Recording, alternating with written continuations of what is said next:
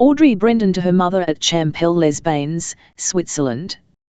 Rue Chapillot Antoinette, Versailles, the 4th of July. De Marie d'Arl, you little French mother, things have happened. Firecrackers. Roman candles. Rockets. But don't be frightened. They are all in my head. Nevertheless, I haven't had such a 4th of July since I was a small girl in America, and stood on a tin pail with a whole pack of firecrackers popping away underneath. Isn't it funny, when you have a lot to tell, it's not half as easy to write a letter as when you've nothing at all to say, and must make up for lack of matter by weaving phrases? Now, when I'm suffering from a determination of too many words to my pen, they all run together in a torrent, and I don't know how to make them dribble singly to a beginning. I think I'll talk about other things first.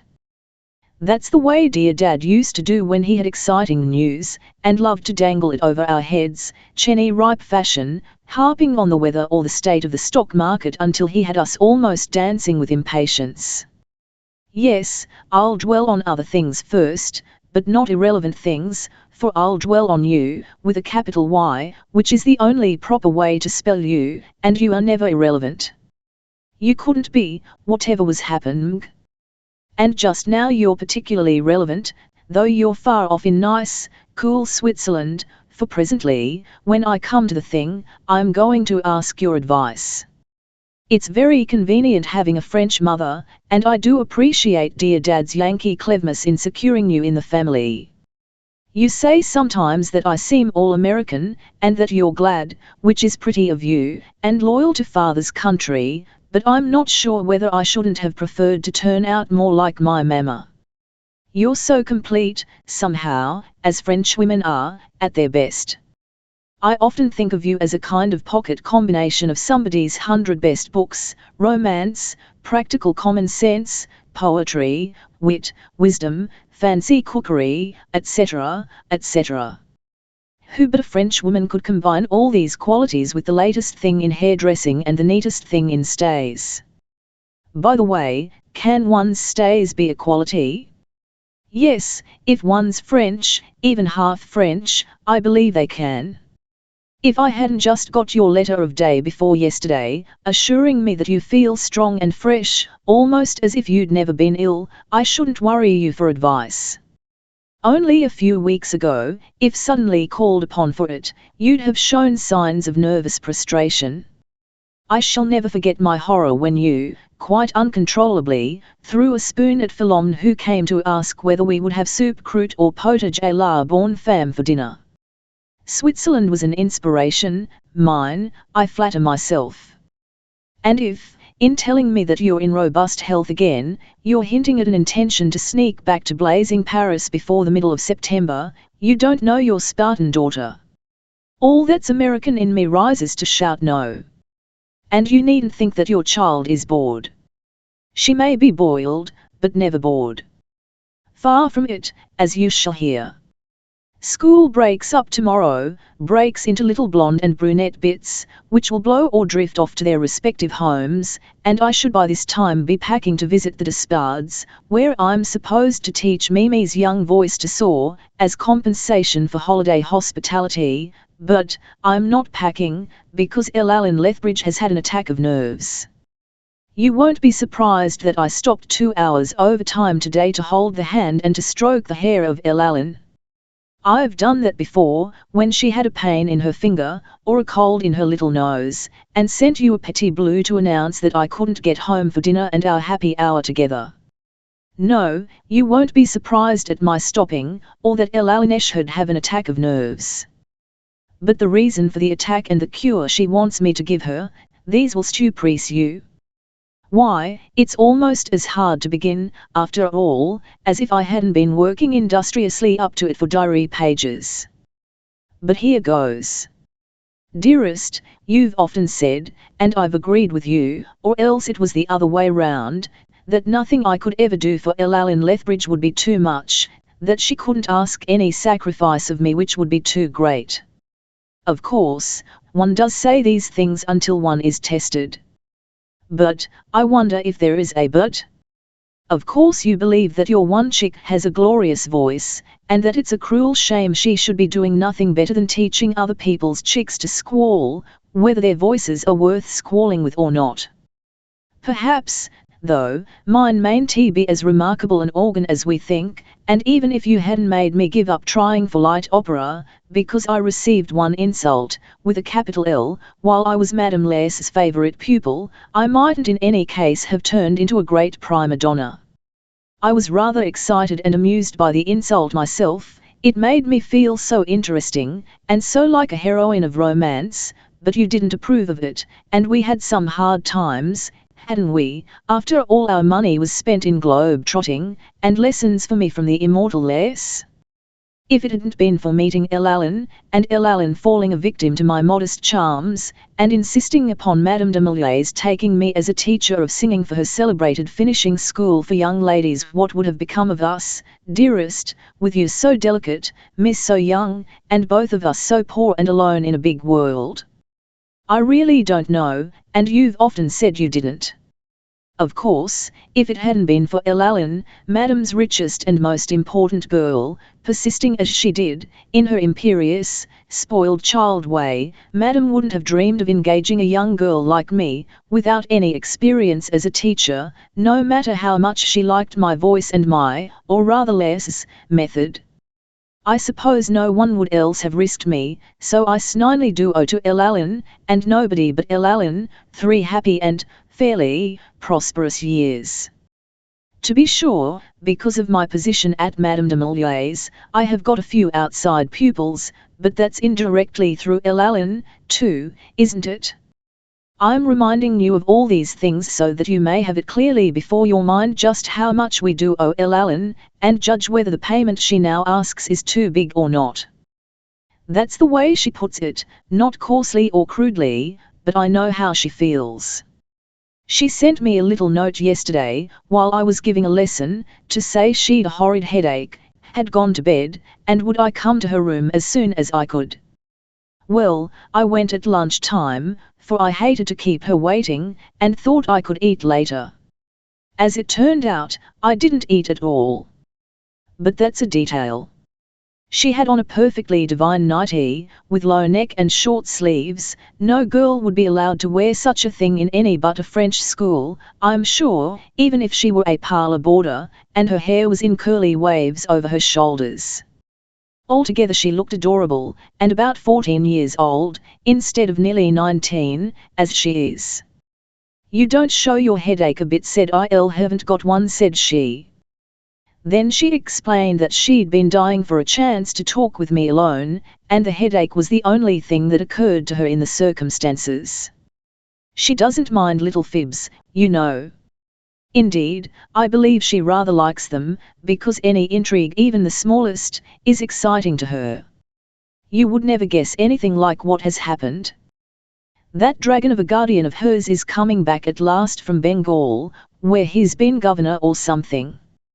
Not that his coming would matter particularly if it weren't for complications, but there are several, the most formidable of which is a young man. The young man is a French young man, and his name is Arnaud de Guesclin.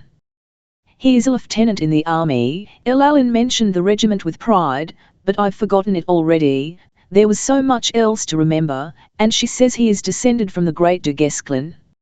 She met him at Madame de Blanchemaine's. You remember the Madame de Blanchemaine who was Allen's dead mother's most intimate friend, and who lives at St. Cloud. Allen has spent all her holidays there ever since I've known her, but though I thought she told me everything, she always vowed she did, not a word did she ever breathe about a young man having risen over her horizon.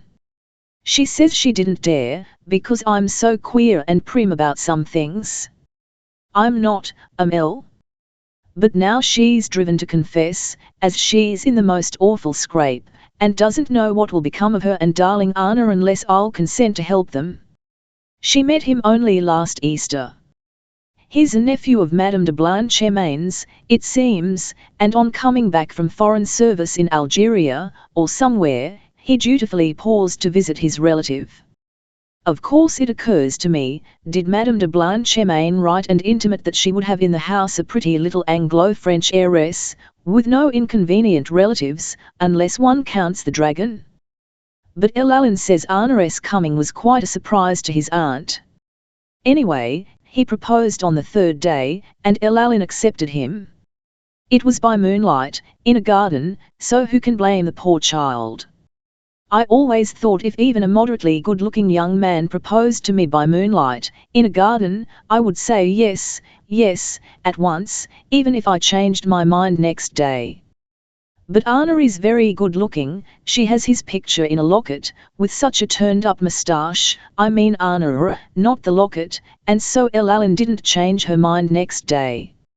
Not a word was said to Madame de Blanchemain, as far as Elaline knows, for they decided that, considering everything, they must keep their secret, and eventually run away to be married, because Anna is poor, and Elaline's an heiress guarded by a dragon. Well, through letters which he has been receiving at a tea shop where she and the other older girls go, rigorously chaperoned, twice a week, it was arranged to do the deed as soon as school should close, and if they could have carried out their plan, Elaline would have been Madame de Guesclin before the dragon could have appeared on the scene, breathing fire and rattling his scales. They were going to Scotland to be married, Anna's idea, as a man can't legally marry a girl under age in France without the consent of everybody concerned. Once she'd got away with him, and had any kind of hole-in-the-corner wedding, Anna was of opinion that even the most abandoned dragon would be thankful to sanction a marriage according to French law, so it could all be done over again properly in France. I suppose this appealed immensely to Elaline's love of intrigue and kittenish tricksiness generally. Anyway, she agreed, but young officers propose, and their superiors dispose. Anna was ordered off for a month's manœuvre before he could even ask for leave, and as he's known to be destitute of near relatives, he couldn't rake up a perishing grandmother as an excuse. What he did try, I don't know, but anyhow, he failed, and the running away had to be put off. That was blow number 1, and could have been borne, without blow number 2, which fell in the shape of a letter. It said that the wicked guardian was just about to start for home, and intended to pick up Elaline on his way to England, as if she were a parcel labelled to be kept till called for. She's certain he won't let her marry Anna if he has the chance to say no beforehand, because he cares nothing about her happiness, or about her, or anything else except his own selfish ambitions.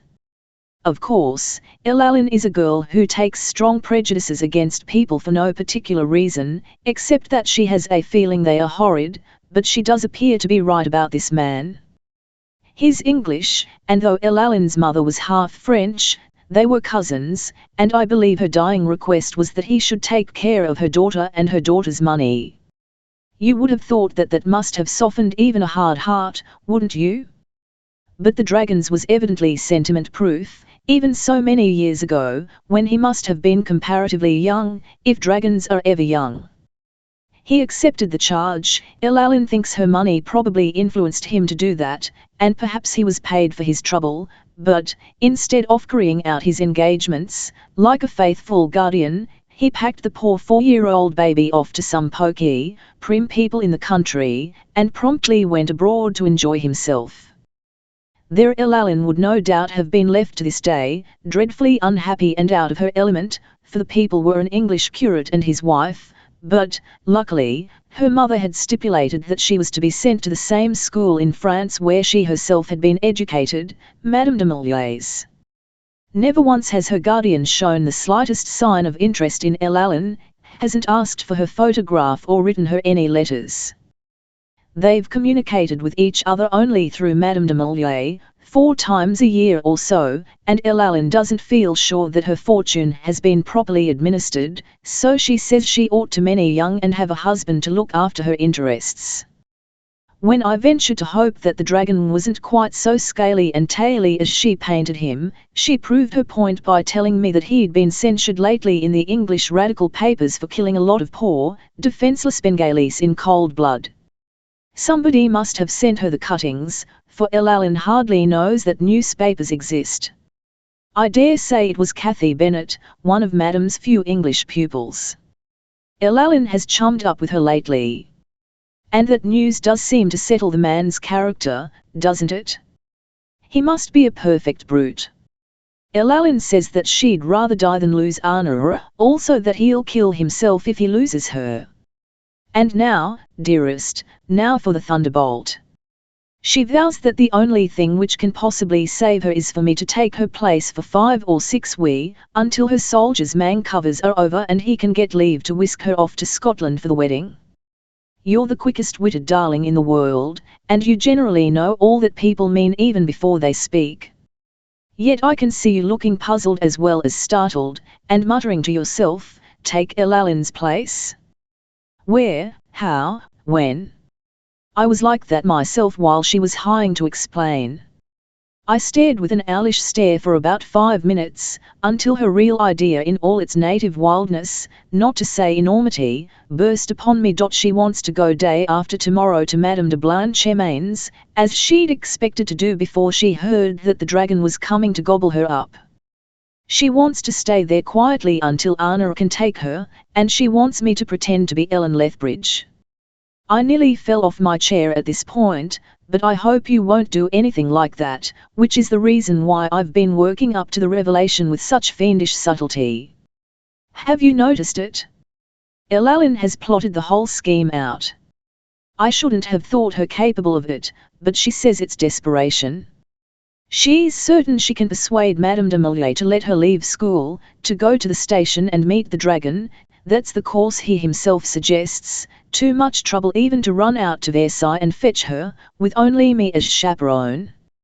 I dare say she's right about Madame, for all the teachers will be gone day after tomorrow, and Madame herself invariably collapses the moment school breaks up. She seems to break up with it, and to have to lie in bed for at least half a week to be mended. Madame has really quite a flattering opinion of my discretion. She's told me so several times. I suppose it's the way I do my hair for school, which does give me a look of incorruptible virtue, doesn't it? Fortunately she doesn't know I always change it, if not too tired, 10 minutes after I get home to you. Well, then, taking Madame's permission for granted, Elalin points out that all stumbling blocks are removed, for she won't count moral ones, or let me count them.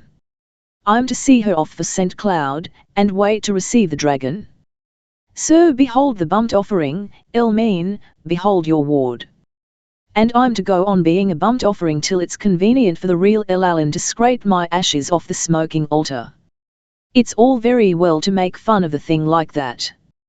But to be serious, and goodness knows it's serious enough, what's to be done, little mother? Elalin has, because I insisted, given me till tomorrow morning to answer. I explained that my consent must depend on your consent. So that's why I haven't had anything to eat since breakfast. I rushed home to write this immense letter to you, and get it off to catch the post. It will arrive in the morning with your coffee and Petty's pains. How I wish I were in its place. You can take half an hour to make up your mind. I'm sure with your lightning wits you wouldn't ask longer to decide the fate of the great powers of Europe, and then telegraph me simply yes or no. I will understand. For my own sake, naturally, I should prefer no. That goes unsaid, doesn't it?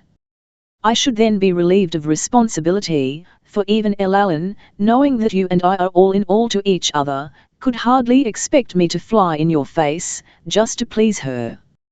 But, on the other hand, if you did think I could do this dreadful thing without thereby becoming myself a dreadful thing, it would be a glorious relief to pay my debt of gratitude to Elalin, yes, and even overpay it, perhaps. One likes to overpay a debt that's been owing a long time, for it's like adding an accumulation of interest that one's creditor never expected to get. When, gasping after the first shock, I pleaded that I'd do anything else, make any other sacrifice for Elalin's sake, except this one, she flashed out, with the odd shrewdness which lurks in her childishness like a bright little garter snake darting its head from a bed of violets, saying that was always the way with people. They were invariably ready to do for their best friends, to whom they were grateful, anything on earth except the only thing wanted. Well, I had no answer to make, for it's TNLE, isn't it?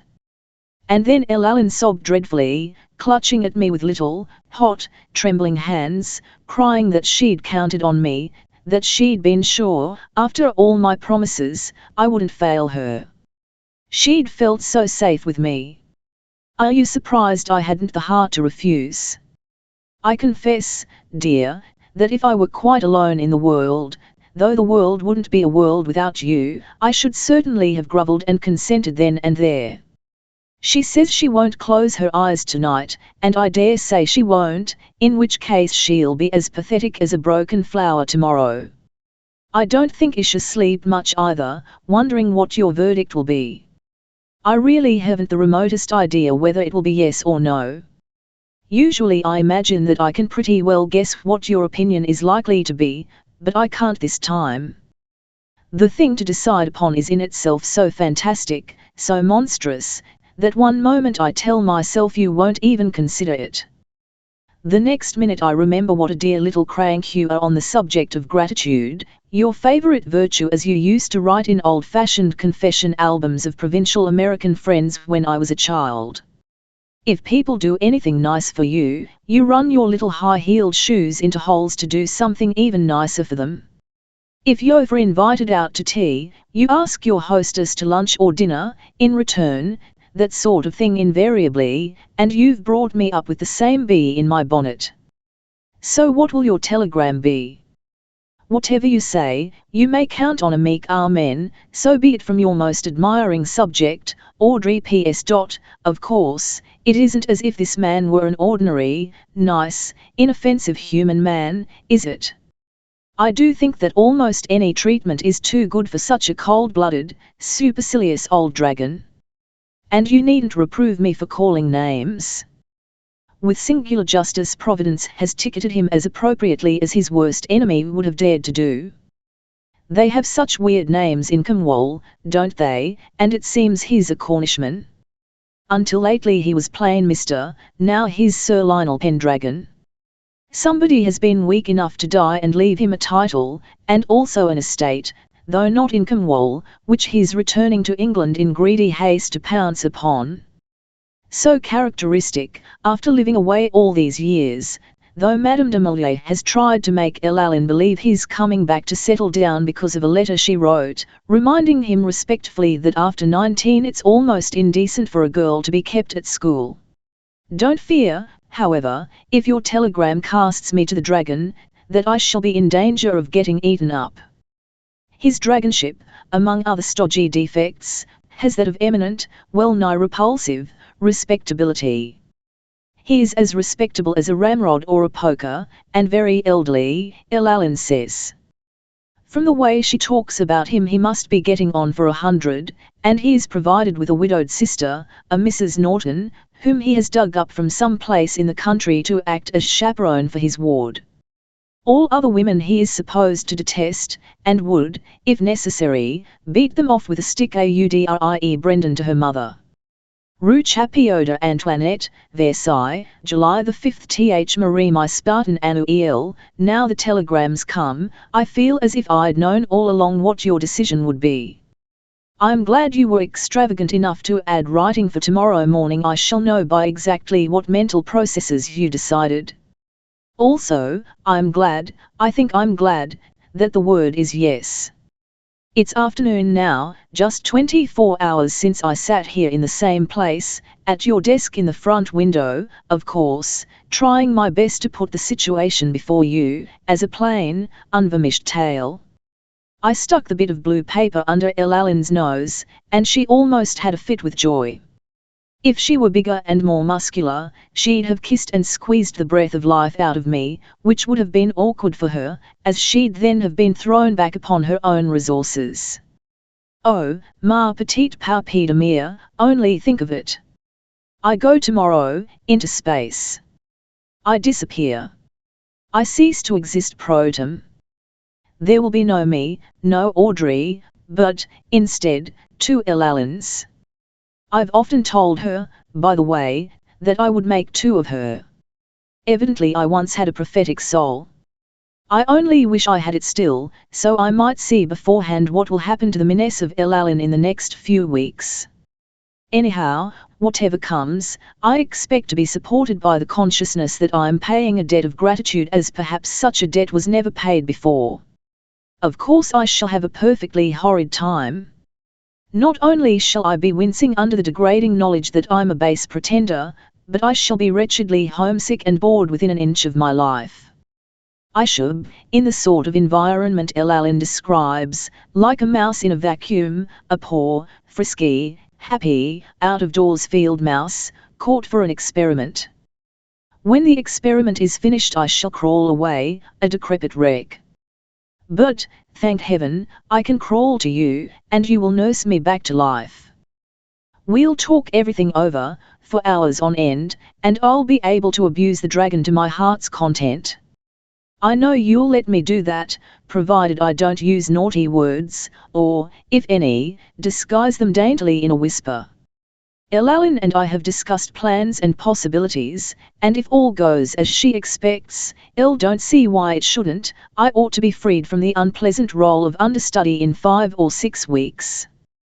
The instant my chains are broken by a telegram from the bride saying, "safely married" or words to that effect, I shall do all my possible to fold my tent like an Arab and silently steal, not to say sneak, away from the lair of the dragon, without his opening a scaly red eye to the dreadful reality, until I'm beyond his power.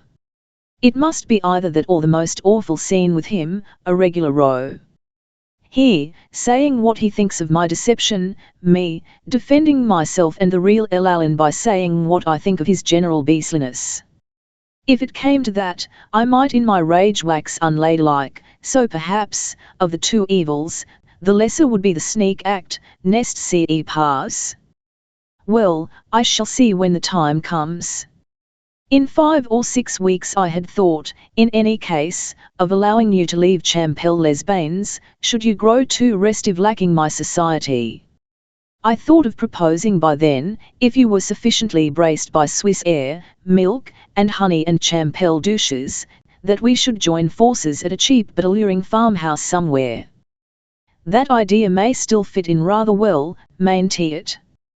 But if, for any unforeseen reason, I should have to stay sizzling on the sacrificial altar longer than we expect, you mustn't come home to hot Paris to economize and mope in the flat. You must stop in Switzerland till I can meet you in some nice place in the country. Promise that you won't add to my burdens by being refractory. I'll wire you an address as soon as I am blessed, or cursed, with one. And whatever you do, don't forget that I'm merged in L. Lethbridge. If her identity fits me as badly as her dresses would do, it will come about down to my knees and won't meet round the waist. As soon as I have your letter tomorrow morning, dearest, I'll write again, if only a few lines. Then, when I've seen the dragon and have gained a vague idea how and where he means to dispose of his prey, I'll scribble off some sort of description of the man and the meeting, even if it's on board the Channel boat, in the midst of a tossing. Your Book.1-2. Or would Jephthah's daughter be more appropriate? I'm not quite sure how to spell either. Audrey Brendan to her mother. Rue Chapioda Antoinette, the 6th of July. Early morning. Marie dearest Danny Wisdom, you ought to be advisor-in-chief to crowned heads. You'd be invaluable, worth any salary. What a shame you aren't widely known, a sort of public possession. But for my sake I'm glad you aren't, because if you were discovered you'd never have a spare minute to advise me. Of course, dear, if you hadn't reached your conclusions just as you did about this step you wouldn't have counselled, or even allowed, me to take it. And I will remember even word you say. I'll do exactly as you tell me to do. So now, don't worry, any more than you would if I were an experienced and accomplished young parachutist about to make a descent from the top of the Eiffel Tower. It's 8 o'clock, and I've satisfied my soul with your letter and my body with its morning roll and coffee. When I've finished scribbling this in pencil to you, I shall pack, and be ready, for anything. By the way, that reminds me. What a tangled web we weave when first we practice to deceive, etc. Won't the dragon think it queer that his rich ward should make no better toilettes than I shall be able to produce, after living at Versailles, practically in Paris, with a huge amount of spending money, for a schoolgirl? I thought of that difficulty only last night for the first time, after I was in bed, and was tempted to jump up and review my wardrobe. But it was unnecessary. Not only could I call to mind in the most lively way every dress I have, but, I do believe, every dress I ever did have since my frocks were let down or done over from yours. I suppose that ought to make me feel rather young, oughtn't it? To remember every dress I ever owned. But it doesn't. I'll be 21 this month, you know, a year older than you were when your ears were gladdened by my first howl. I'm sure it was unearthly, yet that you said at once to Dad, the dear child is going to be musical. But to return to the wardrobe of the heiress's understudy. It consists of my everyday tailor-made, 2 white linen coats and skirts, a down collection, don't mean that profanely, of summer blouses, and the everlasting, the immortal, black evening dress. Is it 3 or 4 years old? I know it was my first black, and I did feel so proud and grown up when you said I might have it. You'll be asking yourself, where is the blue alpaca she bought in the Bon Marché sale, which was in the act of being made when I left for La Suisse? Up to now I've concealed from you the tragical fact that horrid little Mademoiselle Voisin completely spoiled it. I was so furious I could have killed her if she'd been on the spot. There is no rage like the dress rage, is there? My one hope is that the dragon may take as little interest in Elalin's clothes as he has taken in Elalin's self, or that, being used to the costumes of the Bengalis, which, perhaps, are somewhat sketchy, he may be thankful that his ward has any at all. You see, I can't tell Elalin about this, because she couldn't help thinking it a hint for her to supply the deficiency, and I wouldn't let her do that, even for her own credit. Anyhow, there'd be no time to get things, so I must just do the best I can, and carry off the old grey serge and sailor hat with a stately air. Heaven gave me 5'7.5" on purpose to do it with. Now I must pack like heat lightning, and when I've finished I shall send the brown box and the black Gladstone to the Gare de Lyon, where he will arrive from Marseilles. That is rather complicated, as of course we must go to the Gare du Nord for Calais or Boulogne, but he mine wish to start at once for England, and in my new character, as his ward, I must be prepared to obey his orders. I hope he won't treat me as he seems to have treated the Bengalis. The luggage of Miss Elalin Lethbridge obviously can't be called for at the flat of Mrs. Brendan and her daughter Audrey, for there would be questions, and no proper answers. Therefore, when I present myself at the Gare de Lyon, I intend to be self-contained. All my worldly goods will be there, to be disposed of as the Grand Mogul pleases. When I've packed I shall hie me to Madame de Maillier's, looking as good and meek as a trained dove, to take charge of Elalin, and to change into Elalin. After that, the deluge. Goodbye, darling. Me, to the lions. But I shall have your talisman letter in my pocket, I can't be eaten, though I do feel rather like your martyr child. Audrey Brendan to her mother. On board the boat, half channel over, the 6th of July. Night. Mother dear, the dragon nest doesn't show at all on the outside. I expected to meet a creature of almost heraldic grimness, rampant, disregardant, gules. What I did meet, but I'm afraid that isn't the right way to begin. Please consider that I haven't begun. I'll go back to the time when Elalin and her chaperone, me, stalled away from school together in a discreet and very hot cab with her TNLNKS. She was jumpy and on edge with excitement, and got on my nerves so that it was the greatest relief when I'd seen her off in her train for St. Cloud. Just at this point I find another break in my narrative, made by a silly, not at all interesting, adventure. I'd been waving my hand for the 25th time to Elalin, in response to the same number of waves from her. When at last she drew in her head, as the train steamed away, I turned round in a hurry lest she should pop it out again, and bumped into a man, or what will be a man in a few years if it lives. I said, "Pardon, monsieur," as gravely as if it were a man already, and it said in French made in England that 'twas entirely its fault.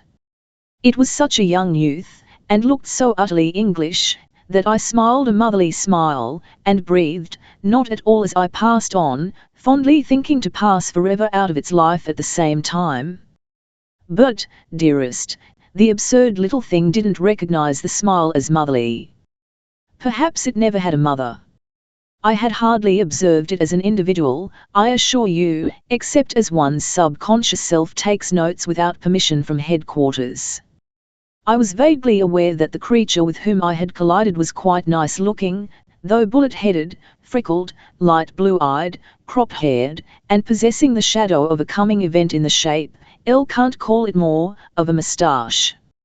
I had also an impression of a Panama hat, which came off in compliment to me, a grey flannel suit, the latest kind of collar, you know Cissy Williams says, the feeling is for low ones this year, and mustard-coloured boots. All that sounds hideous, I know, yet it wasn't.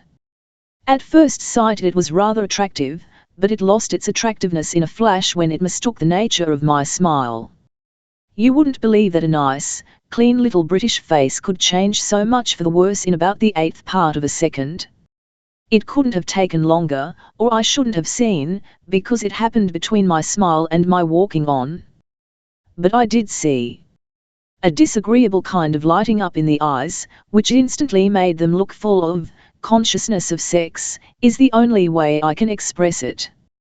And instead of being inoffensive, boyish, blue beads, they were suddenly transformed into the shall-pea, white grey sort that the Neapolitans make homes at. Well, all that was nothing to fuss about, for even one know that misguided youths from Surbiton or Pawtucket, who are quite harmless at home, think they owe it to themselves to be gay dogs when they NM over to Paris, otherwise they'll not get their money's worth. If it hadn't been for what came afterward I wouldn't be wasting paper and ink on a silly young bounder. As it is, I'll just tell you what happened and see if you think I was to blame, or whether there's likely to be any bother. At that change my look slid off the self-conceited face, like rain off a particularly slip-one wire duck's back.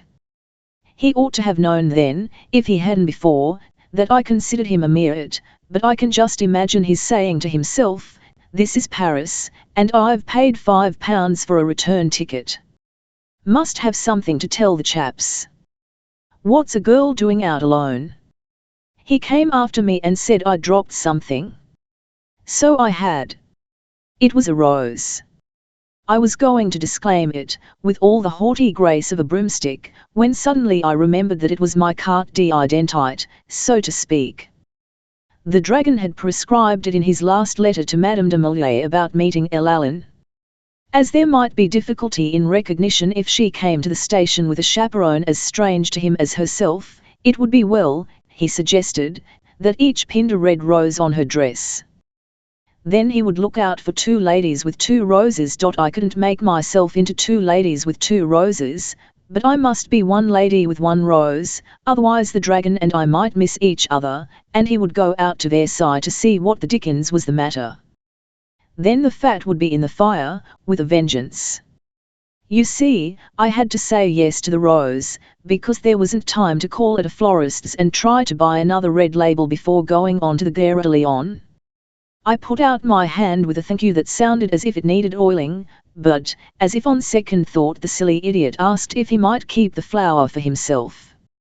"It looks like an English rose," said he, with a glance which transferred the compliment to me. "Certainly not, sir," said Needed myself. "If that's all, you might let me give you a whole bunch to make up for it," said he. Then I said, "Go away," which mayn't have been elegant, but was to the point. And I walked on with long steps toward the place where there were cabs.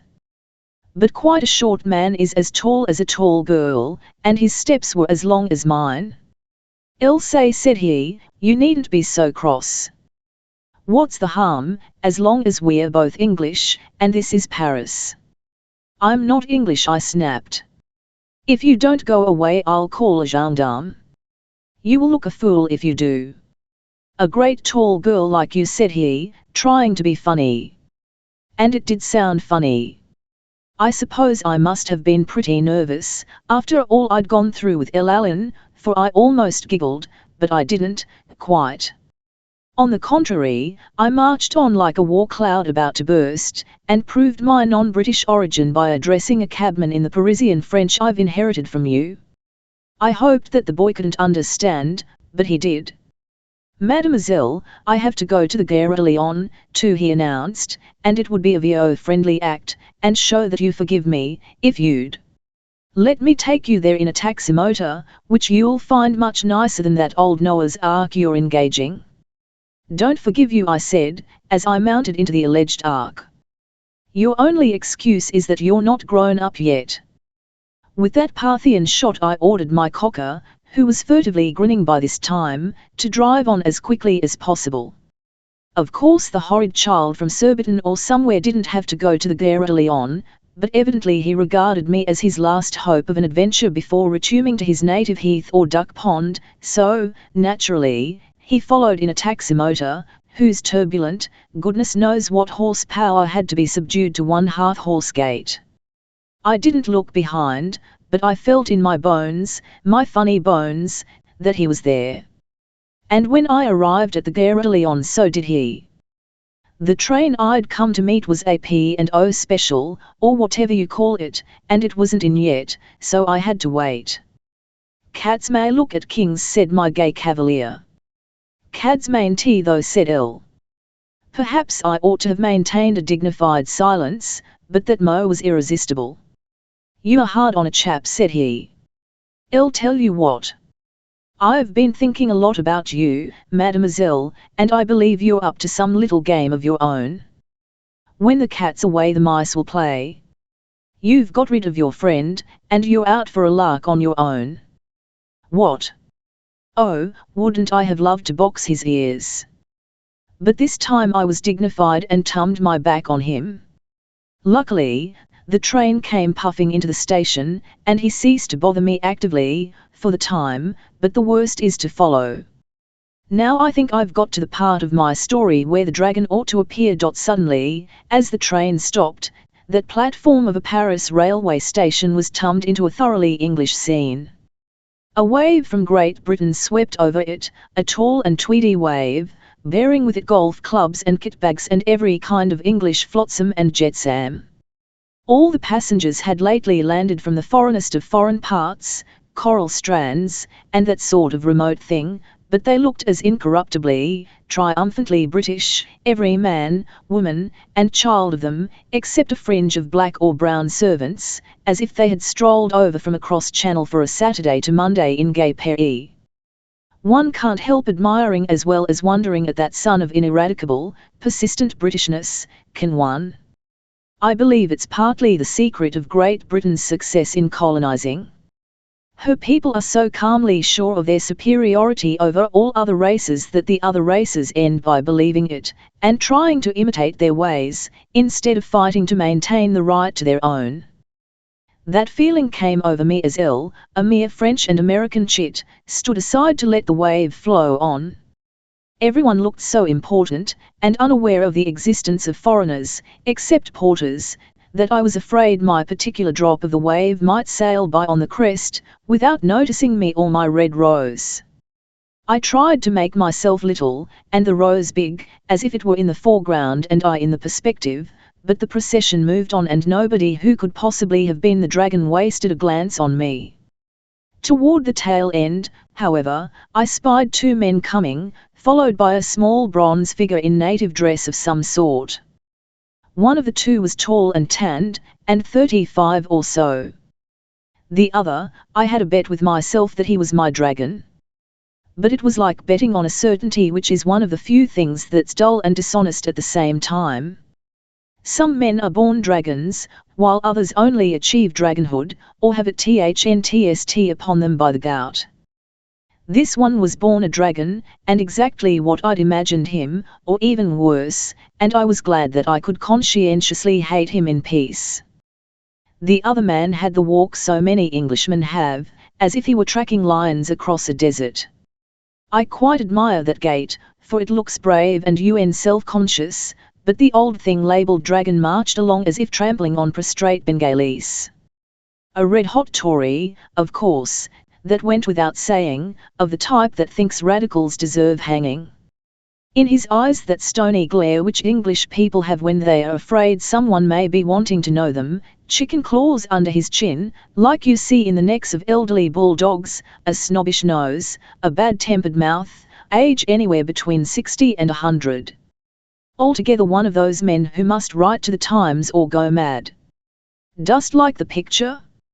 Both these men, who were walking together, looked at me rather hard, and I attributed the dragon's failure to stop at the sign of the rose to the silly vanity which forbade his wearing specs like a sensible old gentleman. Accordingly, with laudable presence of mind, I did what seemed the only thing to do. I stepped forward, and addressed him with the modest firmness Madame de Maillet's pupils are taught in deportment lessons.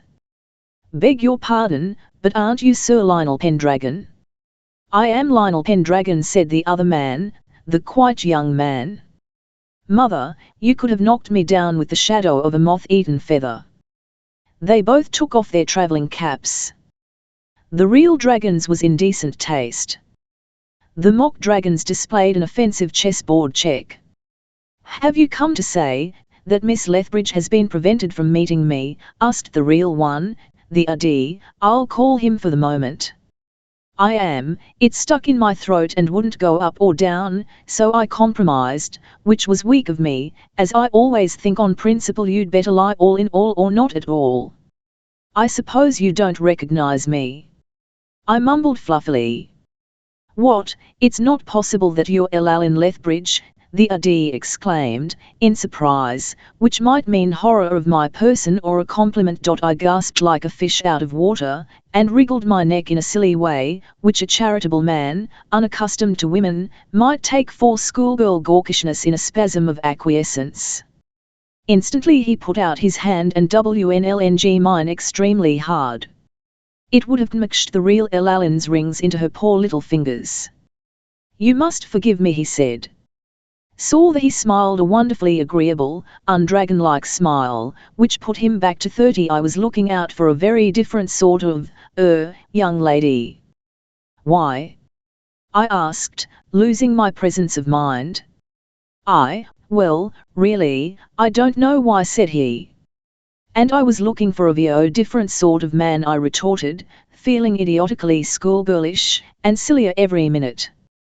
He smiled again then, even more nicely than before, and followed the example I had set. "Why?" he inquired. Unlike him, I did know why only too well. But it was difficult to explain. Still, I had to say something or make things worse. "When in doubt play a ump, or tell the TNLTH, I quoted to myself as a precept, and said out aloud that, somehow or other, I'd thought he would be old. "So I am old," he said, "old enough to be your father." When he added that information, he looked as if he would have liked to take it back again, and his face coloured up with a dull, painful red, as if he'd said something attached to a disagreeable memory. That was what his expression suggested to me, but as I know for a fact that he has not at all a nice, kind character, I suppose in reality what he felt was only a stupid prick of vanity at having inadvertently given his age away. I nearly blurted out the truth about mine, which would have got me into hot water at once, as Elaline's hardly 19 and I'm practically 21, worse luck for you.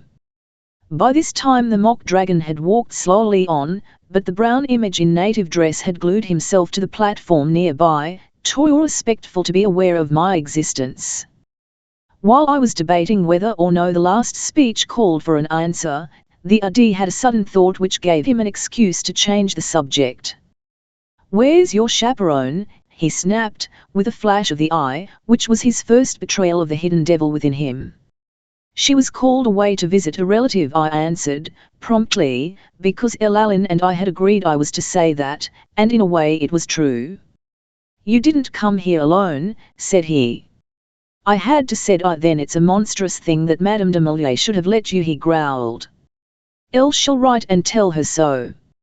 Oh, don't, please don't, I begged, you can guess how anxiously. She really couldn't help it, and I shall be so sorry to distress her.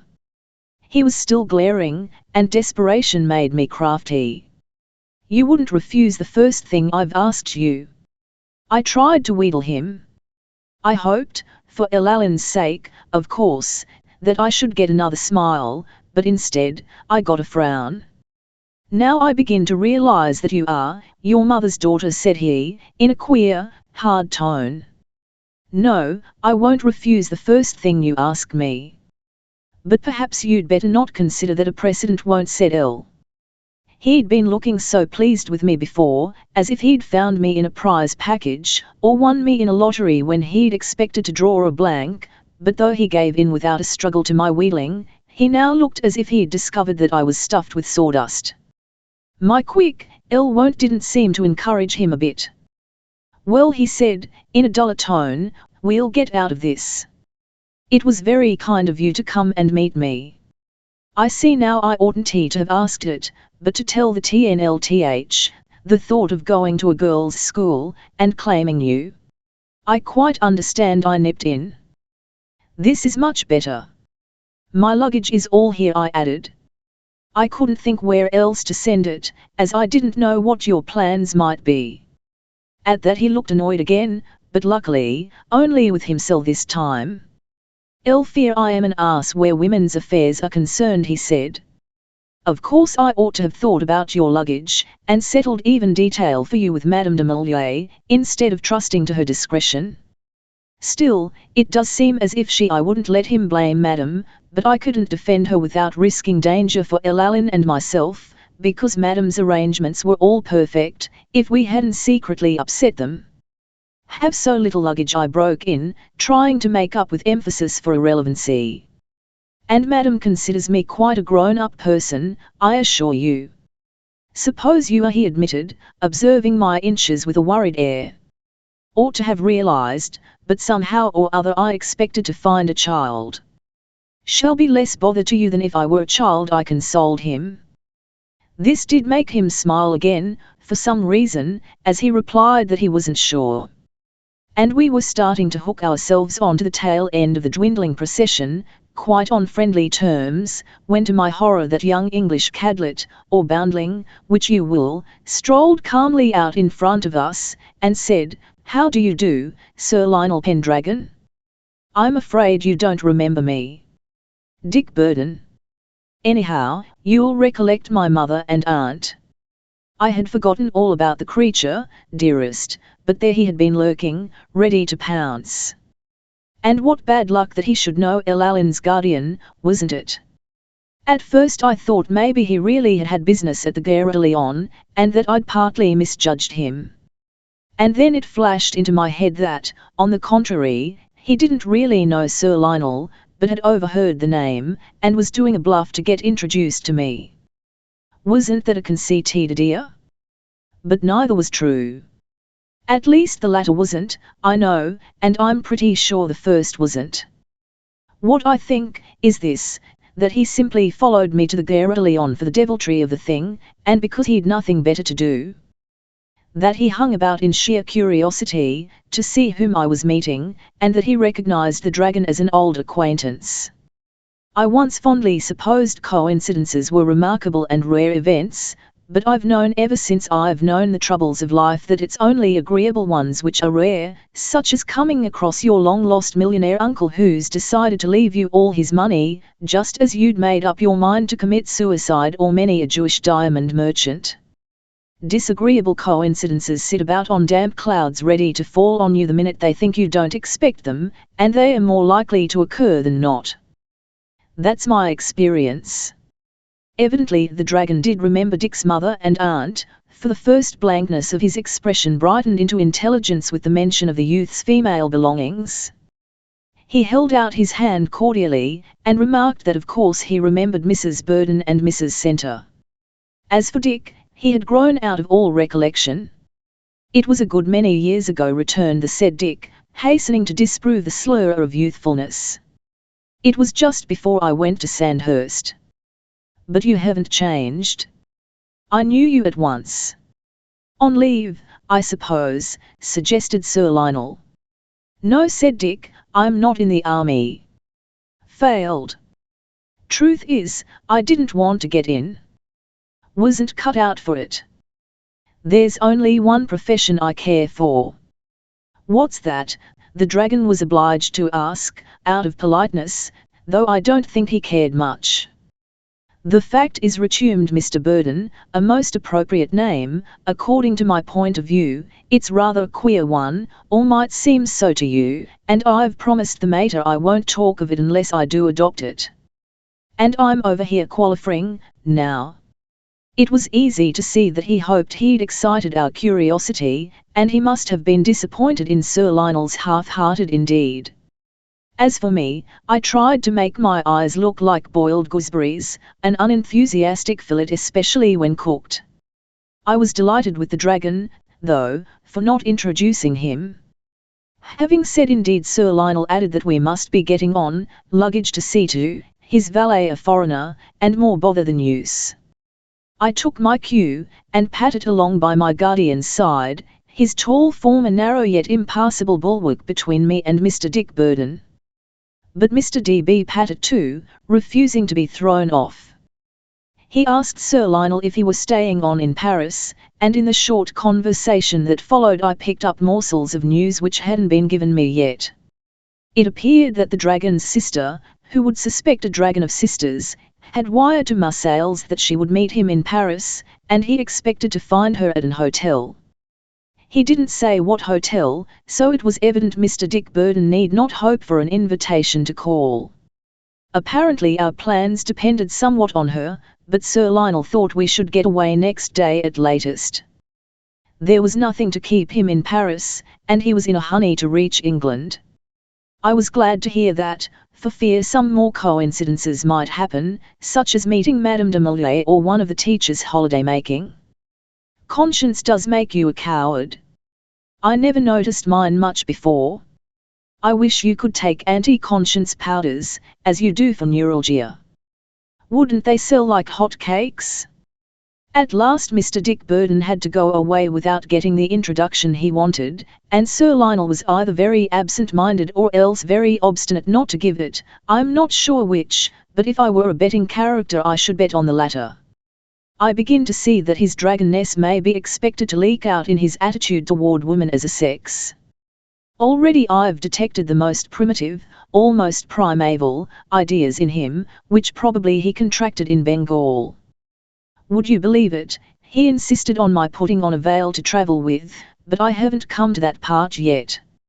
As for Mr. Burden, as I said, he disappeared from our view, but I doubt if we disappeared from his.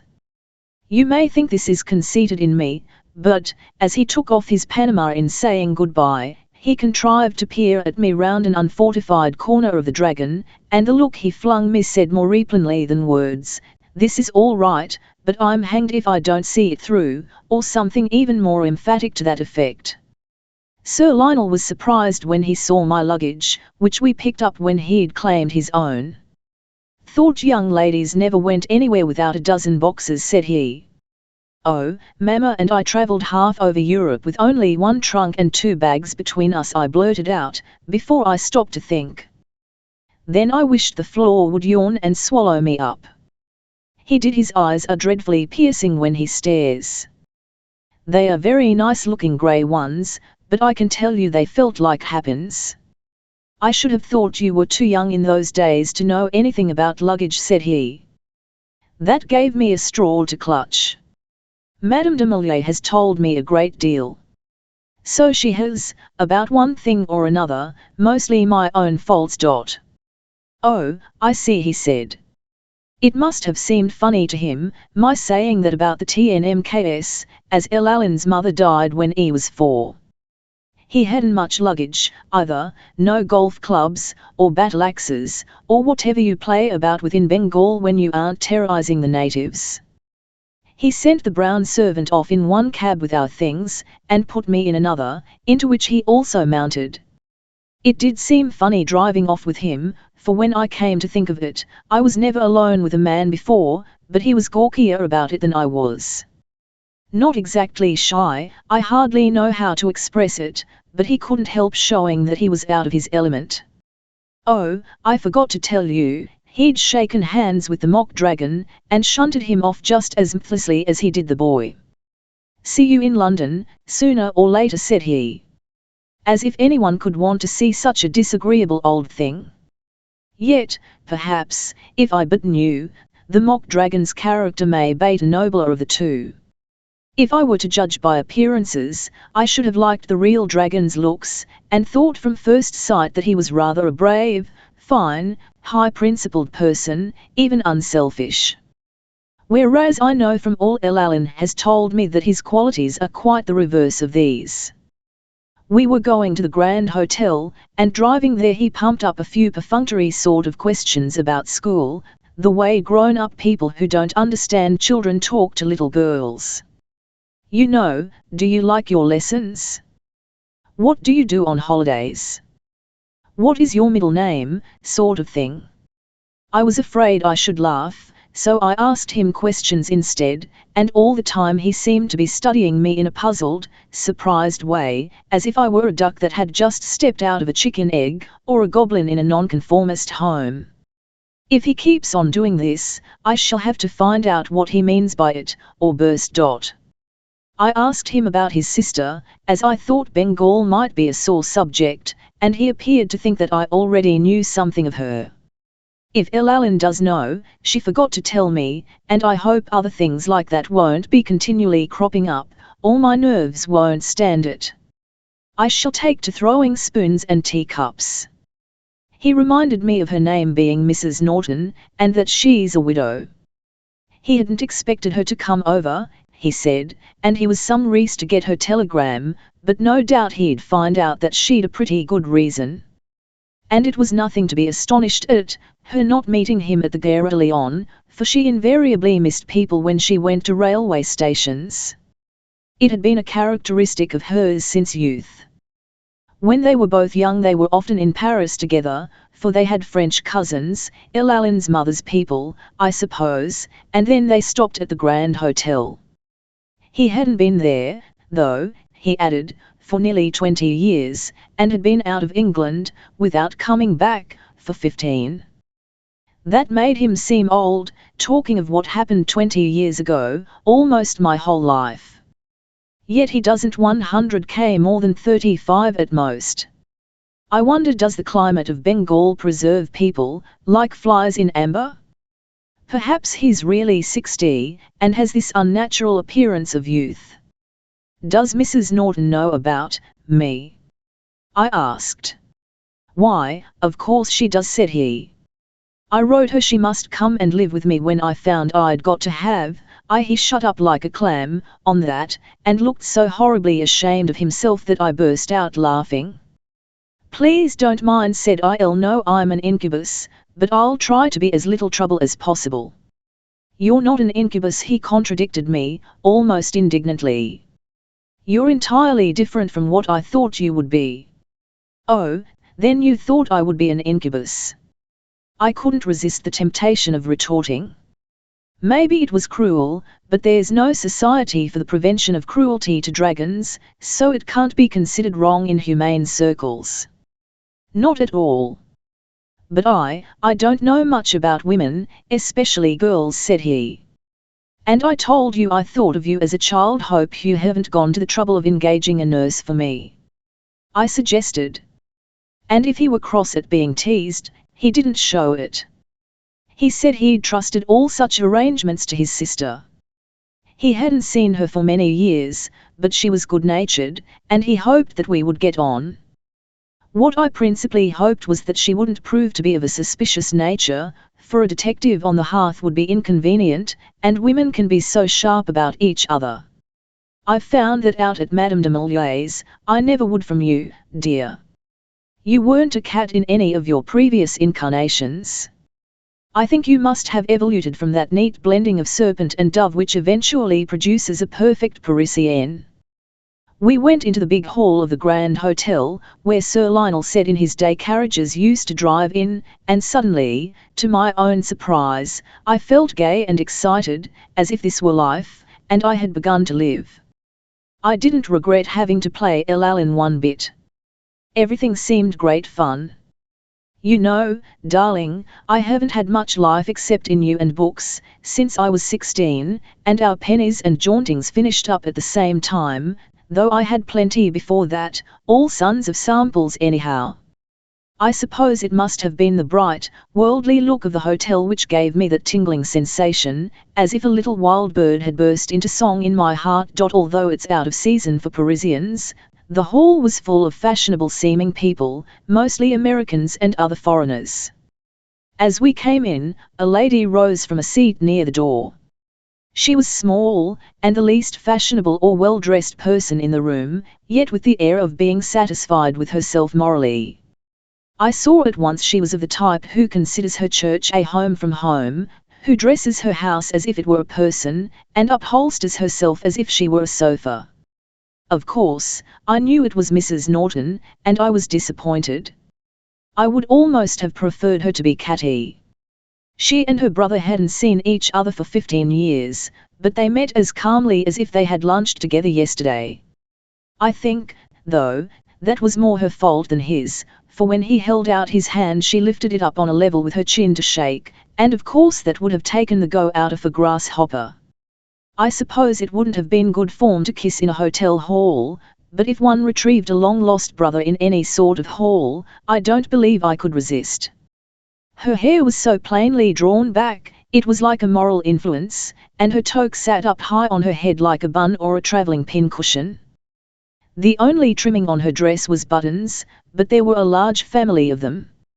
Sir Lionel introduced us, and she said she was pleased to meet me. Also, that I was not at all like my mother or father. Then she asked if I had ever been to England, but luckily, before I'd had a chance to compromise myself by saying that I'd lived a few months in London, but had been nowhere else, there's where our money began to give out. Her brother reminded her that I was only 4 when I left England. Of course, I had forgotten, said Mrs. Norton. But don't they ever take them over to see the British Museum or the National Gallery? I should have thought it would be an education, with cheap returns. Probably French schoolmistresses believe that their pupils get their money's worth on the French side of the Channel, replied Sir Lionel. Oh, said Mrs. Norton, and looked at me as if to see how the system had answered. I'm sure she approved of the grey serge and the sailor hat more than she approved of the girl in them. You see, I don't think she sanctions hair that isn't dark brown. We didn't sit down, but talked standing up. Sir Lionel and his sister throwing me words out of politeness now and then. She has a nice voice, though cold as iced water that has been filtered.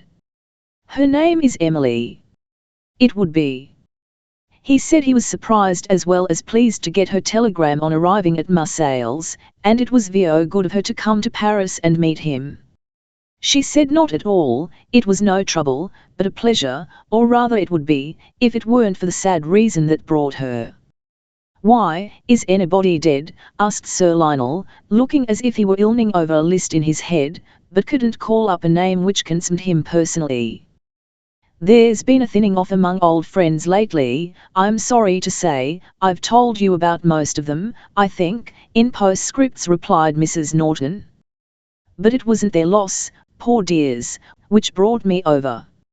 It was the fire. What fire? Her brother wanted to know. Why, your fire. Surely you must have seen about it in today's London papers.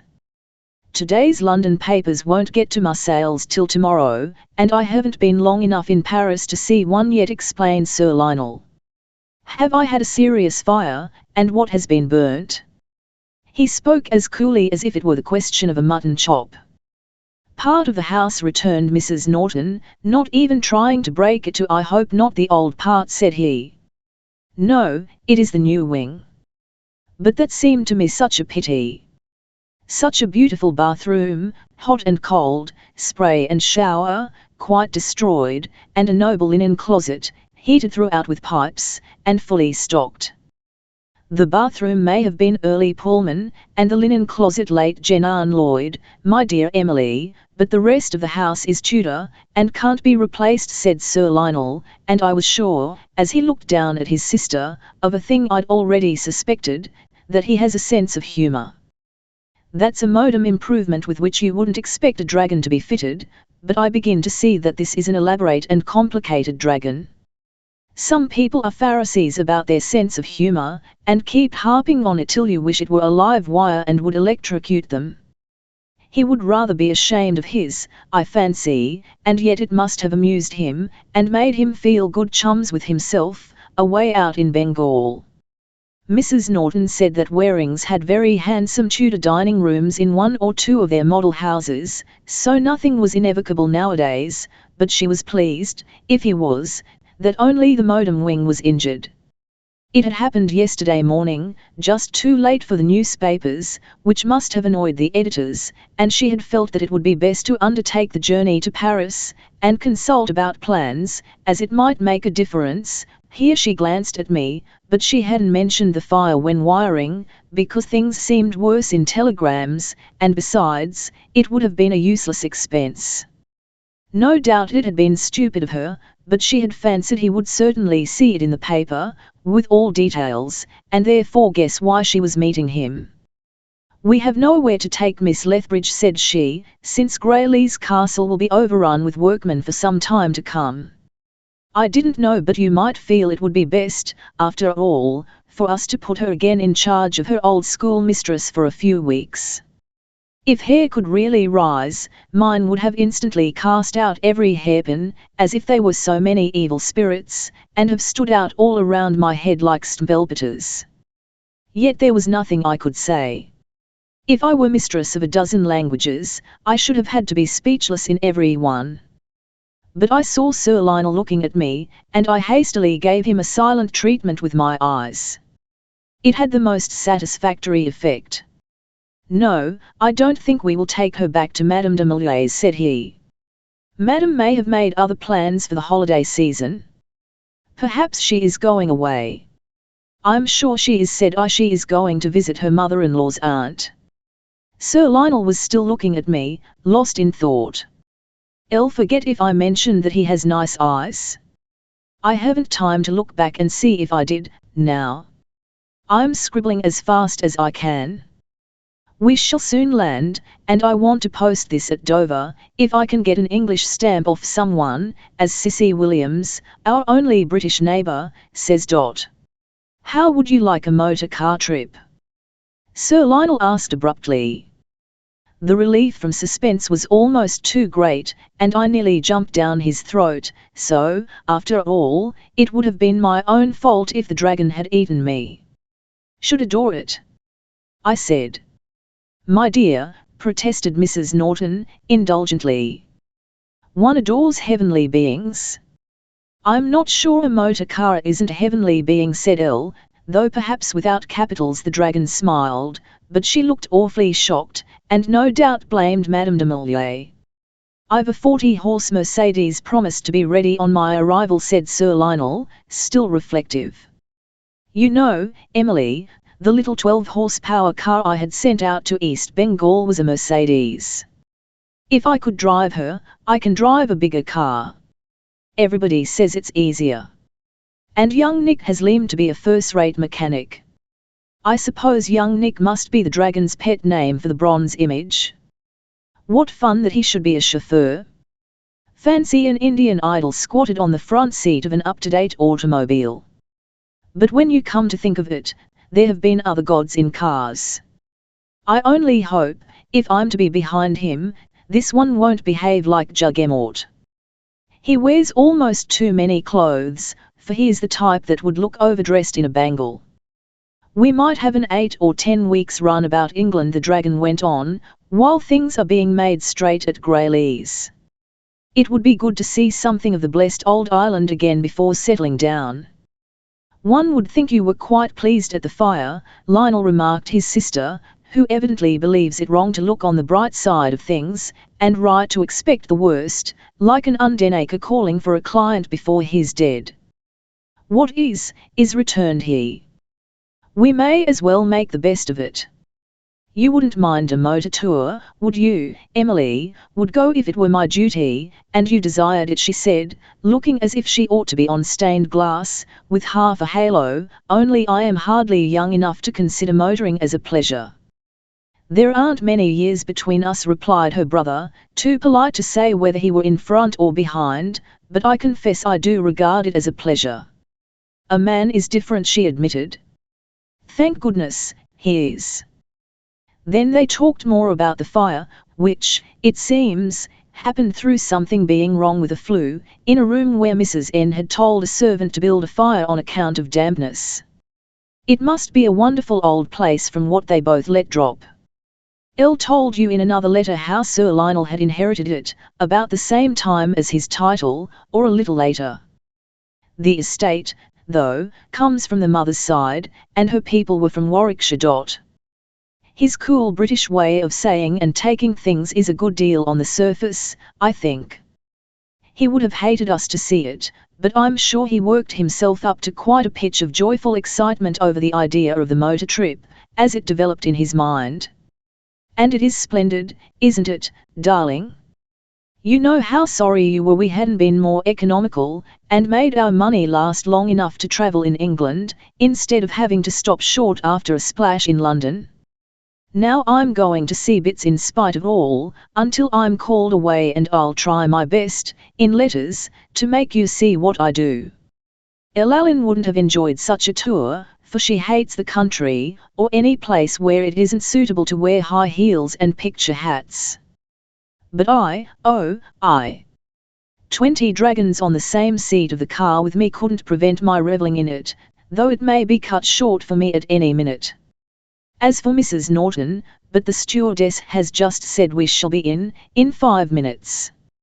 I had to come down to the ladies' cabin with Mrs. N. Now I haven't time to tell you any more, except that they both, Sir L and his sister, I mean, wanted to get to England as soon as possible. I know she was disappointed not to fling her brother's ward back to Madame de Molière, and probably wouldn't have come over to Paris if she hadn't hoped to bring it off, but she resigns herself to things easily when a man says they are best. It was Sir Lionel who wanted particularly to cross tonight, though he didn't urge it, but she said, very well, dear. I think you're right, so here we are. A large bell is ringing, and so is my heart. I mean it's beating. Goodbye, dearest. I'll write again tomorrow, or rather today, for it's a lovely sunrise, like a good omen, when we get settled somewhere. I believe we're going to a London hotel. Yes, stewardess. Oh, I ought to have said that to her, instead of writing it to you. She interrupted. Love. You're Audrey, there Ellen Audrey Brendan to her mother. Ritz Hotel, London, the 8th of July Annuel, may your wings never molt. I hope you didn't think me extravagant wiring yesterday, instead of writing. I was too busy baking the yeasty dough of my impressions to write a letter worth reading, and when one has practically no money, what's the good of being economical? You know the sole point of sympathy I ever touched with Cissy Williams was his famous speech, Alf, I can't earn 500 a year, it's not worthwhile worrying to earn anything, which excused his settling down as a remittance man in the top flat, at 40 francs a month. Dearest, the dragon hasn't dragged Jed once, yet. And, by the way, till he does so, I think I won't call him dragon again. It's rather gratuitous, as I'm eating his bread, or rather, his perfectly gorgeous la cartes, and am literally smeared with luxury, from my rising up until my lying down, at his expense. I know, and you know, because I repeated it word for word, that Ellen said she thought he must have been well paid for undertaking to guardian her, as his hard, selfish type does nothing for nothing, and she has always seemed so very rich, quite the heiress of the school, envied for her dresses and privileges, that there might be temptations for an unscrupulous man to pick up a few plums here and there. But, well, of course Elalin ought to know, after being his ward ever since she was 4, and hearing things on the best authority about the horrid way he treated her mother, as well as suffering from his cruel heartlessness all these years. Never a letter written to herself, never the least little present, never a wish to hear from her, or see her photograph, all business carried on between himself and Madame de Molière, who is too discreet to prejudice a ward against a guardian. And I saw him only day before yesterday for the first time.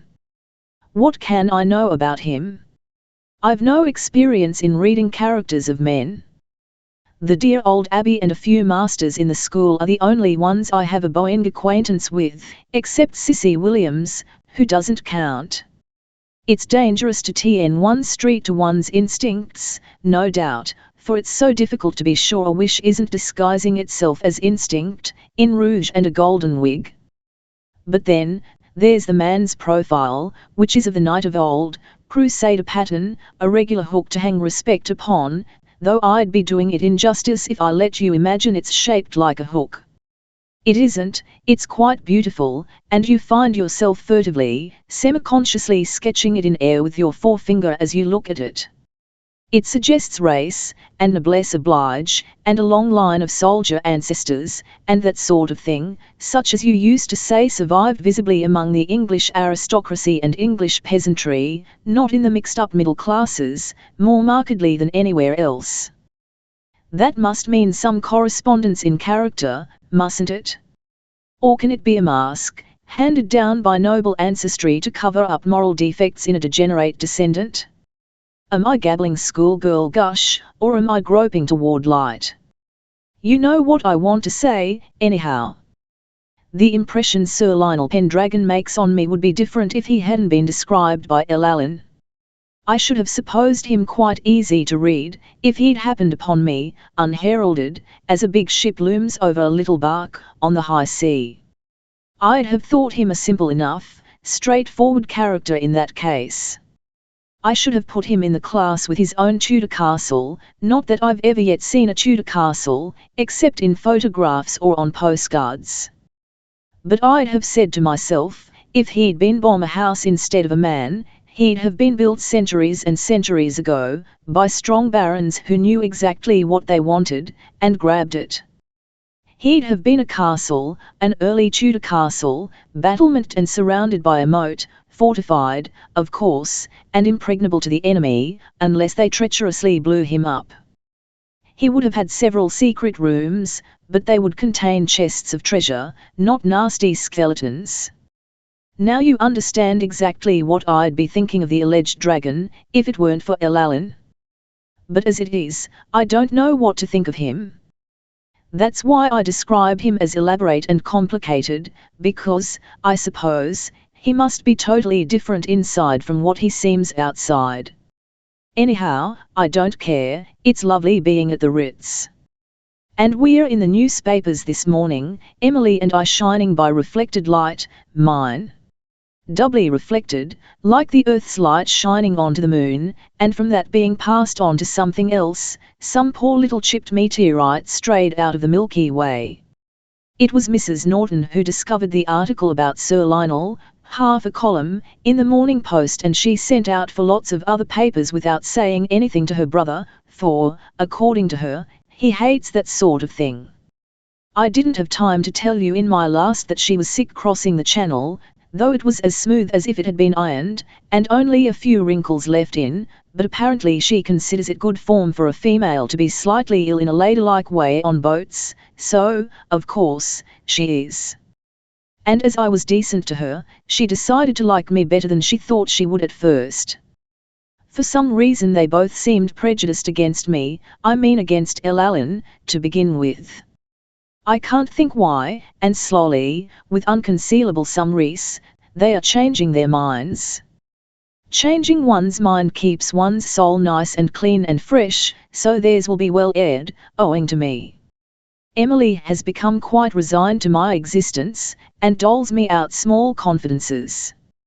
She has not a rich nature, to begin with, and it has never been fertilized much, so it's rather sterile, but no noxious weeds, anyhow, as there may be in Sir Lionel's more generous and cultivated soil.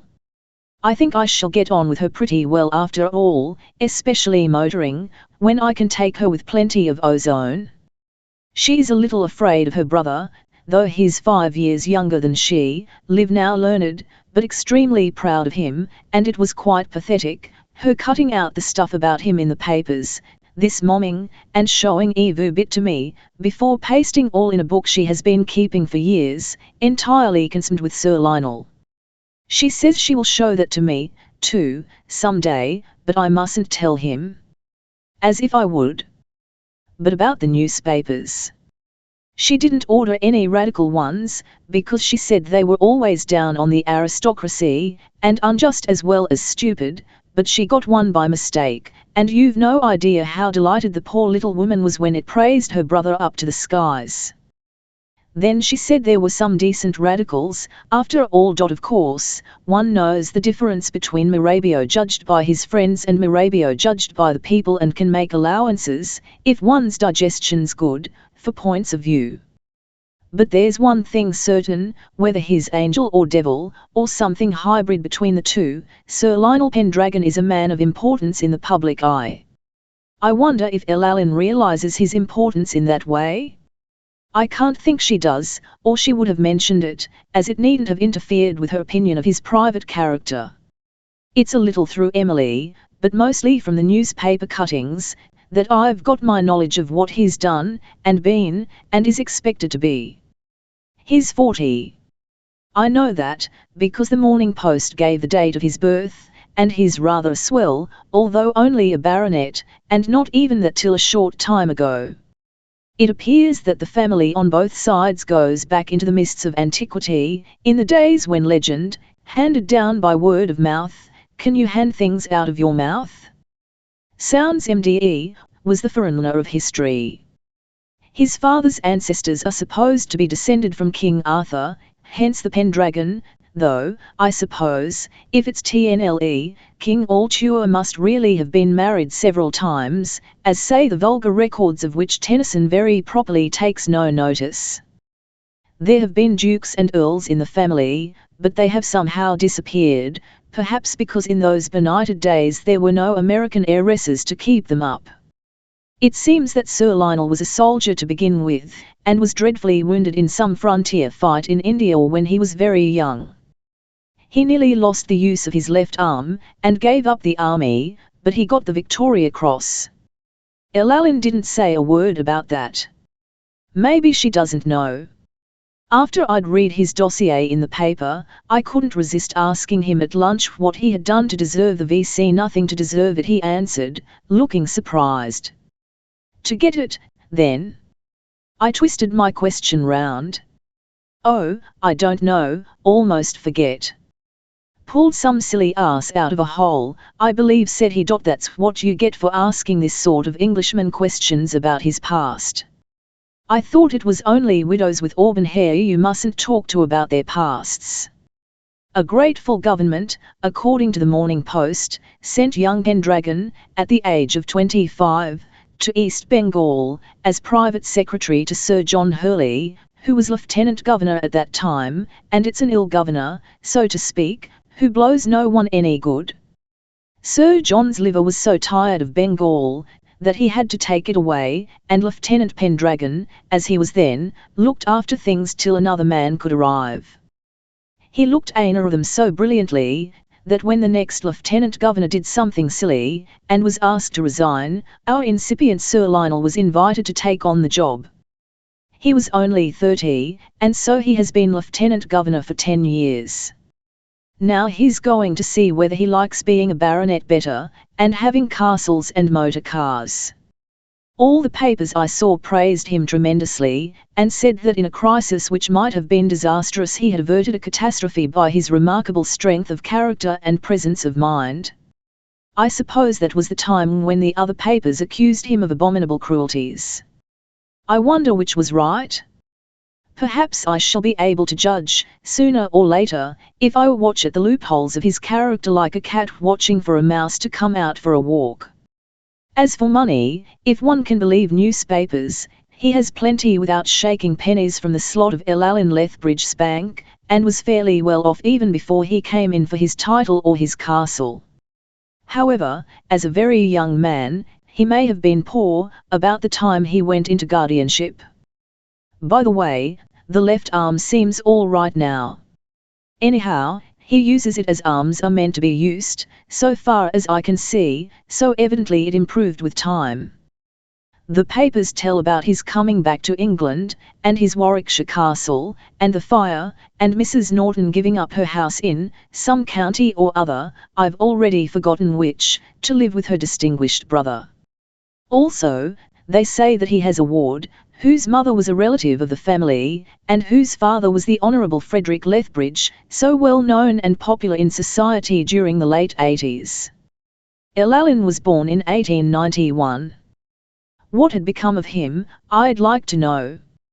Perhaps he died before she was born. She has told me that she can't remember him, but that's about all she has ever said of her father. We are to stay at the Ritz until we start off on the motor trip, which is actually going to happen, though I was afraid it was too good to be TME. The new car won't be ready for a week, though. I am sorry, but Mrs. Norton isn't. She's afraid she will be killed, and thinks it will be a messy sort of death to die. Besides, she likes London. She says her brother will be overwhelmed with invitations, but he hates society, and loathes being lionized. Imagine the man smothered under stacks of perfumed notes, as Tapia was under the shields and bracelets. Emily has not lived in London, because she wanted to be in a place where she particularly valued the vicar and the doctor, but she has given them up for her brother now, and is only going to write her symptoms, spiritual and physical. She enjoys church more than anything else, but thinks it will be her duty to take me about a little while we're in town, as her brother is sure not to, because he spurns women, and is not interested in anything they do. I suppose she must know, and yet, at lunch yesterday, he asked if we were too tired, or if we should like to do a few theatres. I said, because I simply had to spare them a shock later, that I was afraid I hadn't anything nice to wear. I felt myself go red, for it was a sort of disgrace to Llywelyn, but he didn't seem as much surprised as Mrs. Norton did. Her eyebrows went up, but he only said of course schoolgirls never had smart frocks, and I must buy a few dresses at once. One evening gown would be enough for a young girl, Mrs. Norton said, but he didn't agree with her. He said he hadn't thought about it, but now that it occurred to him, he was of opinion that women should have plenty of nice things. Then, when she told him, rather hurriedly, that she would choose me something ready-made at a good shop in Oxford Street, he remarked that he'd always understood Bond Street was the place. Not for schoolgirls, explained dear Emily, who is a canny person. She isn't a schoolgirl now. That's finished, said Sir Lionel. And as she thinks him a tin god on wheels, she ceased to argue. By the by, he has the air of hating to call me by name. He says Miss Lethbridge in a curious, stiff kind of way, when he's absolutely obliged to give me a label, otherwise he compromises with you, to which he confines himself when possible. It's rather odd, and can't be an accident. The only reason I can think of is that he may feel it is really his duty to call me Llywelyn. I promised to write to Llywelyn, as soon as I'd anything to tell worth telling, and I suppose I must do it today, yet I dread to, and can't make up my mind to begin. I don't like to praise a person whom she regards as a monster, still, I've nothing to say against him, and I'm sure she'll be cross if I don't run him down. I think I shall state facts baldly. When I get installments of allowance, intended for Llywelyn, of course, I am to send the money to her, except just enough not to be noticeably penniless. I'm to address her as Mademoiselle Leonie de Nesville, and send letters to Poste Restante, because, while I'm known as Miss Lethbridge, it might seem queer if I posted envelopes directed to a person of my own name. It was Llywelyn who suggested that, not Elle. She thought of everything. Though she's such a child in some ways, she's marvellous at scheming. I really can't think yet what I shall say to her. It's worrying me. I feel guilty, somehow, I don't know why. Mrs. Norton suggested taking me out shopping and sightseeing this afternoon. Sir Lionel proposed going with us. His sister was astonished, and so was Elle, especially after what she had said about his not being interested in women's affairs. Just to make sure that you take my tip about Bond Street, he remarked. And Bond Street used to amuse me, when I was 20. I think it will amuse me now, to see how it and I have changed, so we are going, all three. Rather awful about the grey serge and sailor hat, isn't it? I felt self-respecting in them at Versailles, and even in Paris, because there I was a singing teacher, in other words, nobody. But in London I'm supposed to be an heiress. And here, at the Ritz, such beautiful beings come to lunch, in dresses which they have evidently been poured into with consummate skill and incredible expense. I tasted Peche Melba today, for the first time. It made me wish for you. But it didn't seem to go at all with grey serge and a cotton blouse. I ought to have been a gorgeous being, with silk linings. How am I to support the shopping ordeal? Supposing Mrs. Norton chooses me things, oh horror! They are sure to be hideous, but they may be costly. As it says in an English society paper which Madame de Molay takes, what should I do? If only telepathy were a going concern, you would answer that hard case for your poor, puzzled alias EPS. Nothing more heard or seen of the white girl's burden, Richard of that ilk. I was afraid of his turning up at the Grand Hotel in Paris, or even at the station to see us off, but he didn't. He has disappeared into space, and is welcome to the whole of it. I should nearly have forgotten him, if I didn't wonder sometimes what his mysterious profession is. Sir Lionel Pendragon to Colonel P.R. Hagan, at Droiter, East Bengal. Ritz Hotel, London, the 8th of July. My dear Pat, you were right, I was wrong. It is good to be in England again. Your prophecy has come true. The dead past has pretty well buried its dead. A few dry bones show under the surface here and there. I let them lie. Is thy servant a dog, that he should dig up buried bones? As you know, I was arse enough to dread arriving in Paris. I dreaded it throughout the whole voyage. When I got to Marseilles, I found a wire from Emily, saying she would meet me in Paris. Us again? I had an idea she was putting herself to that trouble with the kindly wish to stand by and take my thoughts off old days. But I might have known better, knowing that good, practical little soul. She had quite another object. Came to break the news of a fire at Grayleys, but it seems not to have done any serious damage, except to have wiped out a few modem frills. They can easily be tacked on again. I'm glad it was no worse, for I love Grayleys. I might have turned out a less decent sort of chap than I am if it hadn't been for the prospect of inheriting it sooner or later. One has to live up to certain things, and Grayleys was an incentive. You asked me to tell you if Emily had changed. Well, she has. It's 18 years since you saw her, 15 since I did. I must tell you honestly, you'd have no sentimental regrets if you could see her now. You will remember, if you're not too gallant, that she was 3 years older than you. The 3 seem to have stretched to a dozen. Luckily, you didn't let Norton's snatching Emily from under your nose prey upon cheek or heart. Nothing is damaged. You are sound and whole, and that is why your friendship has been such a boon to me. You have saved me from tilting against many windmills. I suppose you'll think I'm preambling now, to put off the evil moment of telling you about Elaline de Nessville's girl. But no. For once you're mistaken in me. After all, it isn't an evil moment.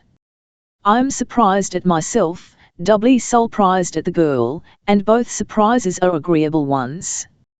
I don't ask you if you remember Elaline, for nobody who ever saw her could forget her, at least, so it seems to me, after all these years, and all the changes in myself. As I am now, hers is the last type with which I should fall in love, provided I were fool enough to lose my head for anyone. Yet I can't wonder at the adoration I gave her. She was exactly the sort of girl to call out a boy's love, and she had all mine, poor foolish wretch that I was. There's nothing more pathetic, I think, at this distance, than a boy's passionate purity in his first love, unless it's his disillusionment, for disillusion does no nature good. It would have done mine great harm if I hadn't had a friend like you to groan and grumble to. You understand how I've always felt about this child she wished me to care for. I was certain that Elalin number 2 would grow up as like Elalin number I as this summer's rose is like last summer's, which bloomed on the same bush. At 4 years old the little thing undoubtedly had a dollish resemblance to her mother. I thought I remembered that she had the first Elalin's great dark eyes, full of incipient coquetry, and curly black lashes, which the little flirt already knew how to use, by instinct. The same sort of mouth, too, which to look at makes a boy believe in a personal Cupid, and a man in a personal devil. I had a dim recollection of chestnut brown hair, falling around a tiny face shaped like Elalin's, heart-shaped we used to call it, Emily and I, when we were both under our little French cousin's thumb, in the oldest days of all, before even Emily began to find her out. I wonder if a child sheds its first hair, like its first teeth? I've never given much thought to infantine phenomena of any kind, still, I'm inclined to believe now that there must be such cases. Of course, we know a type of blonde, ne brunette, for instance, Mrs. Centre, young Burden's fascinating aunt, whom we suspected of having turned blonde in a single night. By the way, whom should I run across in Paris but Dicky, grown up more or less since he chaperoned his female belongings in the Far East. But I'm not talking of the Mrs. Centres of the world, I'm talking of Elalin's unexpected daughter. She has changed almost incredibly between the ages of 4 and 19. Before I knew Emily intended meeting me in Paris, I wrote the school asking that my ward might be sent, well chaperoned, to the Gare de Lyon. It was bad enough to have to face a modern young female, adorned with all the latest improvements and parlour tricks. It would have been worse to face several dozens of these creatures in their lair, therefore, I funked collecting my ward at Versailles. I was to know her by a rose pinned on her frock in case she'd altered past recognition. It was well, as things turned out, that I'd made the suggestion, otherwise the girl would have had to go back to Versailles, like an unclaimed parcel, and that would have been bad, as she had no chaperone. Something had happened to the lady, or to the lady's relatives. I almost forget what, now. Instead of the dainty little Tanagra figure in smart French frills, which I expected, there was a tall, beautiful young person, with the bearing of an Atalanta, and the clothes of a Quakeress. She tacked my name onto the wrong man, or I should have let her go, in spite of the rose, so different was she from what I expected. And you'll be amused to hear that her idea of Lionel Pendragon was embodied by old Hannibal Jones, who got into my train at Marseilles. He's taken to parting his name in the middle now, and is General Wellington Jones. She ought to have known my age approximately, or could have learned it if she cared to bother, but I suppose to 19, 40 might as well be 60. That's a thing to remember, if one feels the sap pulsing in one's branches, just to remind one that after all it's not spring, but autumn. And at the present moment, by the way, I'm not sure that I shan't need this kind of taking down a peg, for I am feeling so young that I think I must be growing old. I have begun to value what's left me of youth, to take it out and look at it in all lights, like a fillet which must be gloated over before it decays, and that's a fatal sign, eh? I have the most extraordinary interest in life, which I attribute to the new motor car which will be finished and ready to use in a few days, also to the thought that Graylese is my own. But I'm wandering away from the girl. She is as unlike Elalinde Nesville as one beautifully bound first volume of a human document can be from another equally attractive. First volume of a human document isn't inexpressive of a young girl, is it? Heaven knows what this one may be by the time the second and third volumes are ready for publication, but at present one turns over the leaves with pleased surprise. There's something original and charming in each new page. Her first hair must have been shed, for the present lot, and there is a lot, is of a bright, yellowy brown, looks like a child's hair, somehow. There are little rings and kinks about it which I take to have been put there by the curling tongs of nature, though I may be mistaken. And I suppose I must have deceived myself about the child's eyes, for they are not black, but of a greyish hazel, which can look brown or violet at night. She is a tall young thing, slim and straight as a sapling, with frank, honest manners, which are singularly engaging. I look at her in amazement and interest, and find her looking at me with an expression which I am not able to make out. I hardly dare let myself go in liking her, for fear of disappointment. She seems too good to be TNLE, too good to last. I keep wondering what ancestress of Elaline de Nesville's, or Fred Lethbridge's, is gazing out of those azure windows which are this girl's eyes. If Fred's soul, or Elaline's, peeps from behind the clear, bright panes, it contrives to keep itself well hidden, so far. But I expect anything. I had no notion until now that a young woman could be a delightful pal for a man, especially a man of my age. Perhaps this is my ignorance of the sex, for I admit I locked up the Book.1, and never opened it again, since the chapter of Elaline, or it may be that girls have changed since the brave days when we were 21. At that remote epoch, as far as I can discover by blowing off the dust from faded souvenirs, one either made love to girls, or one didn't. They were there to dance with and flirt with, and go on the river with, not to talk politics to, or exchange opinions of the universe. They, the prettiest ones, would have thought that valuable time was being wasted in such discussions. Yet here is this girl, not 20, a child fresh from school, a French school, at that, radiant with the power of her youth, her beauty, her femininity, yet she seems actually interested in problems of life unconnected with love affairs. She appears to like talking sense, and she has humour, far more subtle than the mere, kittenish sense of fun which belongs to her years, or lack of them. I dreaded the responsibility of her, but I dreaded much more being bored by her, flirted with by her. I'm hanged if I could have stood that from the kind of girl I was prepared to see, but as I said, I've found a pal, if I dared believe in her. Instead of avoiding my ward's society, and shoving it on to Emily, as I intended, I excuse myself to myself for contriving pretexts to bask in it. Today, for instance, what do you think I did? A shopping expedition was in question. Emily, who never had much taste in dress, and now clothes herself as if in punishment for sin, seems to know when other women are badly tumbed out. She thinks it right that young girls should be simply dressed, but considers that in the case of Elaline simplicity has been carried too far. You see, she doesn't know what you and I know about that wretched fellow Lethbridge's end, and she believes his daughter has plenty of money, or will have, on coming of age. Naturally, I don't undeceive her.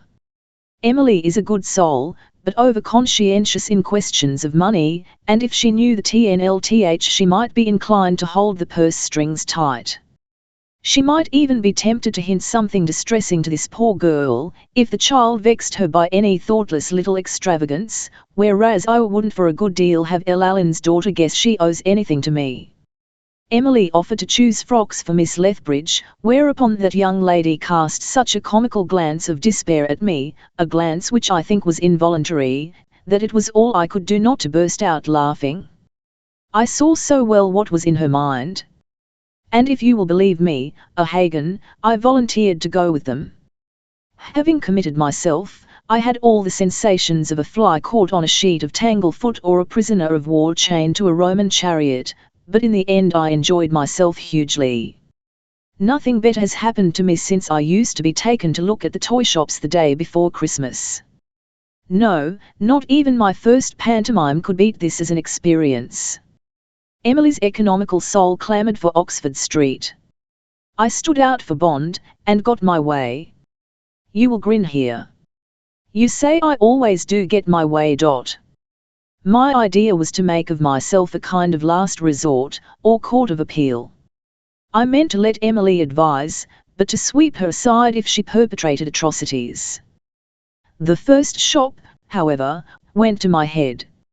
It was one of those where you walk into a kind of drawing room with figurines, or whatever you call them, slender, headless ladies in model dresses, grouped about, and other equally slender, but long-headed ladies in black satin trains, showing off their dummy sisters. It was the figurines that intoxicated me. I saw Elalin's head, in imagination, coming out at the top of all the prettiest dresses. They were wonderfully simple, too. The most attractive ones seemed just the thing for a young girl. Emily walked past them as if they were vulgar acquaintances trying to catch her eye at a duchess's ball, but they trapped me. There was a white thing for the street, that looked as if it had been made for Elalin, and a blue fluff, cut low in the neck, exactly the right color to show up her hair. Then there was a film of pink, with wreaths of little rosebuds dotted about, made me think of spring. Elle told you I'd lost my head, didn't Elle? I stopped my ward, pointed out these things to her, and asked her if she liked them. She said she did, but they would be horribly expensive. She wouldn't think of buying such dreams. With that, up swam one of the satin ladies, whose back view was precisely like that of a wet, black codfish with a long tail. I believe she was directoire, and hovering near on a sea of pale green carpet she volunteered the information that these little frocks were poems singularly suited to the style of, I expected her to say my daughter. Instead of which, however, she finished her sentence with a madam that brought a blush to my weather-beaten face. I was the only one concerned who did blush, however, I assure you. The girl smiled into my eyes, with a mischievous twinkle, and minded not at all. A former generation would have simpered, but this young person hasn't a simper in her. I said nonsense, she could well afford the dresses. She argued, and Emily returned to help her form up a hollow square. They were both against me, but I insisted, and the codfish was a powerful ally. Would they fit you? I asked the girl. Yes, they would fit me, I dare say. But, that settled it. We'll take them, said Elle. And after that, being beside myself, I reconnoitred the place, pointing my stick at other things which took my fancy. The codfish backed me up at every step, and other codfishes swam the green sea, with hats doubtless brought from unseen coral caves. Most of them were enormous hats, but remarkably attractive, in one way or another, with large drooping brims that dripped roses or frothed with ostrich plumes. I made Elalin take off a small, round butter plate she had on, which was ugly in itself, though somehow it looked like a sense halo on her, and murmuring compliments on Madam's hair, the siren codfishes tried on one hat after another. I bought all, without asking the prices, because each one was more becoming to the girl than its predecessor, and not to have all, would have been like deliberately destroying so many original Gainsboroughs or Sir Joshuas. The child's hair, by the way, is extraordinarily vital. It spouts up in two thick, bright billows over her white forehead, like the beginning of a strong fountain, a very agreeable foundation for a hat. Seeing that I had gone mad, the wily codfishes took advantage of my state, and flourished things before my eyes, at which Emily instantly forbade me to look. It is TNLE that they were objects not often seen by bachelor man, except in shop windows and on the advertising pages of women's magazines, but silk petticoats and cobwebby lace frills have no Gorgon qualities, and I was not turned to stone by the sight of them. I even found courage to ask of the company at large if they were the sort of thing that young ladies ought to have in their wardrobes. The answer was emphatically in the affirmative. Have you already got all you want of them, or could you make use of more? I inquired of my ward. Shouldn't know myself in such miracles, said she, with a kind of gasp, her eyes very bright, and her cheeks pinker than they had been when she was suspected of bridehood. She was still suspected of it. Indeed, I think that in the minds of the black satin codfishes circumstantial evidence had tinkered suspicion into certainty. But Elalin was deaf to the madam. They might have turned her from wife into widow without her noticing.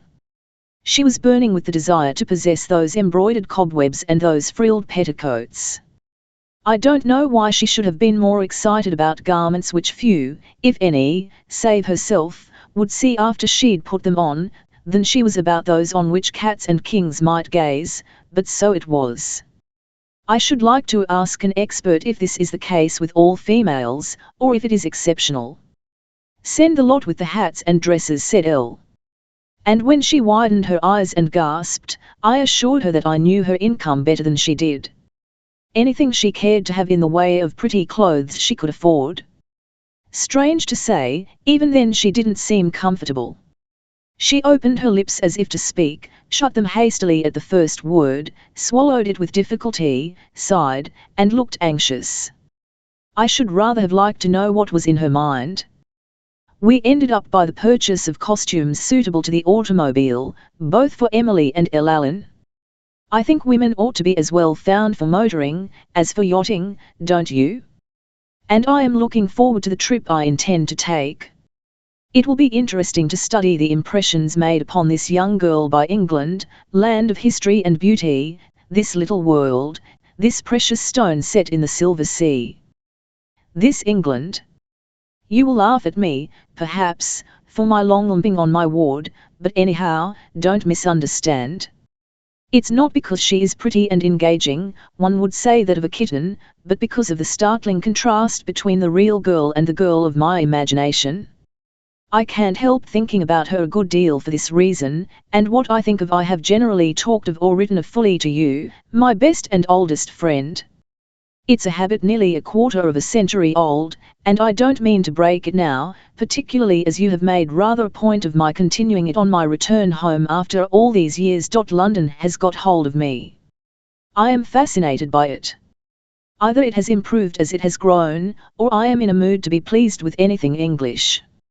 Do you remember dear old Ennis's rooms, which you and I used to think the height of luxury and gaiety?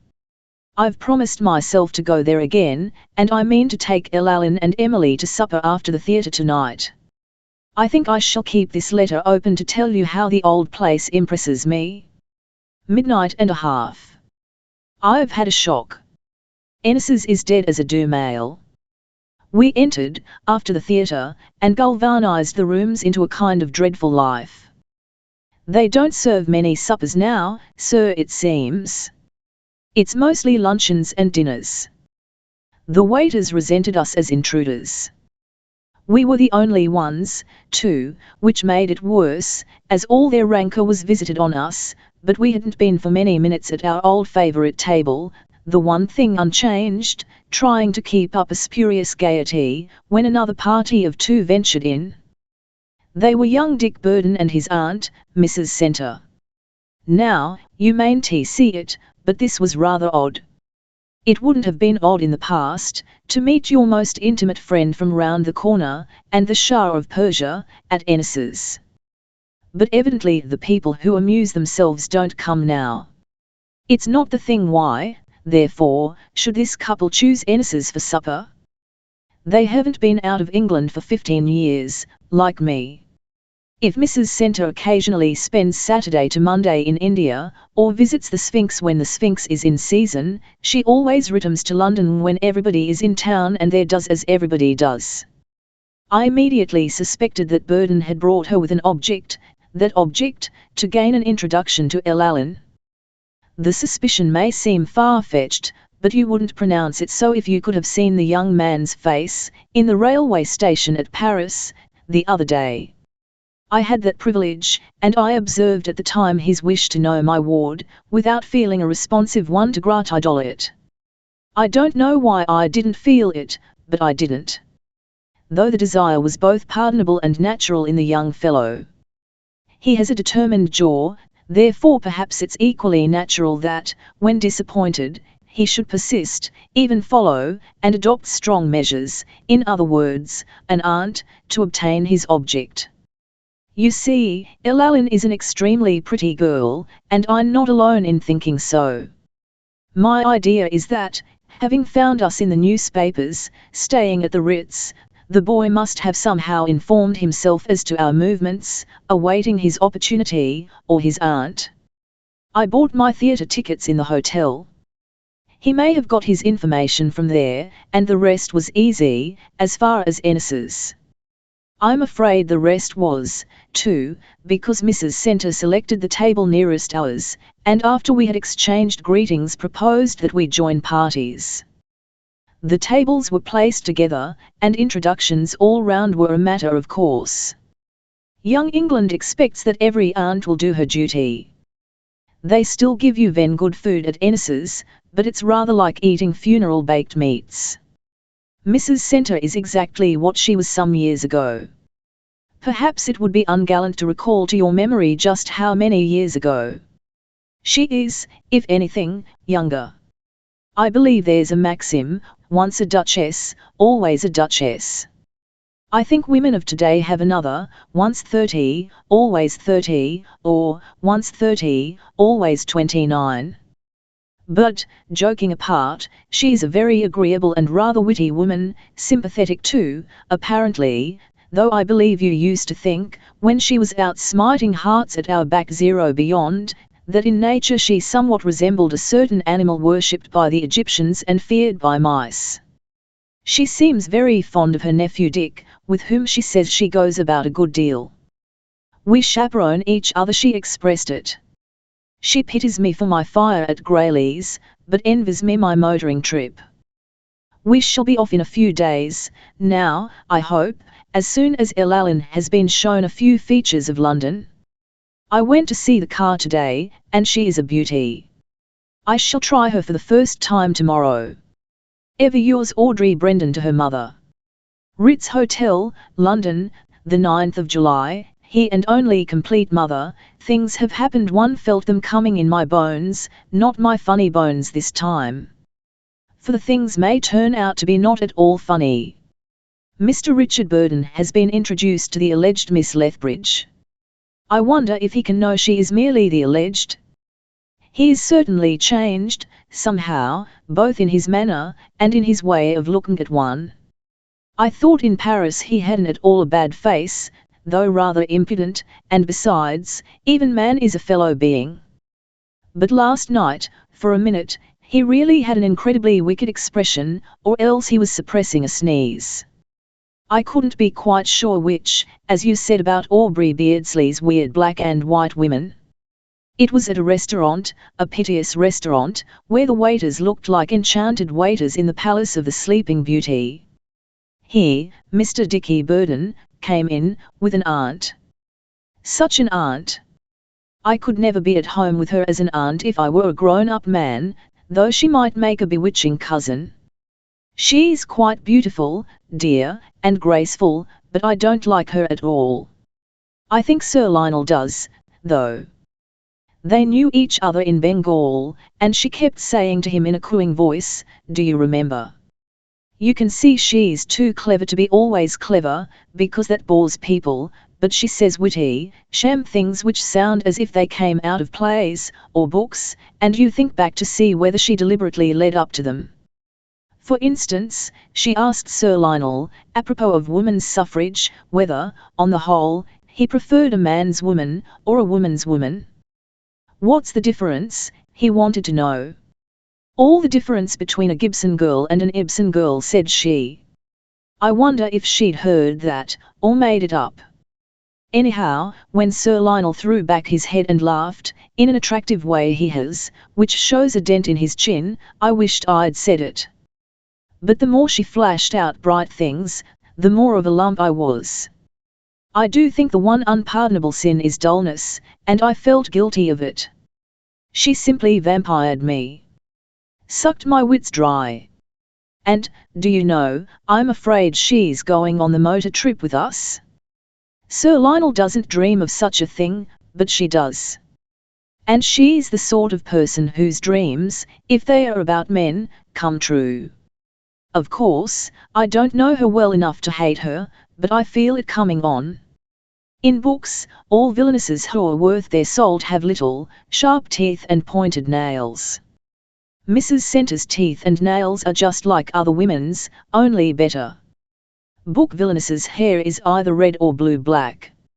Hers is pale gold, though her eyes are brown, and very soft when they turn towards Sir Lionel. Nevertheless, though I'm not cattish, except when absolutely necessary, I know she's a pig, never happy unless she has the centre of the stage, whether it's her part or not, wanting everyone to feel the curtain rises when she comes on, and falls when she goes off. She looks 28, so I suppose she's 35, but really she's most graceful. Standing up for Sir Lionel to take off her cloak, her trailing grey satin dress twisted about her feet, as some charming, slender trees stand with their bark spreading out round them on the ground, and folding in lovely lines like drapery. She managed to draw Mrs. Norton into conversation with her and Sir Lionel, and to let Dick talk to me, so they must have arranged beforehand what they would do. At first, when he had got his wish and been introduced, he spoke of ordinary things, but presently he asked if I remembered his saying that he wished to go into a snine profession. I answered yes before I stopped to think, which I'm afraid flattered him, and then he wanted me to guess what the profession was. When I wouldn't, he said it was that of a detective. If I succeed, my mother will give up her objections, he explained. And I think I shall succeed. It was when he said this, that he looked so wicked, or else as if he wanted to sneeze, as I told you. What can he mean? And what has he found out? Or is it only my bad conscience? Oh, dear, I should like to give it a thorough spring cleaning, as one does in Lent. I'm afraid that's what is needed. I've had plenty of blacks on it since Elalyn made me consent to her plan, and I began to carry it out. But now I have more. I have lots of dresses and hats on it, too, lovely ones. And petticoats, and such things, etc., etc. Did dragons of old insist on their fairy princess prisoners having exquisite clothes, and say hang the expense? This dragon has done so with his princess, and I had to take the things, because, you see, I have engaged to play the Paul, and this apparently is his rich conception of it. He says that I, Elalyn, can afford to have everything that's nice, so what can I do? The worst of it is, much of my new finery is so delicate, it will be defrayed by the time the real Elalyn can have it, even if it would fit or suit her, which it won't.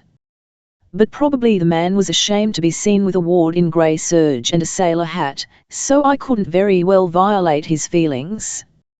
Perhaps if I'd refused to do what he wanted, all his hidden dragonness would have NLSHED to the surface, but as I was quite meek, he behaved more like an angel than a dragon.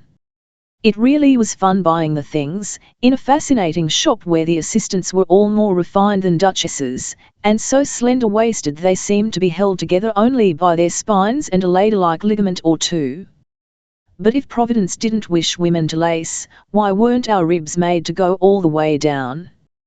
The way we were created, it's an incentive to pinch waists. It seems meant, doesn't it? I was a dream to look at when we went to supper at that restaurant, which was one comfort. Mrs. Centre's things were no nicer than mine, and she was so interested in what I wore. Only she was a good deal more interested in Sir Lionel.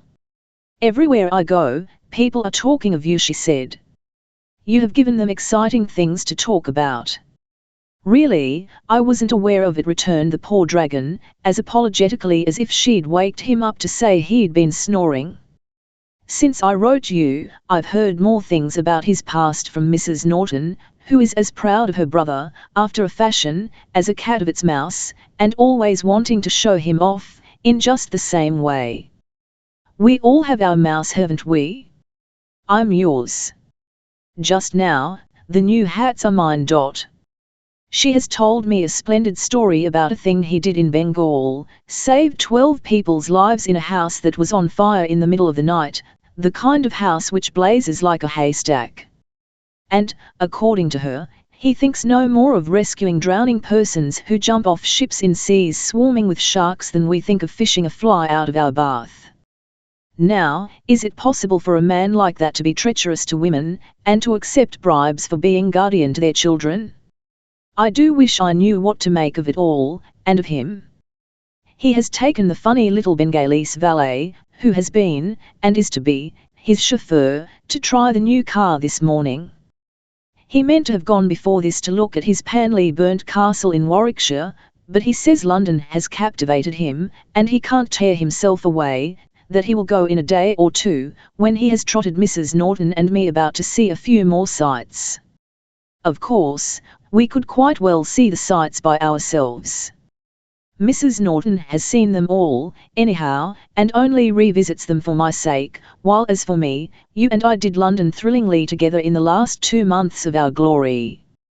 But Sir Lionel has an interesting way of telling things, and he is as enthusiastic as a boy over his England. Not that he gushes, but one knows, somehow, what he is feeling. I can't imagine his ever being tired, but he is very considerate of us, seems to think women are frail as glass. I suppose women are a sex by themselves, but we aren't as different as all that. Once in a while he threw a sideways glare at Dick Burden, when DB was talking with a confidential air to me. I know from Allen and Mrs. Norton that Sir Lionel dislikes women, but all the same I believe he thinks we ought to be kept indoors and less veiled, and never allowed to talk to men, except our relatives. Mrs. Norton is so funny, without knowing it. She asked her brother as gravely as possible at breakfast this morning, "Had you a harem in Bengal, dear?" "Good heavens, no," he answered, turning red. "What put such a ghastly idea into your head?" "Oh, I only thought perhaps it was the thing, and you were obliged to, or be talked about," she explained, calmly. He went on to tell her that it was not at all necessary to have harems, and she was quite surprised. You would think that she'd have taken pains to find out even detail of her brother's life in a country where he was one of the head men, wouldn't you? But she hardly feels that any country except her own is worth serious inquiries. She has the impression that heathen are all alike, and mostly naked, but not as embarrassing to meet as if they were white. Goodbye, dearest. I'm afraid I write very disconnected letters. But I feel disconnected myself, somehow, like a telephone that's been cut off. You're loving and well-dressed. Deceiver P.S. It's tomorrow, for I forgot to post this, there were so many things doing. Please forgive me. The car's splendid, and I am to christen her. We're going to have a kind of ceremony like a launching, and I have to think of a name for her, and throw wine on her bonnet. Sir Lionel is longing to get off on the tour, he says, and as he's to leave town for Warwickshire tomorrow, turning me over temporarily to the tender mercies of the good, he's almost hoped that after all Mrs. Centre mayn't have time to sweedle him into taking her with us, as I know she hopes to do. We, by the way, are not to see his place until the burnt bit is mended. We're to avoid Warwickshire in starting out, go away up north as far as the Roman Wall, visit Bamborough Castle, where he thinks friends of his, who own it, will actually invite us to lunch, or something. It seems like a dream, and then stop in Warwickshire at the end of the tour, when all the dilapidations have been made good. The Dragon naturally expects me, not only to finish the trip, but to take up my residence at Greylees until next spring, when his plan is that his wards shall be presented. Oh, mice and men, and dragons, how aft your plans gangagly. Of course, mine depend altogether upon Allen. I hold myself ready for marching orders from her. But I must confess to you that, whether right or wrong, I don't look forward to the weeks of my duties as understudy with the same feelings I had when I was engaged to perform them. Little did Sir Lionel guess what was in my mind this morning, when I asked if one could see most of England in a few weeks when motoring. But I may have to take my flight from the car, so to speak, unless Allen be detained for some reason. I'm expecting a letter from her any day now, and there may be definite news. Goodbye, again, dearest. Audrey Brendan to her mother. Royal Hotel, Chichester, the 17th of July. Brutest and best, La Donna e Automobile. I am Ila Donna, and the most inward menace of my me e Automobile. Some people, Mrs. Norton, for instance, might say, what on earth does the silly thing mean? But you always know what I mean. You and I were born knowing quite a lot of nice little things like that, weren't we? Things we picked up during our various incarnations, things new souls haven't had time to collect, poor dears. My automobiliness is the reason I've only sent you snippy how do you do and goodbye notes, interspersed with telegrams, for the last few days, just thanking you for wise advice, and saying glad you're well, so am I. You will guess from my very handwriting that I'm feeling more at home in life than I did when I wrote you last. And I can't help being pleased that Allen's adored one won't be able to leave his mang covers, to make her his own, till a fortnight or so later than she expected. That is, I can't help being glad, as the doctor thinks you ought to stop at Champel les Bains till after the first week of September, and we couldn't be together, even if I were back in Paris. You swear you didn't hypnotize him to say that? I would enjoy more peace of mind, while careering through England in a polo, if I were certain. Oh, that reminds me, I forgot to tell you what fun it was christening Apollo. I quite enjoyed it, and felt immensely important. Don't you think Apollo an appropriate name for such a magnificent car as I've described to you? The sun god, driver of the chariot of the sun?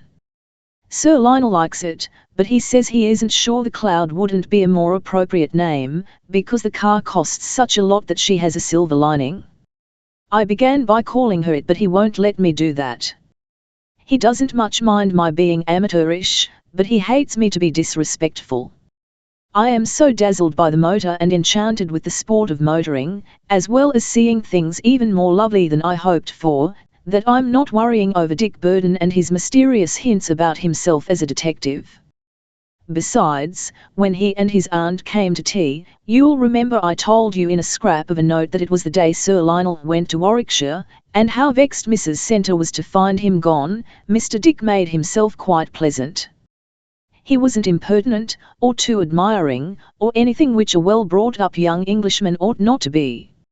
Indeed, I thought by his manner that he wanted tacitly to apologize for his bad behavior when we first met, so probably, when I fancied he looked wicked that night at Ennis's rooms, it was because he wanted to sneeze. You have taught me to give everybody, except young men, the benefit of the doubt, but I don't see why one shouldn't give it to young men, too. I think they are rather easier to forgive, somehow, than women. Is that why they are dangerous? But DB could never be dangerous to me, in the sense of falling in love. His aunt certainly wishes to throw us together, I suppose on account of Allen's money. She doesn't like girls, I'm sure, but would always be ready, on principle, to give first aid to heiresses. It is something to be thankful for that she hasn't grafted herself onto our party, as I feared she might, and though they are both going to stop at some country house near Southsea, and they hope we may meet, I dare say I shan't be bothered by them again while I'm in England. I don't intend to worry. La donna e automobile. I haven't properly described our start, or told you about the things I've seen en route, and I promised to tell you everything, so I'll go back to the beginning of the trip. There was Apollo, throbbing with joy of life in front of the hotel door, at 9 o'clock of a perfect English morning. There were statuesque, ritzy footmen, gazing admiringly at the big golden yellow car. That was one of the reasons I thought she should be named after the sun god, she is so golden. There was Charu Chundabose, alias Young Nick, who would think it a sin against all his gods to dress as a chauffeur, and who continues to garb himself as a self-respecting Bengali. Young Nick, with his sleepy eyes, and his Buddha when young smile, about as appropriate on a motor car as a baby crocodile. There was Sir Lionel waiting to tuck us in. There were we two females in neat grey motor dust cloaks, on which the dragon insisted, Mrs. Norton in a toque, which she wore as if it were a remote and dreaded contingency, your Audrey in a duck of an early Victorian bonnet, in which she liked herself better than in anything else she ever had on before. There, too, was our luggage, made to fit the car, and looking like the very last word of up-to-dateness, if I know what that look is. Of course, it wasn't the first time I'd been out in the car, for I think I told you, the day Apollo was christened I had a spin, but it rained, and we went only through the park. That was nothing. This morning we were bidding goodbye to London, and our pulses were beating high for the tour. Young Nick drove on the christening day, but this time Sir Lionel took the driver's seat, with the brown idol beside him, and I saw instantly, by the very way he laid his hand on the steering wheel, with a kind of caress, as a horse lover pats a beloved mare's neck, that he and the golden car were in perfect sympathy. We were starting early, because Sir Lionel had planned a good many things for us to see before dark, but early as it was, Piccadilly and Knightsbridge were seething with traffic. Motor buses like mad hippopotamuses, taxicabs like fierce young lions, huge carts like elephants, and other vehicles of all sorts to make up a confused medley of wild animals escaped from the zoo. It looked appalling to mingle with, but our own private dragon drove so skillfully, yet so carefully, that I never bit my heart once. Always the car seemed sentient, steering its way like a long, thin pike, then when the chance came, flashing ahead, dauntless and sure. We went by a great domed palace, Herod's stores, and then over Putney Bridge, passing Swinburne's house, whose outside is as deceiving as an oyster shell that hides a pearl, through Epsom, Charles II's Brighton, which I've been reading about in a volume of Pepe's Sir Lionel has given me, to Leatherhead, along the Dorking Road, slowing up for a glimpse of Juniper Hall, glowing red as a smouldering bonfire behind a dark latticed screen of splendid Lebanon cedars. I dare say it's a good deal changed since dear little Fanny Boomer's day, for the house looks quite modern, but then neither buildings nor the people who live in them show their age early in England. Close under Box Hill we glided, and Sir Lionel pointed out a little path leading up on the left to George Meredith's cottage. Just a small house of grey stone it is, for I would get out and walk up Polt Way to see it from far off, not to intend or spy, and there that great genius shines out, a clear, white light for the world, like a beacon or a star. Evidently Surrey air suits geniuses. Do you remember reading about Keats, that he wrote a lot of Endymion at Burford Bridge? It was only a little after 10 o'clock when we passed the quaint-looking hotel there, but already at least a dozen motors were drawn up before it. I wanted to go in and ask if they show the room Lord Nelson used, but we had too many things to see. Of course, I am always wishing for you, but I began to wish the hardest just as we came into this green, brackeny, fairy land of Surrey.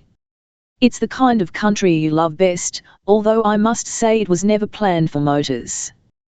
Winding through those green tunnels which are the Surrey lanes, I felt as if, in some quaint dream, I were motoring on a tightrope, expecting another car to want to pass me on the same rope, which naturally it couldn't. It would have been much worse, though, if young Nick had been driving.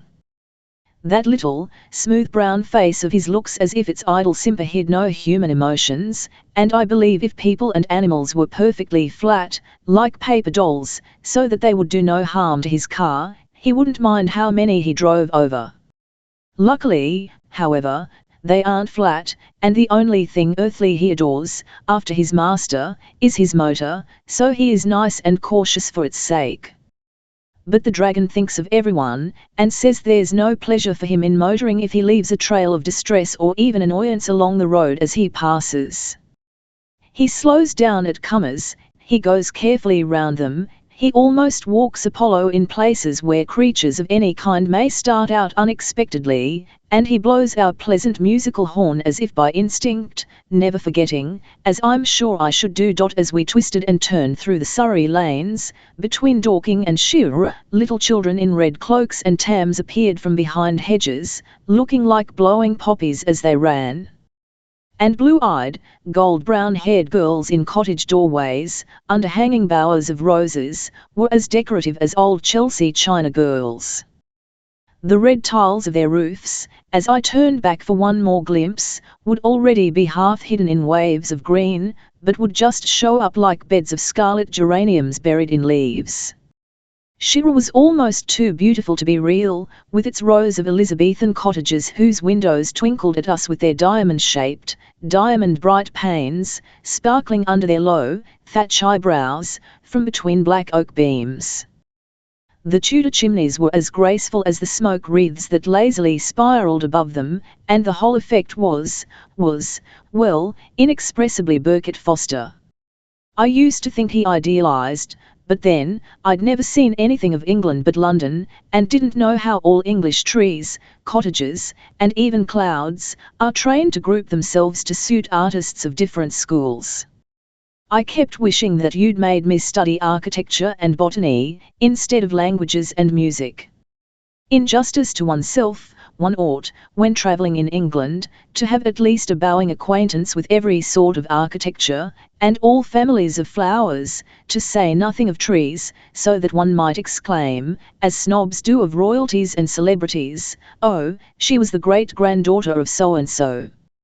He married Lady this and that." Also, I find I need much more knowledge of literature than I have. This country is divided off into a kind of glorious chessboard, each square being sacred to some immortal author, playwright, or poet. The artists press them close, without overcrowding, and history lies underneath, history for every square inch. 12 coffin deep, I quoted Kipling to myself, as my mind panted along Roman roads, and the Pilgrim's Way. "Why, was there a cemetery there?" asked Mrs. Norton, looking mildly interested. She, by the way, doesn't much care for ruins. She says they are so untidy. You and I travelled till our money threatened to give out in the noble cause of sightseeing, but I never realized history quite so potently even in Italy as I do in England. Yet that's not strange, when you think how tiny England is, compared with other countries, and how things have gone on happening there every minute since the Phoenicians found it a snug little island. Its chapters of history have to be packed like sardines, beginning down, far deeper than Kipling's 12 coffins. One Surrey village telleth another, just to slip through in a motor car, though none could ever be tiresome in the telling, but if one stopped to hear the real story of each one, how different they would all be. There would be grand chapters of fighting, and mysterious chapters of smuggling, oh, but long ones about smuggling, since most of the manors and half the old cottages have smugglers' rooms where the lace and spirits used to be hidden, in their secret journey from Portsmouth to London.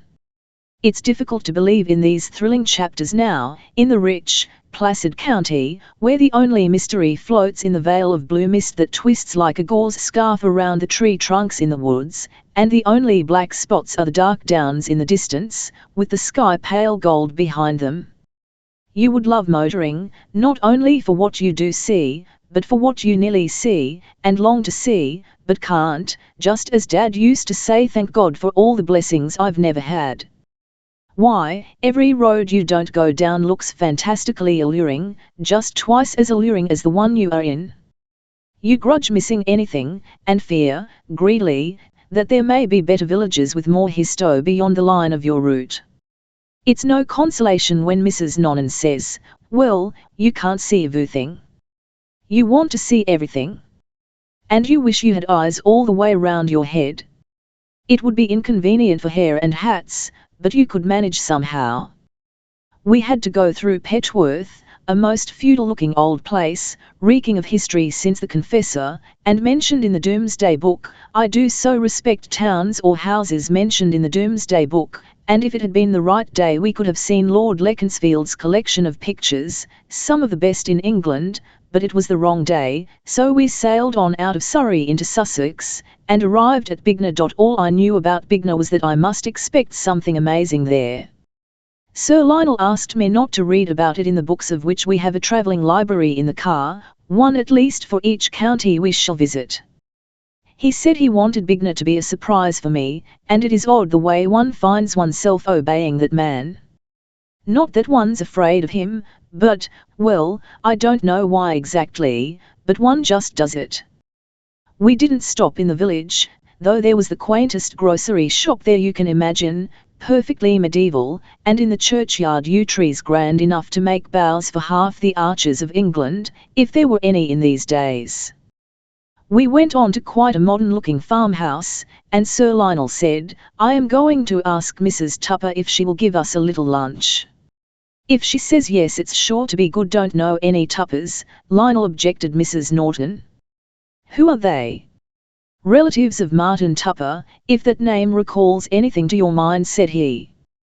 Mrs. Norton had a vague idea that she had been more or less brought up on extracts from Martin Tupper, and seemed to associate him with Sundays, when, as a child, she hadn't been allowed to play.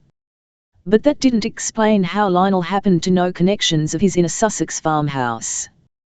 Besides, he couldn't possibly have seen them for more than 15 years.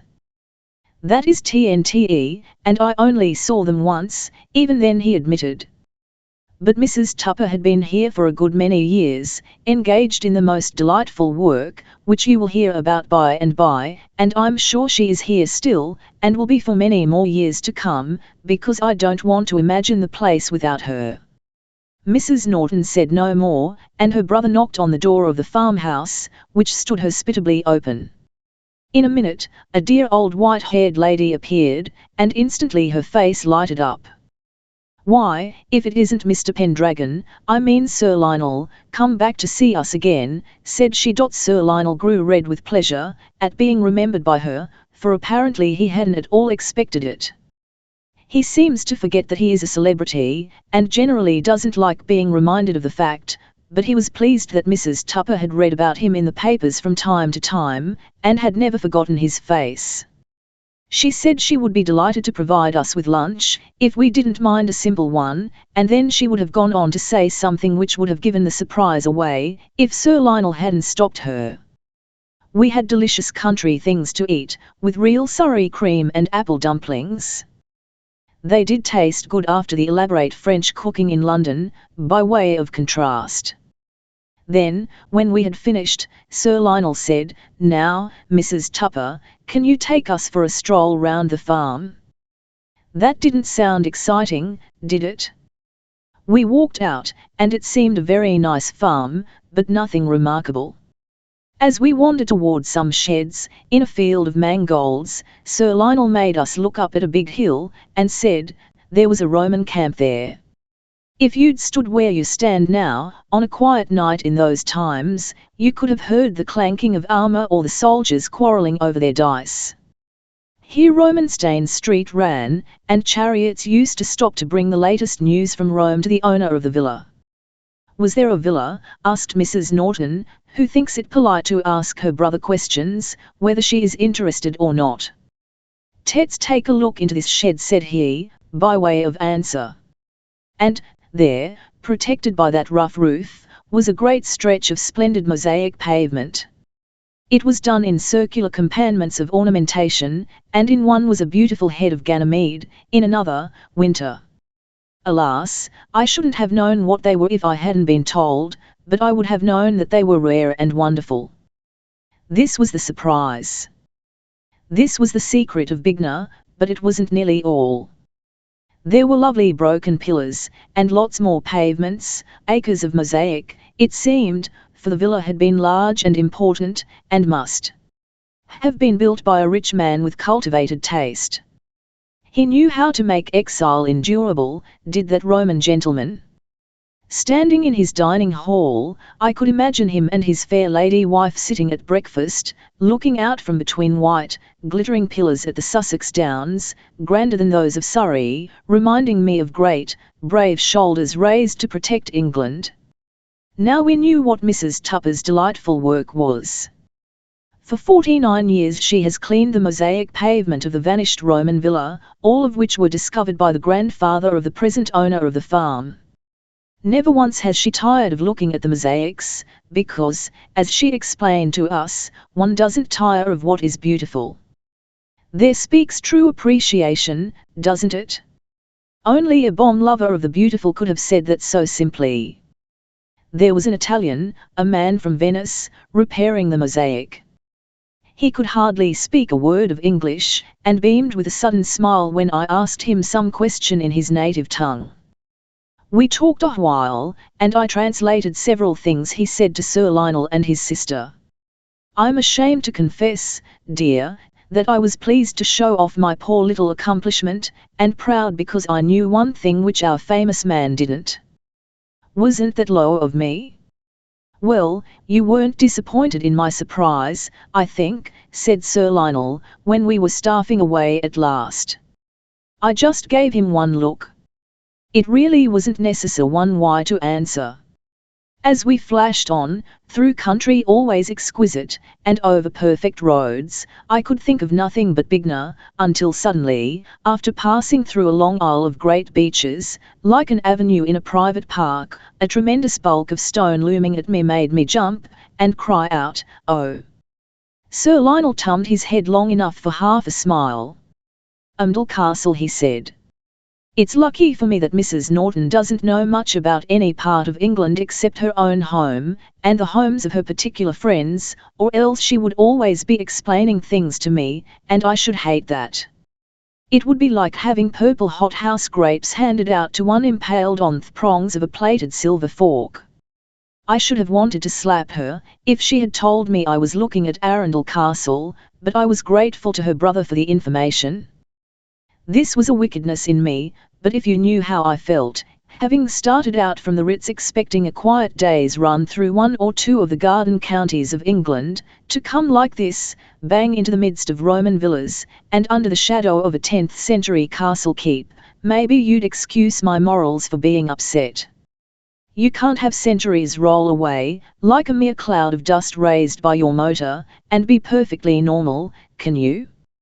I tried to seem calm, because I hate to be gushing and schoolgirlish, for Elaine's sake, I suppose, as it can't make any difference what her dragon thinks of me, but I'm pretty sure he saw that I was rather out of myself over all his surprises. He stopped the motor, and we sat for a long time gazing up at the towers beyond the green and silver beeches, a pile of battlemented stone, looking like the Middle Ages carved in granite, yet more habitable today than ever before. We had lunched early, and had plenty of time, so we walked through the park, which made me feel that England must be rather big, after all, to have room for thousands of such parks, even much larger ones, and all its great cities, and miles of farms and common land, and mere country. When we lived in New York, you and Dad and I, we used to joke about the way we should feel in England if we should ever go to visit Dad's ancestral Devonshire. We used to pretend that, after being accustomed to the vast distances of America, we should be afraid of tumbling off the edge of England, but so far I find that I don't dread that imminent peril. Just now England seems so vast that my only fear is I mayn't have time to reach the Roman wall.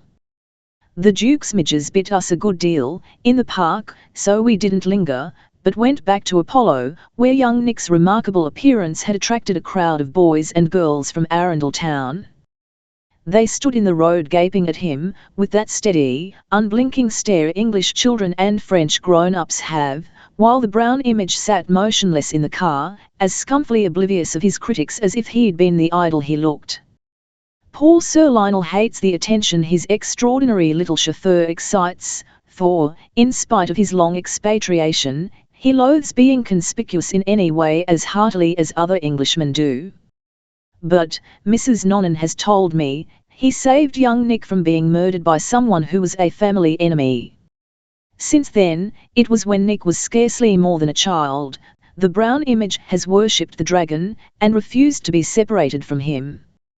When Sir Lionel proposed providing for him well, and leaving him behind, Nick made no complaints, but began industriously to starve himself to death. So, of course, he had to be brought to England, and his master just makes the best of him, costume, features, broomstick legs, and all. We had tea in a picture of Turner's, for Littlehampton, with its tidal river, its harbour and pier, its fishing boats and shining sails, its windmill, its goldy brown sands, and its banked violet clouds, was a genuine tummer. Of course, he wouldn't have painted the beach hotel, in spite of its nice balconies, but we were glad it was there, and it didn't spoil the picture. By that time, it was nearly 5:30, but we had hours of daylight before us, so we stopped for a look at Climping Church. Don't you love the V that shows a place has kept its Saxon name? With its splendid Norman doorway and queer, long windows, shaped like open pods of peas beautifully ornamented round their edges. Thank goodness, there was nothing perp about it. I get so tired of perp things in guidebooks. Slindon we glanced at, too, a most idyllic village, garrisoned with the noblest beaches I ever saw. Hilaire Belloc, whose Path to Rome we liked so much, stayed at Slindon, writing delightful things about Sussex. I mean to get and read all I can, because, even in the glimpse I've had, I can see that Sussex has a character, as well as a chan, individually its own. The Downs give it, and make you feel that a TME man of Sussex would be frank, warm-hearted, simple and brave, with old-fashioned ways which, with a pleasant obstinacy, he would be loath to change. I heard Mrs. Tupper quote 2 or 3 quaint proverbs which were new to me, but Sir Lionel said they were old, almost, as the Sussex Downs, and as racy of the soil. I always associated Brighton with Sussex, which made it seem a sophisticated county, but you see, true Sussex, the Downs, stands all independent and sturdy, between the pleasure places by the sea and the snug Weald. The faces we passed didn't look like faces descended from smugglers, they seemed so kind and good, but then, of course, smuggling was quite a respectable industry in Sussex, where the secretive formation of the coast clearly showed that Providence had meant it to a Pict. I love the Sussex Downs, I like the Sussex faces, and I admire the Sussex church spires, tall and pointed, covered with lichened shingles. We stopped at Box Grove, too, a church adored by architects, and as we went our way to Goodwood the sea was a torn sheet of silver seen behind great downs which the afternoon sun was gilding. 011, the Lebanon Cedars and the views of Goodwood. If I were there for the races, I think not even the finest horses, the most beautiful women, and the prettiest frocks in England could hold my eyes long from that view. I can shut my eyes now, the day after, and see those Lebanon cedars black against an opal sky. Another picture I can see, too, is Bosham Church, standing up tall and pure as a grey nun singing an Ave Maria beside the clear water. It comes back to me from my studies of English history that Vespasian had a villa there, and that Harold sailed from Bosham. Do you know, he's in the act of doing it on the Bayeux Tapestry? Once, the Danes stole the Bosham church bells, and the dear things still ring at the bottom of the sea, because the robber ship was wrecked, and went down with the chime, in mid-channel. I like that story. It matches the picture and the tapestry. Our day stopped at Chichester, and my letter must stop, too, for all this I tell you of was only yesterday. We arrived last evening, and now it's nearly midnight of the next day. I began to write just after dinner, sitting in my dear old-fashioned room, and if I don't soon say good night I shan't get much beauty sleep. Tomorrow morning, at 9:30, we are going on, but before we start I'll scribble a Chichester postscript.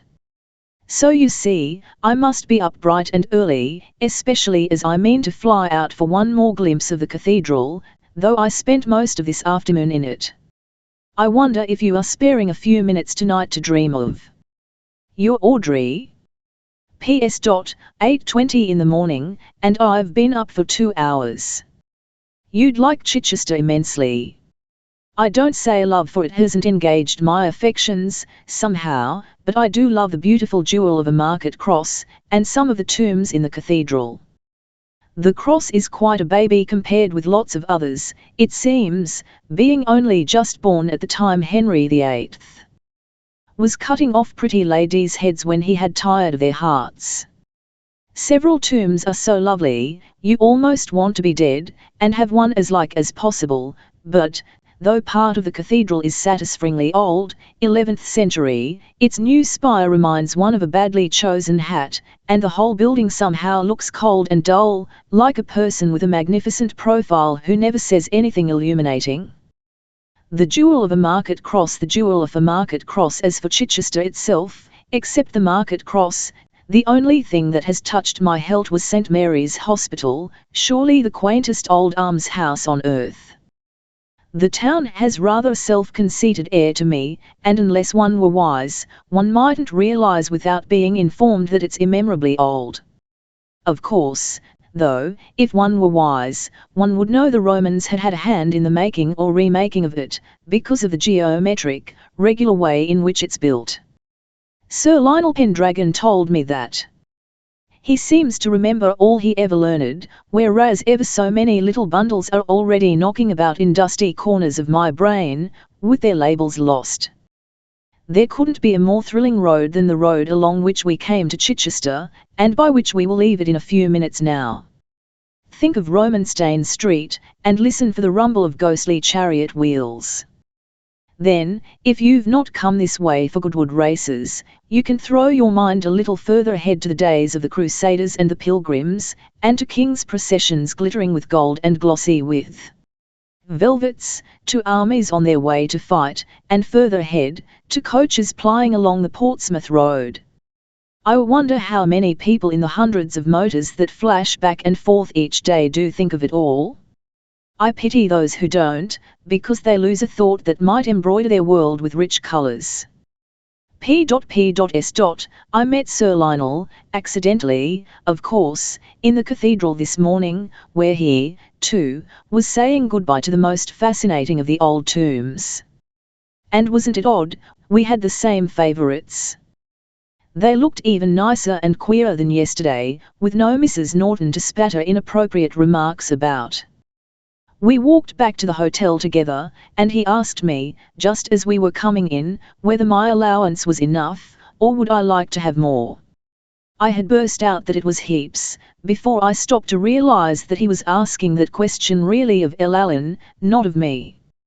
Perhaps I ought to have temporized, and said I would make up my mind in a few days, meanwhile writing to her.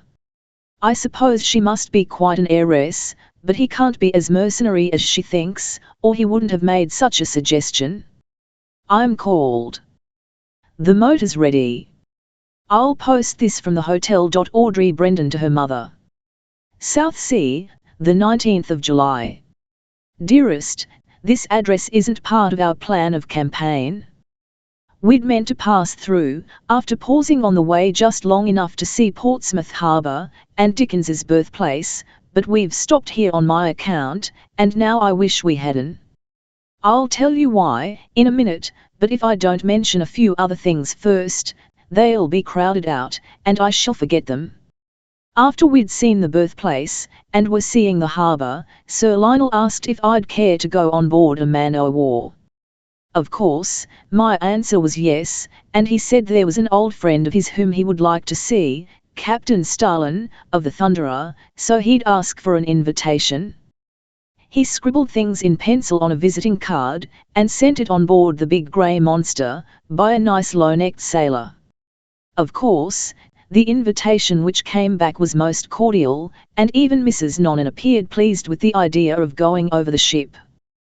We were received by the captain himself, rather a young-looking man, whose complexion seemed to have slipped down, like Sir Lionel's, both their foreheads being quite white, and the rest of their faces tanned brown. He took us everywhere, showing us interesting things, and presently said that, not only must we dine with him that evening, but must stay to a dance that was to be given on board. Oh, many thanks, but we're only motoring through, and go on this afternoon, began Sir Lionel. Then he stopped short, and looked at me. Would you like to dance? He asked. She hasn't anything to wear, if she would, Mrs. Norton answered for me. You were so strict about luggage, we've only 2 evening dresses apiece, plain things for hotel dinners, nothing at all suitable to a dance. Didn't you buy her anything good enough for dances that day in Bond Street? Snapped the dragon. You bought her several things almost too good for dances, at her age, retaliated the dragon's sister, but only in a gentle coo. They are left at the Ritz, awaiting instructions to go on to Grayleys, with most of our things, and will probably be all beggars' creases before she has a chance to wear them. She shall have a chance to wear any or all of them tonight, if she wants to dance, said Sir Lionel. Of course she wants to dance, chimed in Captain Starlin. Did you ever see a young lady who didn't want to dance, especially on a man-o'-war? Do you want to? Repeated the dragon. Between them I was quite dashed, and murmured something non-committal about its being very nice, if it had been convenient, but, there is no but, said L.Alan's guardian. That settles it. We stop the night in Southsea, where there's no doubt a good hotel, and I will send someone immediately to the Ritz for your boxes, Emily, and yours. He never calls me by name if he can help it. Emily was inclined to object that it would be foolish to send, and we didn't want all our things any.va, till her brother gave her a look, not cross, but, well, just one of his looks that make you do things, or stop doing them, whichever he pleases, and she didn't say any more. I can't help rather liking his masterful ways, though they are old-fashioned now that we're all supposed to think we need votes more than frocks, but this time it really would have been ungrateful of me to disapprove, as the whole fuss was being made for me. And I was dying to go to the dance. We went quickly back to the motor, spun into Southsea, and before the female contingent knew exactly what was happening to it, rooms were engaged for the night, and a responsible person dispatched by the first train to town, with a letter demanding certain articles of our luggage. I was quite excited about the evening, but outwardly was more than usual calm as we wandered here and there, after luncheon, seeing Southsea, which must, by the way, be a most convenient place for girls, as they can choose between Navy and Army, or play with both if they are pretty enough. Just as we were going to have a run out to Hailing Island in the car, whom should we meet in the street, close to our hotel, but Mrs. Centre and Dick Burden. She was looking very fetching and young, almost like a girl, certainly as unlike an aunt as possible. And, Mother, I know it wasn't an accident. I don't mean about her being an aunt, of course, but being in Southsea and meeting the day she called, in London, when Sir Lionel was in Warwickshire. I heard her asking Mrs. Norton questions about our route, and when dear Emily mentioned Winchester, she said, "Oh, won't you be passing through Southsea?" Mrs. Norton answered in her vague little way that she was sure she didn't know. Then Mrs. Centre went on to say that she and Dick were invited to stay at a house near Southsea, and she thought they would probably accept. Perhaps, if they did, we might meet. But, as I wrote you, I thought it more likely we wouldn't, unless Sir Lionel should seem keen when he heard, and he didn't. He apparently took no interest whatever when his sister repeated the conversation to him next day. Well, I'm sure Mrs. Centre made up her mind to accept her friend's invitation, even if she didn't ask for one, the minute she found out that we were likely soon to pass Southsea. She must have known we would be sure to stop for a look round Portsmouth and the neighbourhood, and thought the chance worth taking. If she hadn't, she would have stopped in London till the end of the season, no doubt, for she's the kind of person who lives for society, and only cares for the country when it's the fashion to be in it. I wouldn't be a bit surprised if she'd been patrolling the streets of Portsmouth and Southsea for a day or two, in the hope of running across us sooner or later. Or, as Dick Burden fancies himself in the part of a detective, perhaps he hit upon some surer way of getting at us. Those two, aunt and nephew, play into each other's hands beautifully. Mamma, it seems, is visiting in Scotland at the moment, so they hunt in couples. How long Aunt Gwen has been a widow the saints may know, I don't, but anyway she has begun to take notice, as people say, about bright little babies. She has looked up Sir Lionel in Debrett, and marked him with a red cross for her own, I believe. Such impudence! A woman like that, to dare think of trying to grab a man of his position and record. She ought to know how unsuitable she would be for him. As for Dick, of course he wants to flirt with me, but wait till you hear the latest developments. Sir Lionel seemed neither pleased nor displeased at the meeting, but he could not have suspected it was more than an accident, for he remarked that it was odd we should run up against each other like this. Mrs. Centre said yes, indeed, it was. She was never more surprised in her life, though really it would have been odd, when one came to think of it, if we hadn't met, since she and Dick were stopping with friends on Hailing Island, and were constantly in Southsea. Do let me write a note to my friend Captain Stalin, and get you all invitations to the Thunderer dance tonight, she tacked on to the tail of her explanation. He's an old friend of mine, too, said Sir Lionel, and we've not only invitations already, but have accepted them, and sent for my sisters and Miss Lethbridge's clothes.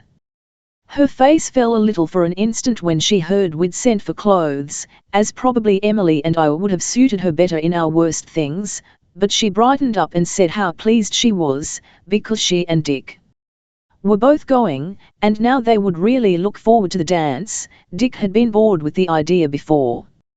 Well, the boxes came in good time, and the Bond Street darlings weren't crushed in the least, because I had put them to bed so nicely with sheets and pillows of tissue paper. I decided to wear a pink chiffon, with tiny button roses laid like a dainty frame all round the low neck and where the sleeves ought to have been but weren't. The chiffons embroidered with roses to match. Can you imagine me in such a dream? I can't. But it suits me, rather.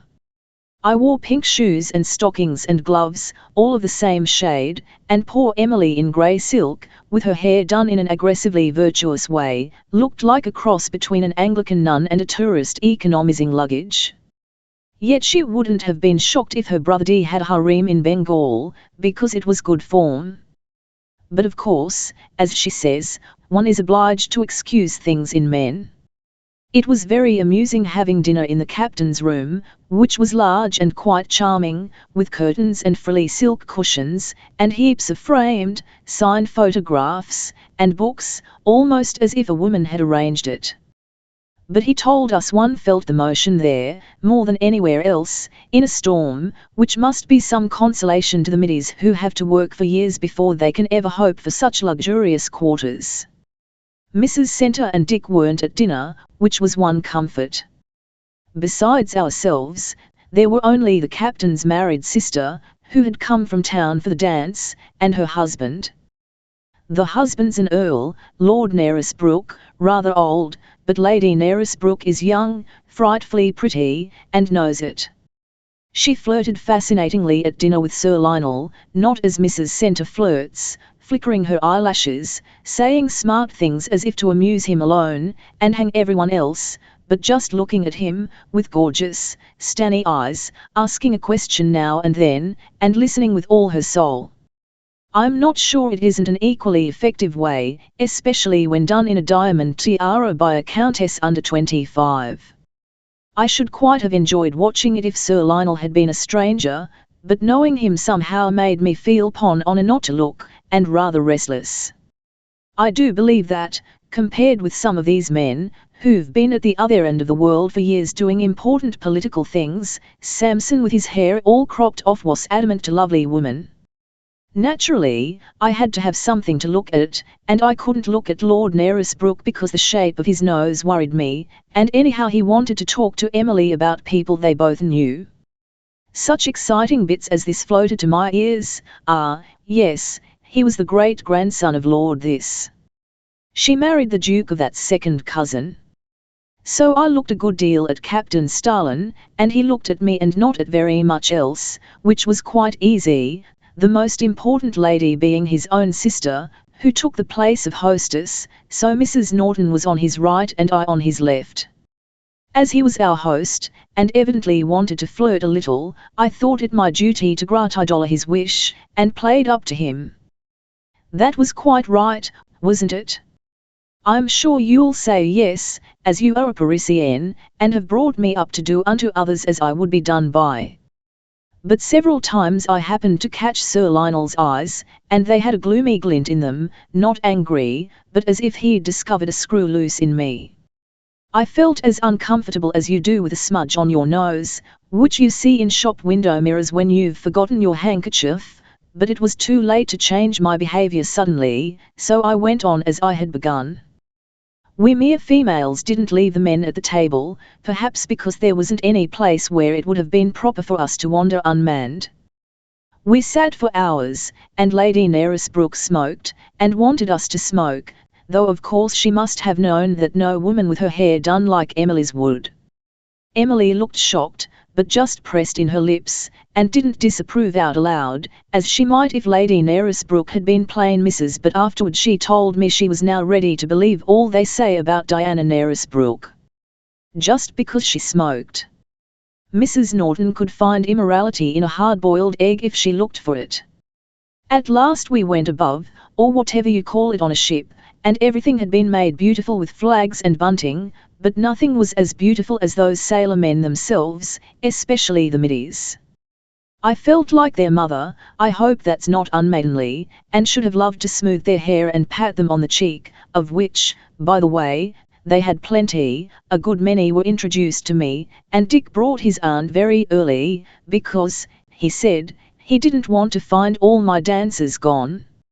You can believe I hadn't saved any for him. But as a matter of fact, I had kept back too, thinking Sir Lionel might ask me, for after his many kindnesses I shouldn't have liked to seem not to want to dance with him, you see.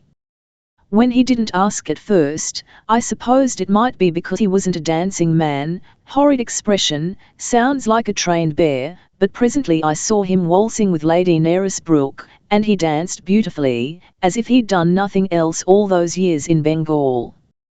Then I said to myself, he's vexed with me because he thinks I behaved badly at dinner, and perhaps I did. And I almost hoped he would suggest sitting out a dance, so that we could talk.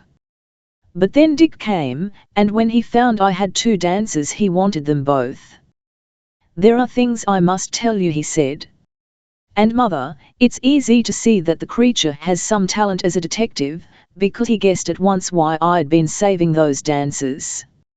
It's no good keeping anything up your sleeve for Pendragon, said he, in his perky way, as if he were on an equality with the ex-Lieutenant Governor of East Bengal.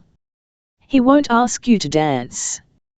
He thinks you're a little girl, and is leaving you to little boys, like me, which is quite right. The only woman he's ever taken any interest in for the last 15 years is Aunt Gwen. And you can't say he doesn't show good taste. I couldn't, especially as Mrs. Center was looking like the heroine of a novel which you'd be sure to forbid my reading, so I gave him the dancers, partly for that reason and partly because I was cowardly enough to want to hear what he had to tell. Just at the moment he couldn't say more, though, because a sweet brown lamb of a middy came and whirled me away. So it went on for half the evening, until it was nearly time for Dick Burden's first dance, and I was sitting down to breathe, after a furious galop, which didn't go at all well with a directoire dress, beside Mrs. Norton, who had the air of thinking a ballroom a sort of pound for lost souls. Up came Sir Lionel as if to speak to her, and, I don't know what made me do it, I said, "Elle saved a dance for you, but you never asked me for it, so I gave it to someone else." His face got red. Perhaps he thought I was lecturing him for being rude. "Did you give it to Stalin?" he asked, bluntly. "No. I've had mine with Captain Stalin." To Mr. Burden said Elle, "Do you want to dance it with him?" "Not at all." "Chuck him, then, and dance it with me. I should like to talk to you." That's what he said. Do you want to hear what he's got to say? Well, you know, dear, I had wanted to, but suddenly I felt as if Dick didn't matter more than a fly, nor did anyone else except the person I was talking to. You do feel like that with these quiet, masterful sort of people, whether you care for them or not. It's just a kind of momentary hypnotism, or, at least, that's the definition I've been giving myself. "I don't want to hear what he's got to say." My hypnotized me answered, in the queer, abrupt way in which we had begun snapping out little short sentences to each other. "I'm sure he couldn't say anything really interesting." "Don't you like Dick Burden?" "Not much." "Then the dance is mine." "Which is it?" "The next. Here he comes now." I see the top of his head, over the shoulder of that youth with the collar of a curate and the face of a convict. The dragon smiled benevolently at my wicked description of a comparatively inoffensive person, and whisked me off. "Are you offended with me?" I asked, as we waltzed a weird but heavenly Hungarian waltz, made in Germany. "Why do you ask that?" he wanted to know. Because you looked offended at dinner. What had I done? Eaten something with the wrong fork. You had done nothing I oughtn't to have been prepared to see you do. What ought you to be prepared to see me do? It doesn't matter now. It does. If you don't tell me, I shall scream murder at the top of my lungs, and then you'll have to speak. Elle certainly wouldn't. I'd bundle you home at once. Elle haven't got any home. My home is yours, till you marry. Or you do. Don't talk nonsense. He was probably going to say Tommy rot, but considered such striking words unfit for the ear of a debutante. This was my debut, I suppose. My very first ball. Then tell me what you were unprepared for in me was prepared for it at first, before I saw you. But, what? Well, if you will have it, for your flirting. Suddenly I felt impish, and said, innocently, that I supposed it was what girls came on board men o' war to do, so I had only done my best to please. By this time we'd stopped dancing, and were sitting down. I'd forgotten Dick Burden. It all depends upon the point of view, he answered, with rather a disgusted air. Point of view is, said Elle, gravely, that soldiers as well as sailors should approve of flirting, because flirtation is a warlike act, a short incursion into the enemy's country, with the full intention of getting back untouched. All, but what of the enemy, suggested the dragon. He can always take care of himself on such incursions. So that's the theory? And at 19 you have enlisted in that army. What army? The great army of flirts. I couldn't keep it up any longer, for I had really started in to explain, not to joke. And you know, dear, that flirting as a profession wouldn't be in my line at all. Do I look like a flirt? I asked. No. You don't, said he. And I was beginning to hope. Please go on hoping, then I said. Because I didn't want to behave badly. If I did, it was because I don't quite know the game yet. And I wanted to tell you that I didn't really mean to be silly and schoolgirlish, and disgrace you and Mrs. Norton. Then it was his turn to apologize, and he did it thoroughly. He said that I hadn't been silly, and so far from disgracing him, he was proud of me, proud of his ward. It was only that I seemed so much more womanly and companionable than he'd expected, that he couldn't bear to see in me, or think he saw, any likeness whatever to inferior types of women. Whereupon I had the impertinence to ask why he'd expected me to be inferior, but the only explanation I could get him to make was that he didn't know much about girls. Which he had remarked before. We'd sat out 2 dances before I knew it, and nobody had dared to come near us, because a middy can't then well snatch a panner out of a celebrity's pocket. And Dick, too, though he seems to have the courage of most of his convictions, drew the line at that. But suddenly I did remember. I smiled at a hovering laddie with the most smoothly polished hair you ever saw, just like a black helmet, and when the laddie had swung me away in the Merry Widow waltz, Sir Lionel went back to Mrs. Centre. Rather an appropriate air for her to dance to, I thought. I do pray I'm not getting kitten-catty. Anyhow, I'm not in my second kittenhood. You will be wondering by this time why I'm sorry we stayed at Southsea, when it was all for me, and I seem to have been having the time of my life. But I'm coming to the part you want to know about. I thought perhaps Dick Burden would be vexed at my going off with Sir Lionel, under his nose, just as he was ready to say my dance. However, he walked up to me as if nothing had happened, when it was time for the second, so I didn't apologize. I thought it best to let sleeping partners lie. We danced a little, but Dick, who is 21, doesn't waltz half as well as Sir Lionel, who is 40, and he saw that I thought so. Presently he asked if I'd rather sit out the rest, and I answered, yes, so he said he would tell me the things he had to say. He found a quiet place, which must have looked as if deliberately selected for a desperate flirtation, and then he didn't do much beating about the bush. He just told me that he knew everything. He'd panly detected it, and Poltly found out by chance, but of course he made the most of the detecting bit. Don't be frightened and get a palpitation at the news, dearest, it isn't worth it. There's going to be no flare-up. Of course, if I were the heroine of a really nice melodrama, in such a scene as Dick and I went through, I should have been accompanied by slow music, with limelight every time I turned my head, which would have heltened me up very much, while Dick would have had villain music, plink, plink, plunk. But I did as well as I could without an accompaniment, and I think, on the whole, managed the business very well. You see, I had to think of Ellen. I dared not let her out of my mind for a single instant, for if I should fail her now, at the concealed time, it would be my fault if her love story burst and went up the spout. If I'd stopped thinking of her, and saying in my mind while Dick talked, I must save Ellen, no matter what happens to me, I should certainly have boxed his ears and told him to go to limbo. He began by telling me that he'd met a friend of mine, a Miss Bennet, Kathy Bennet. Oh, mother, just for a minute my heart beat under my pretty frock like a bird caught in a child's hand. You remember my writing you what a friendship Ellen and Kathy struck up, before Kathy left school to go back to England, and how she sent Ellen cuttings from the London Radical papers about Sir Lionel Pendragon in Bengal. I do think it's almost ungentlemanly of so many coincidences to happen in connection with what I'm trying to do for Ellen. But Kathy's such a lump, it's too great a compliment to call her coincidence.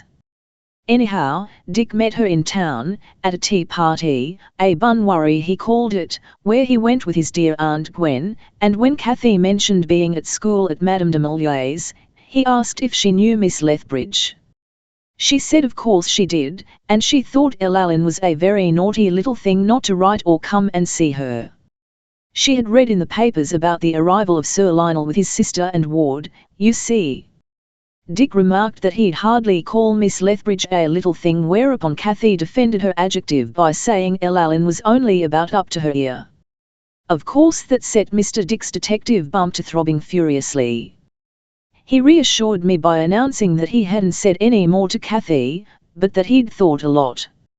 In fact, he thought so much that he asked if she'd give him a line of introduction to Madame, as he had a cousin who wanted to go to a French school, and next time he ran across to Paris he might have a look at Versailles.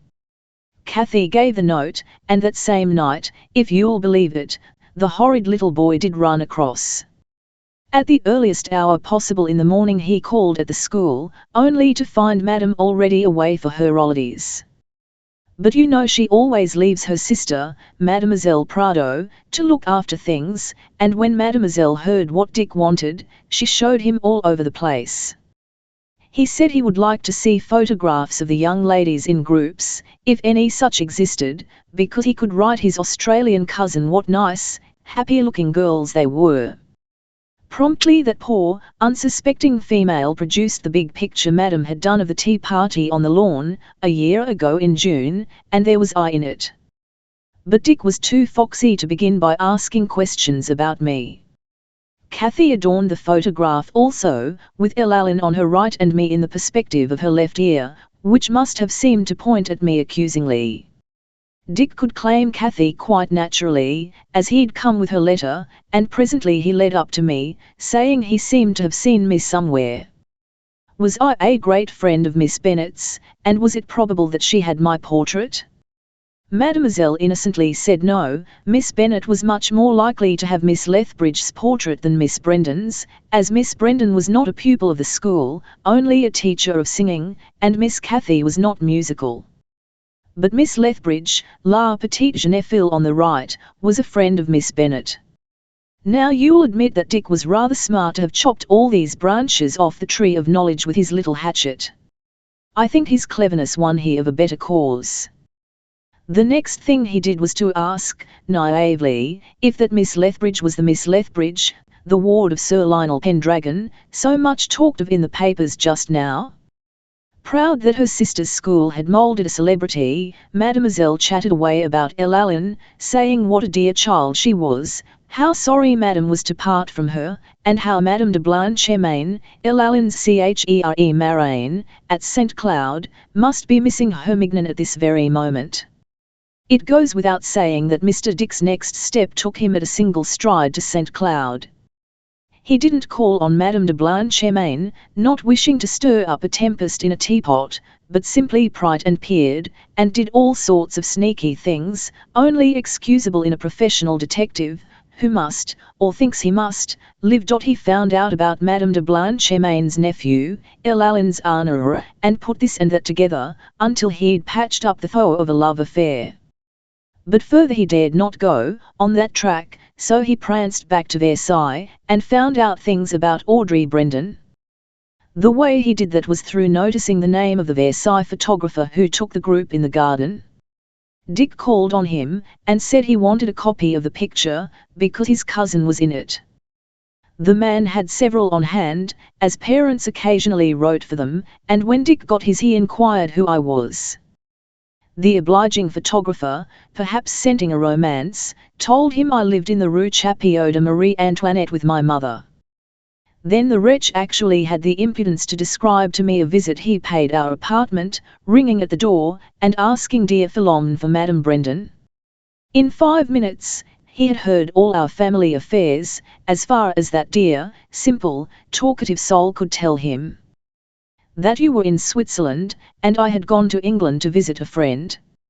I sat and listened to the end of the story, saying never a word, though I was in one of the moods which make me a person that nobody but myself could stand for a moment. I should simply have smiled if wild horses had come along to tear him in two. So you see, said he, at last, when I didn't speak, TM in the game with you. It isn't my game, said I. You're playing it, said he. Because I have to, said I. Is it Sir Lionel who's making you play it? He asked.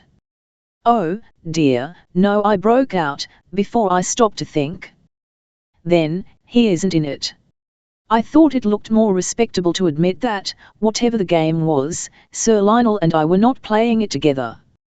You're doing it for your friend, deduced our young detective. I gently intimated that that was my business. But Mr. Burden advised me that I would be wise to accept him as my partner if I didn't want the business to fail. What have I done to you, that you should interfere? I wanted to know, only I didn't dare, actually didn't dare, for Elalin's sake, to speak angrily. Oh, I did feel like a worm's paper doll. You've made me like you, awfully, he said. Then you shouldn't want to do me any harm, I suggested. Don't want to do you harm, he defended himself. What I want is to see as much of you as possible, and also I'd like to give Aunt Gwen a little pleasure, thrown in with mine. I want you to ask Sir Lionel to invite us to join your party. There's plenty of room for us in that big motor car of his. I went to see it in the garage today. You would? I couldn't resist sputtering.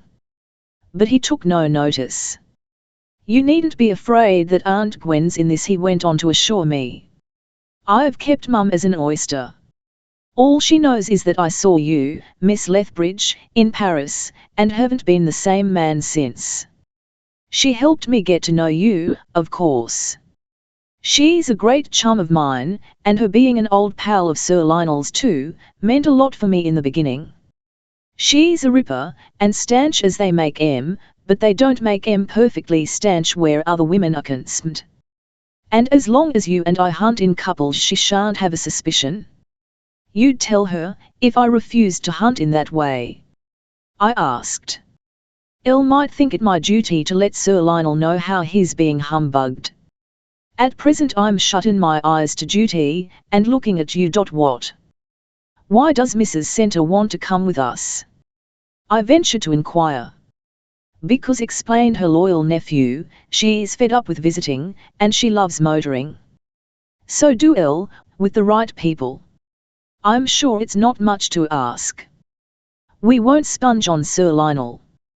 We'll pay our own hotel bills, and I'm sure, even though you are in a wax with me just now, you must admit Aunt Gwen and I would wake things up a bit, what? All's fair in love and war, so you oughtn't to blame me for anything I've done. You'd think it jolly well romantic if you read it in a book. I denied this, but said I would consider. He must give me till tomorrow morning to make up my mind, which he flatly refused to do. Tomorrow would be too late. He saw in my eye that I hoped to slip off, but it was no good my being foxy. Things must be fixed up, or blown up, on board this ship tonight. Whether or not he really meant to do his worst, if I wouldn't give in, I can't be sure, but he looked as obstinate as 6 pigs, and I didn't dare risk Elalin's future. My own impression is that there's a big mistake somewhere, and that she would be perfectly safe in Sir Lionel's hands if she would tell him frankly all about Anna de Guesclin, meanwhile, vanishing through a stage trap or something. But she may be right. And I may be wrong. That's why I was forced to promise Dick. And I kept my promise. As soon as we got home to our hotel, Sir Lionel, Mrs. Norton, and I knew it would be a most horrid thing to do, but it was even horrider than I thought. All the way going back I was planning what to say, and feeling damp on the forehead, thinking how impudent it would seem in me, a young girl and a guest, to make such a suggestion.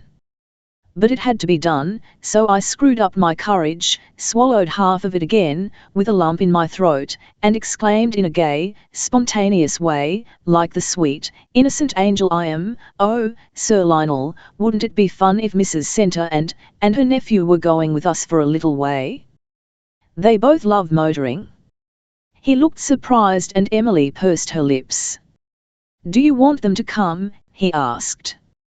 "Well, I just thought of it," I stammered.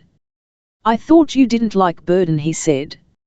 No wonder, as I'd unfortunately unbosomed myself of my real sentiments not 3 hours before.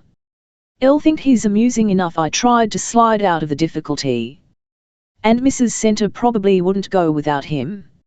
I somehow gathered an impression that you didn't admire her particularly," went on Sir Lionel, looking at me with a very straight look. "Oh, I never said so," I cried. "I admire her immensely."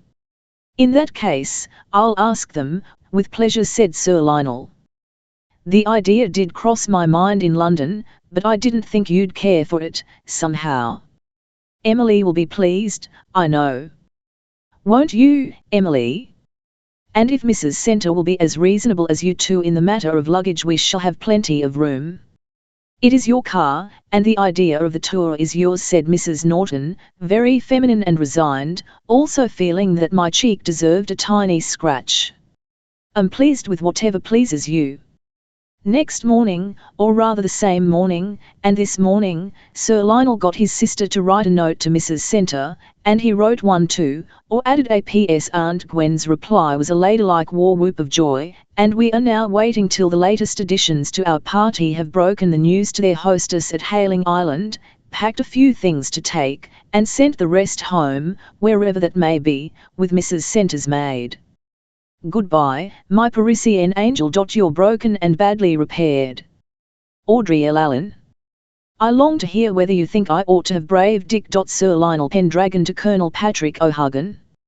Royal Hotel, Winchester, the 21st of July night. NIY Dear Pat, I thought of you on the Portsmouth Downs yesterday, remembering a tramp you and I had together, exploring wild England as we called it. We then had a pose that all England, except town, was wild, save only and always when there was any shooting of poor silly pheasants or hunting of that pleasant little gentleman the fox. After running out through Portsmouth, I suggested stopping the car and mounting the downs above, on foot, for a look at the view. There are now 5 in our party, instead of 3, not counting young Nick, who has no stomach for views. At Allen's expressed wish, Mrs. Centre and Dick Burden have come on with us from Hayling Island, where they were staying. We met them at a dance on the Thunderer, which Starlin captains. They have been invited to be of the party for a fortnight or so. I should rather have liked to watch Allen's face as she climbed the hill, her feet light on yielding grass, where the gold of buttercups and turquoise of harebells lay scattered, as she climbed, and as she reached the top, to see England spread under her eyes like a great ring. But that privilege was Burden's. I hope he appreciated it. Mine was to escort Mrs. Center. I was glad she didn't chat. I hate women who chat, or spray adjectives over a view. You remember it all, don't you? On one side, looking landward, we had a constable picture, a sky with tumbled clouds, shadowed downs, and forests cleft by a golden mosaic of meadows. Seaward, an impressionist sketch of Whistler's, Southampton Water and historic Portsmouth Harbour, stretches of glittering sand with the sea lying in ragged patches on it here and there like great pieces of broken glass. Over all, the English sunshine pale as an alloy of gold and silver, not too dazzling, yet discreetly cheerful, like a Puritan maiden's smile, but not like Ellallen's. Hers can be dazzling when she is surprised and pleased. I think I recall your talk with me on a height overlooking the harbour, perhaps the same height. We painted a lurid picture, to harrow our young minds, of the wreck of the Royal George. And we said, gazing across the downs, that England looked almost uninhabited. Well, it appears no more populous now, luckily for the picture. I heard Ellallen saying to Dick Burden that the towns and villages might be playing at hide and seek, they concealed themselves so successfully. Also I heard her advise him to read Puck of Pool's Hill and was somewhat disappointed that she'd already had it, as I bought it for her in Southsea yesterday. Probably she won't care to read it again. Perhaps I had better give the book to Mrs. Center, who is a more intellectual woman than you and I supposed when she was playing with us all in India. But one doesn't talk books with pretty women in the East. You remember the day you and I walked to Winchester from Portsmouth, starting early in the morning, with our lunch in our pockets? Well, we came along the same way, past old William of Wyckham's Wickham, the queer mill built of the Chesapeake's timbers, and Bishop's Waltham, where the minutes of the Episcopal Palace struck me as being grander than I had realized. Ellallen was astonished at coming upon such a splendid monument of the past by the roadside, and was delighted to hear of the entertainment Xeda Lion was given in the palace after his return from the German captivity. Of course the story of the famous Waltham blacks pleased her too. Women can always forgive thieves, provided they are young, gay, and well-born. When Mrs. Center found that Ellallen and my sister were in the habit of sitting in the tonneau, young Nick beside me, she asked, after a little hesitation, if she might take his place, leaving the chauffeur to curl himself up on the emergency seat at my feet. She said that half the fun of motoring was to sit by the man at the wheel and share his impressions, like being in the forefront of battle, or going to the first performance of a play, or being in at the death with a hunt. So now you can imagine me with an amusing neighbour, for naturally I consented to the change. Neither Ellallen nor Emily had suggested companioning me, and though I must say I had thought of proposing it to Ellallen, I hadn't found the courage. She would no doubt have been too polite to refuse, while perhaps disliking the plan heartily. Now, Burden has been allotted a place with her and my sister, which is probably agreeable to Ellallen. Curious. Even the frankest of girls, and I believe Ellallen to be as frank as her sex allows, can be secretive in an apparently motiveless way. Why should she tell me one moment that she didn't like Burden, and the next, practically, ask me to invite him and his aunt to travel with us, because she admires Mrs. Center immensely? Or perhaps it is that the child doesn't know her own mind. I am studying her with deepening interest, but am not likely to have as many opportunities now there are more of us. She and Burden, being the young girl and the young man of the party, will, of course, be much together, and Mrs. Center will fall to my lot for any excursions which may not interest, or be too tiring for, Emily. This boy's presence makes me realize, as I didn't until I had a young man of 21 constantly under my eyes, that the knocking of the younger generation has already begun to sound on my door. I had better hearken, I suppose, or someone else will kindly direct my attention to the noise. I confess I don't like it, but it's best to know the worst, and keep the knowledge in the hilt, rather than read it in the Book.1-2 of some pretty girl's eyes, a pretty girl to whom one is an old boy, perhaps. Jove, Pat, that sticks in my gorge. It's not a thought to take to bed and go to sleep with if one wants pleasant dreams.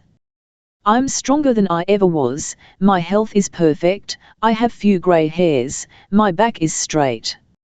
I feel as if the elixir of youth ran hot in my veins. Yet one sees headlines in the papers, too old at 40. And, one is 40. It didn't matter, that is, I didn't think of it, until the coming of this boy. His very ideas and manners are different from mine. No doubt they are the approved ideas and manners of his generation, as we had ours at his age. I wear my hair short, and think no more of its existence except to wash and BMSH it, but this Dick parts his in the middle, and sleeks the long locks back, keeping them smooth as a surface of yellowish satin, with bear's grease or lard, or some appalling, perfumed compound. His look is a mixture of laziness and impudence, and half his sentences he ends up with what, or even what. His way with women is slightly condescending, and takes their approval for granted. There's no youthful shyness about him, and what he wants he expects to get, but with me he puts on an irritating, though, I fear, conscientious air of deference that relegates me to the background of an older generation, sets me on a pedestal there, perhaps, but I have no wish for a pedestal. Still, to do him justice, the lad is neither ill-looking nor ill-mannered.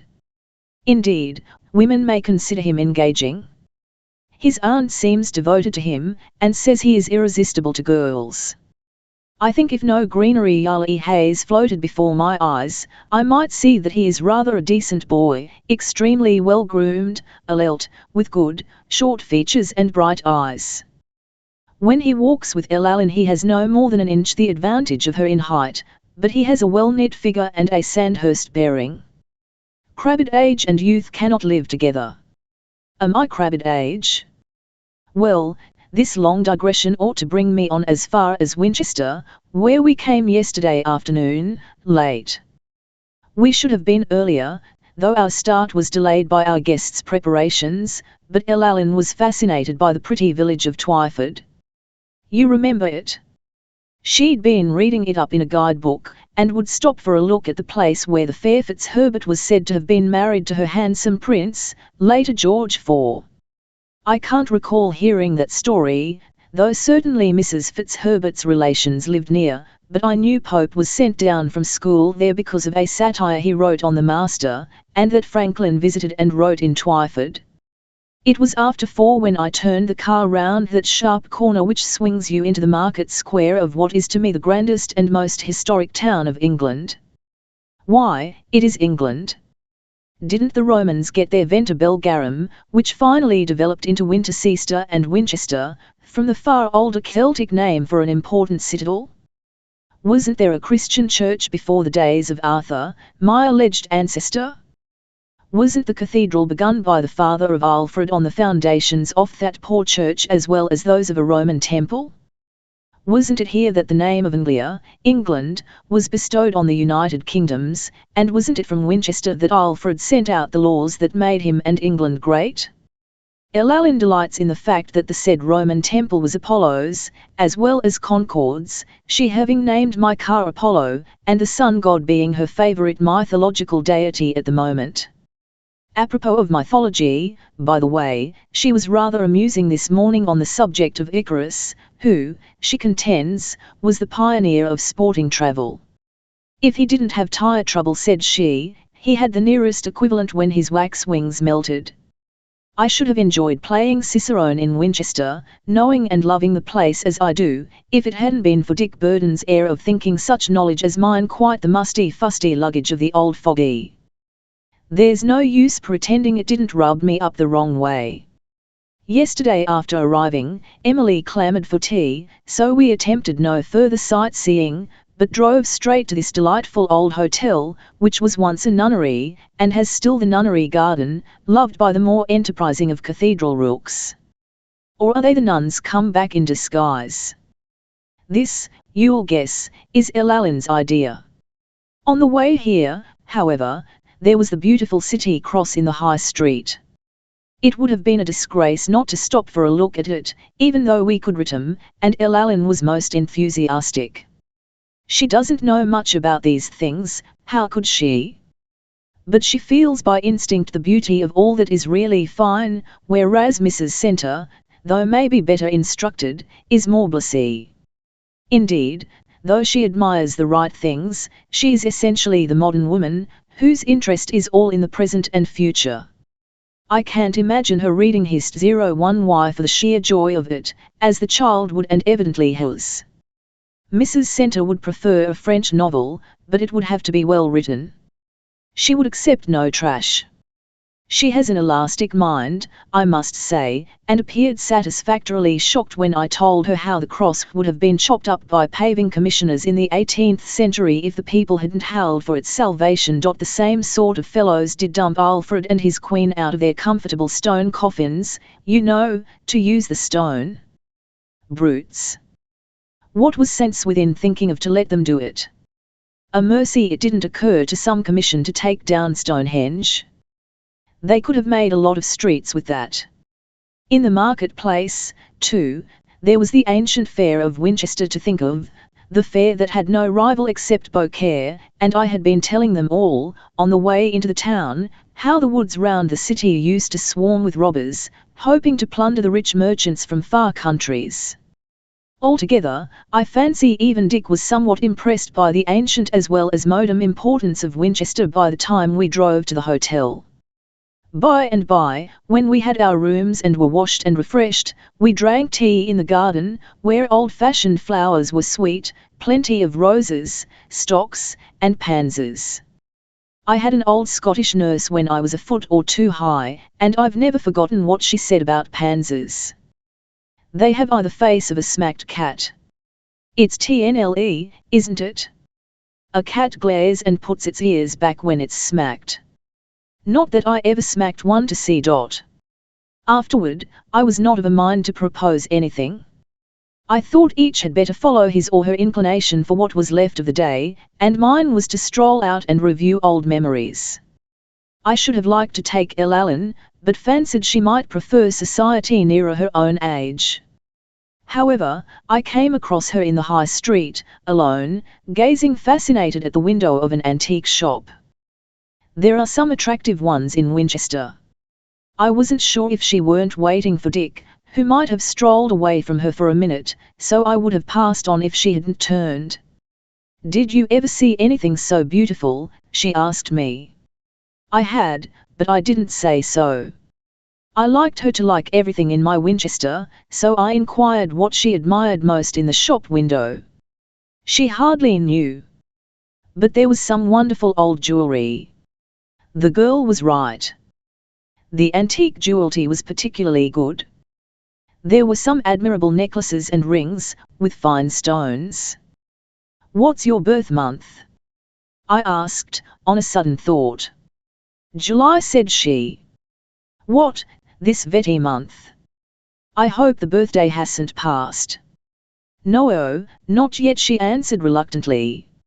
She saw by now what was in the wind, and didn't want to seem greedy. I persisted. "Tell me when." "The 25th. "But you are not to."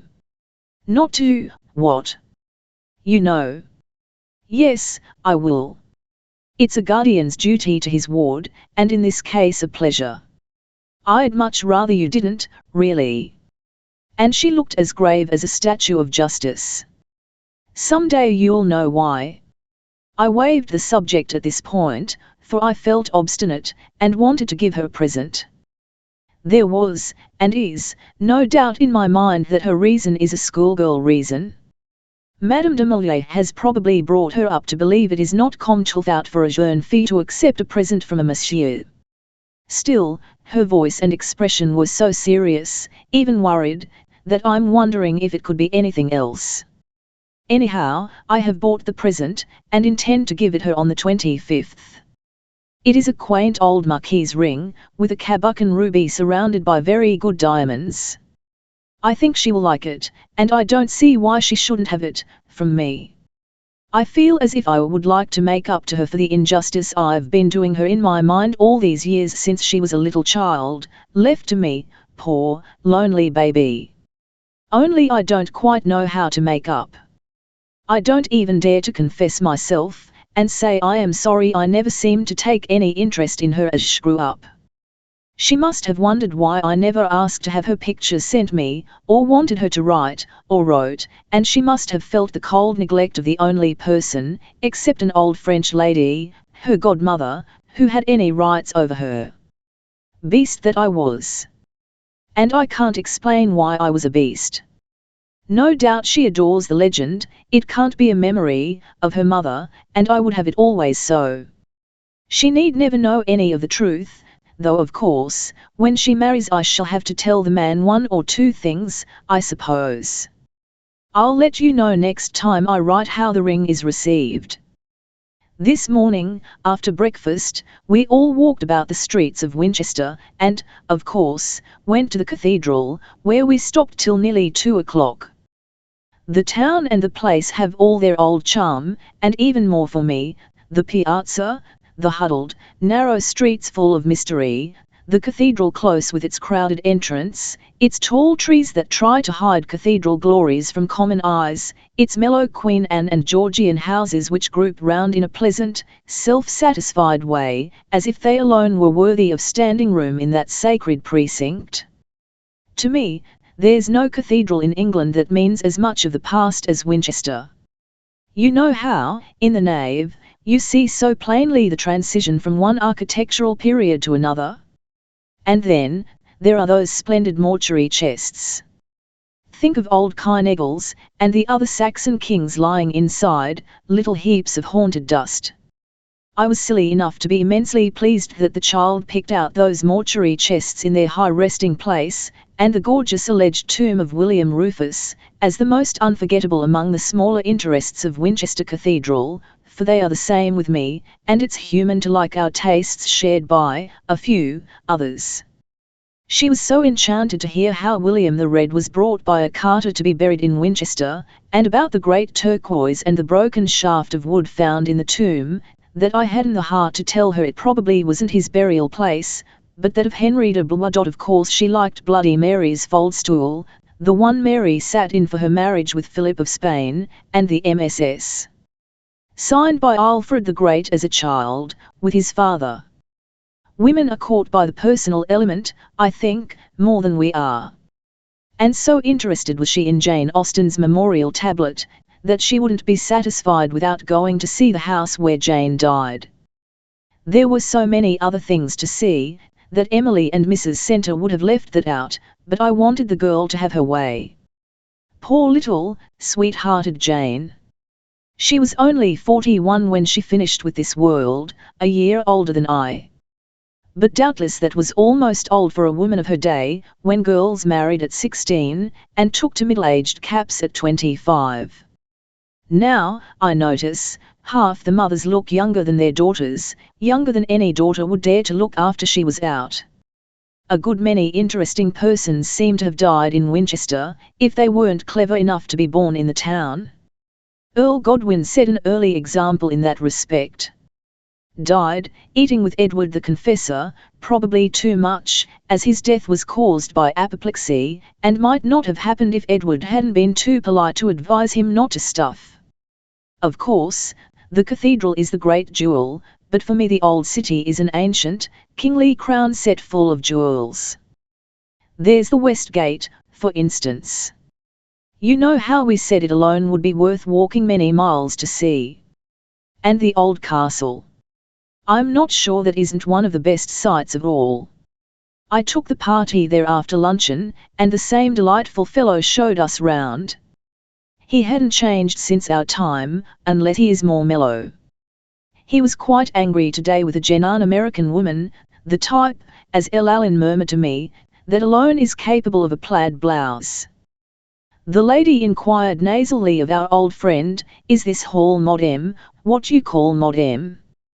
We were at the moment gazing up at King Arthur's Round Table, which Henry VIII hung on the wall to save it from the vicissitudes, after Henry VII had it daubed with colours and Tudor roses, to furnish F01th some silly feast. The dear old chap raised his eyebrows at the question, and glanced round as if apologising to each massive pillar in turn.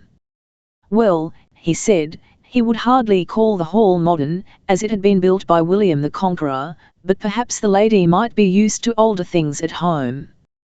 With that, he turned on an indignant heel, and led us out to the courtyard where wretched Edward LL's brother, the Duke of Kent, was executed. He has the same old trick of being sorry to say whenever he has anything tragic or gruesome to relate, passing lightly over details of oubliettes and skeletons found without their heads, as so many were on grim St. Giles's Hill. Of course we went and had a look at St. Cross and Henry de Blois' old hospital almshouse. We would have stopped there yesterday, if Emily hadn't so ardently desired tea. But, if I'd thought to tell her about the dole of bread and beer, she might have been persuaded, though my description of the exquisite windows in the courtyard, and the quaint houses of the black and white brethren, left her cold.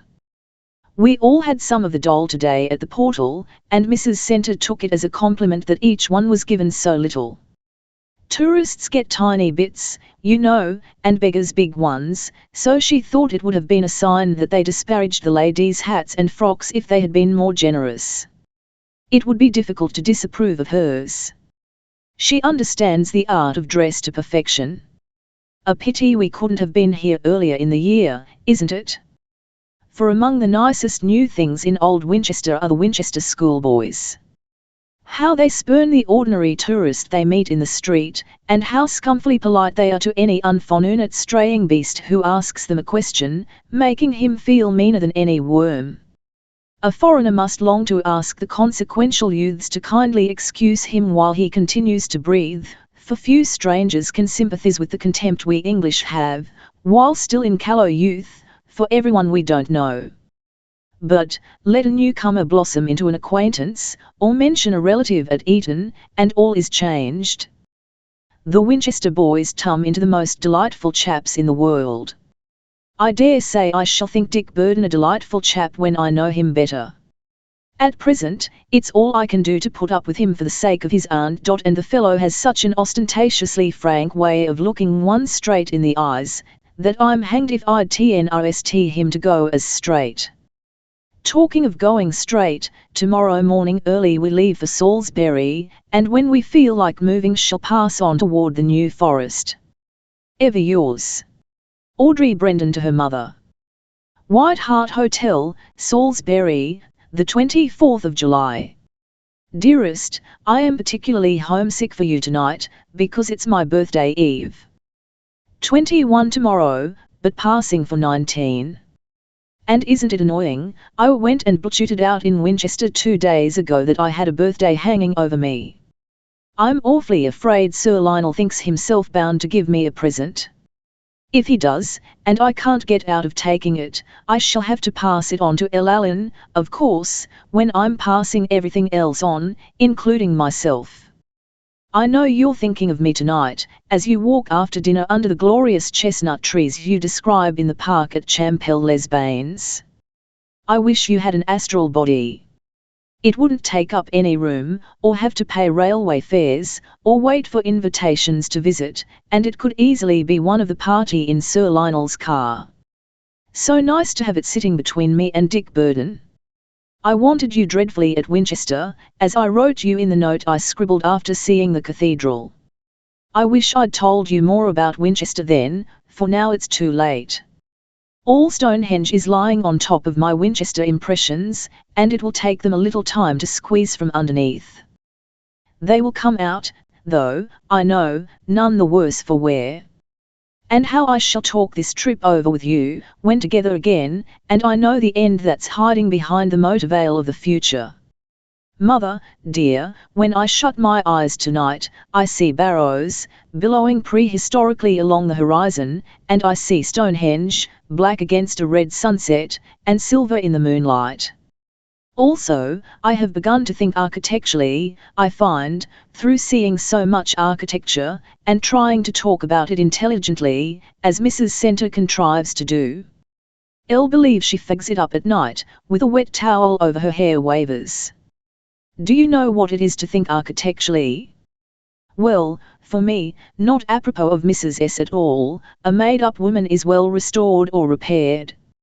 An intellectual-looking man, with a fine head, has Norman bumps and Gothic ears. A puppy with big feet is an early perp, with Norman foundations, and so on. It gives a new interest to life and the creatures we meet. Emily is late Georgian, with Victorian elevations. I hated leaving Winchester, but 011, those barrows we saw, when we were coming away. They made most antique things seem as new as a china cup with "For a Good Girl" outlined on it in gold letters.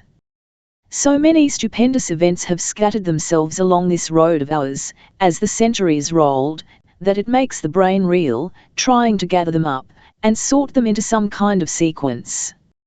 Often I wish I could sit and admire calmly, as Mrs. Center can, and not get boiling with excitement over the past. But one is so uncomfortably intelligent, one can't stop thinking every minute. Every tiny thing I see has its little thought sting ready like a mosquito, and a fancy that has lately stabbed me is the striking resemblance between English scenery, or its features, and English character. The best bits in both are shy of showing themselves, and never flaunt. They are so reserved that to find them out you must search. All the loveliest nooks in English country and in English souls are hidden from strangers. Why, the very cottages try to hide under veils of clematis and roses, as the cottage children hide their thoughts behind long eyelashes. We came to Salisbury by way of Romsey, and got out to see the splendid old church which almost ranks with Winchester Cathedral as a monument of England. And Romsey Abbey, too, very beautiful, even thrilling, still more ancient Hursley, with its ironworks, about which, for once, Sir Lionel and Dick Burden were congenial. Of course, men who have been soldiers like Sir Lionel, or tried to be soldiers and couldn't, like Dick, must know something about the formation of such things, but anyone may be interested, except a Mrs. Norton. You and I had no motoring when we were travellers, so we didn't see Europe as I am seeing England. Still, I don't believe any other country has this individuality of vast, billowing downs. As you bowl smoothly from one to another, over perfect roads, you have a series of surprises, new beauties opening suddenly to your eyes. It is exciting, yet soothing, and that mingling of emotions is part of the joy of the car. For motorists, the downs of Hampshire and Wiltshire are like a goddess's beautiful breasts, and nature is a goddess, isn't greatest of all, combining all their best qualities. This White Hart is a nice hotel, but I rather resent the foreign waiters, as out of the picture, in such an essentially old-fashioned, English place. I like the animal names of the hotels in England. Already we have seen a lot, and they form into a quaint, colourful, Noah's Ark and heraldic procession across the country. The Black Bull, the Golden Unicorn, the Blue Boar, the Red Lion, the Piebald Horse, the Green Dragon, the White Hart. I am still longing for a purple bear. The first thing we did after getting settled, which I always like, as I haven't enough luggage to make much bother, was to walk out and see the town. I kept Dick with me, not because I wanted him, you may be sure, but because I can see he is a blot on the scutcheon for Sir Lionel, and I feel so guilty, having forced him into the party, that I TW to attract the blot to myself. If I mention the blot in future, you'll know what it is. When I'm very desperate, I may just fling a drop of ink on the paper to relieve my feelings, and that will mean the same thing. The blot puts on an air of the most exaggerated respect for Sir Lionel. You'd fancy he was talking to a centenarian. Horrid, pen little pig. I think pigs run in their family.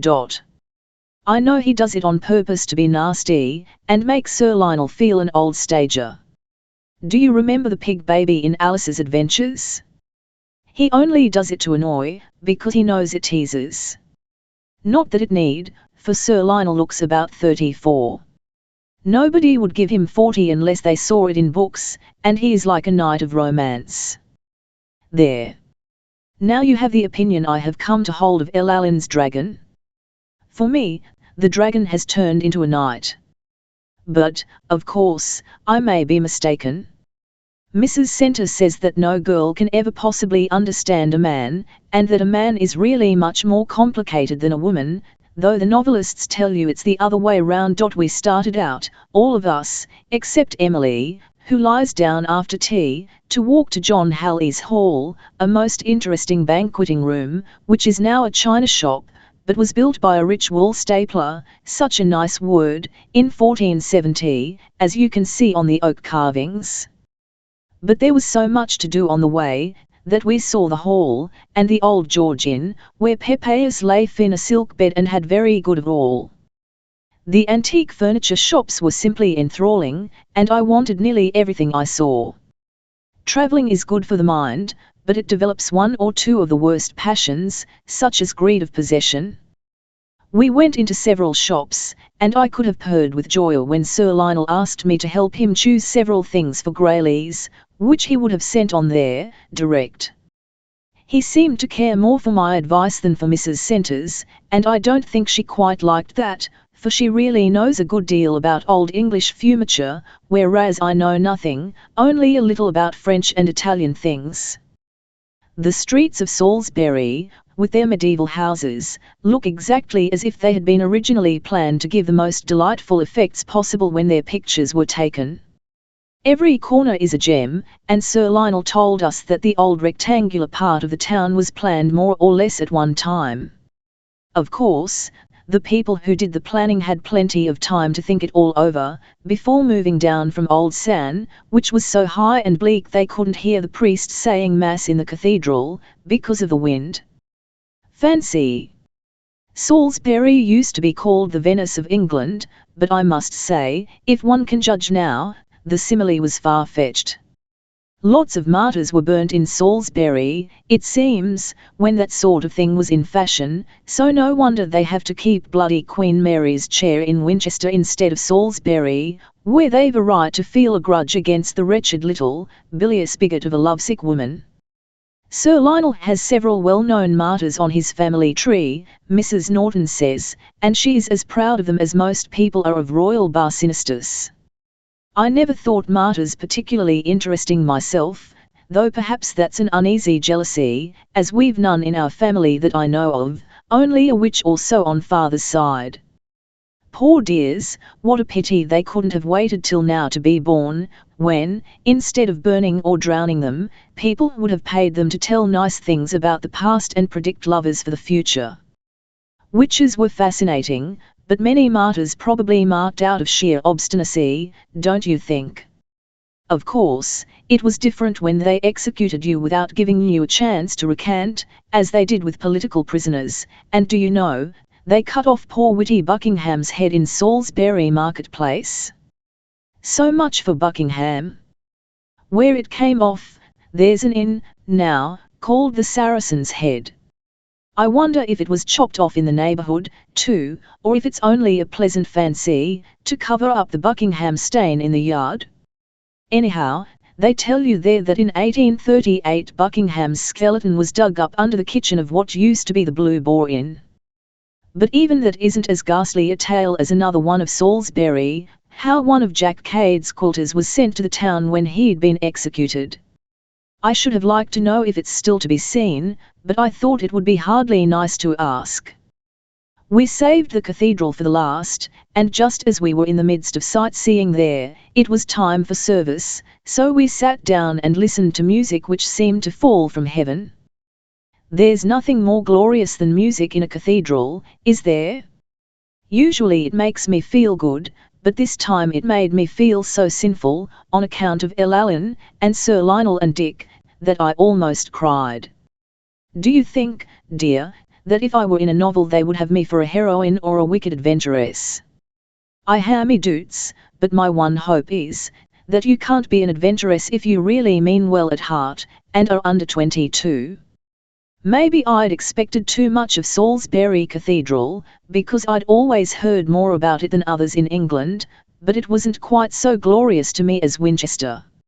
It's far more harmonious, because it was planned all at one time, like the town, and there's singularly little foreign influence to be traced in the architecture, which makes it different from most others, and extraordinarily interesting in its way. It's very, very old, too, but it is so white and clean that it looks new. And one great beauty it has, its whiteness seems always flooded with moonlight, even when sunshine is streaming over the noble pillars and lovely tombs. This morning I went back, with Emily, to service, and wandered from chapel to chapel, till nearly luncheon time. Then Sir Lionel came, and took me up strange, hidden, winding stairs, to the den of the librarian. It was like stealing into an enchanted castle, where all save the librarian slept, and had slept for centuries. When it was time to go away, I was afraid that Sir Lionel might have forgotten the magic spell which would open the door and let us escape.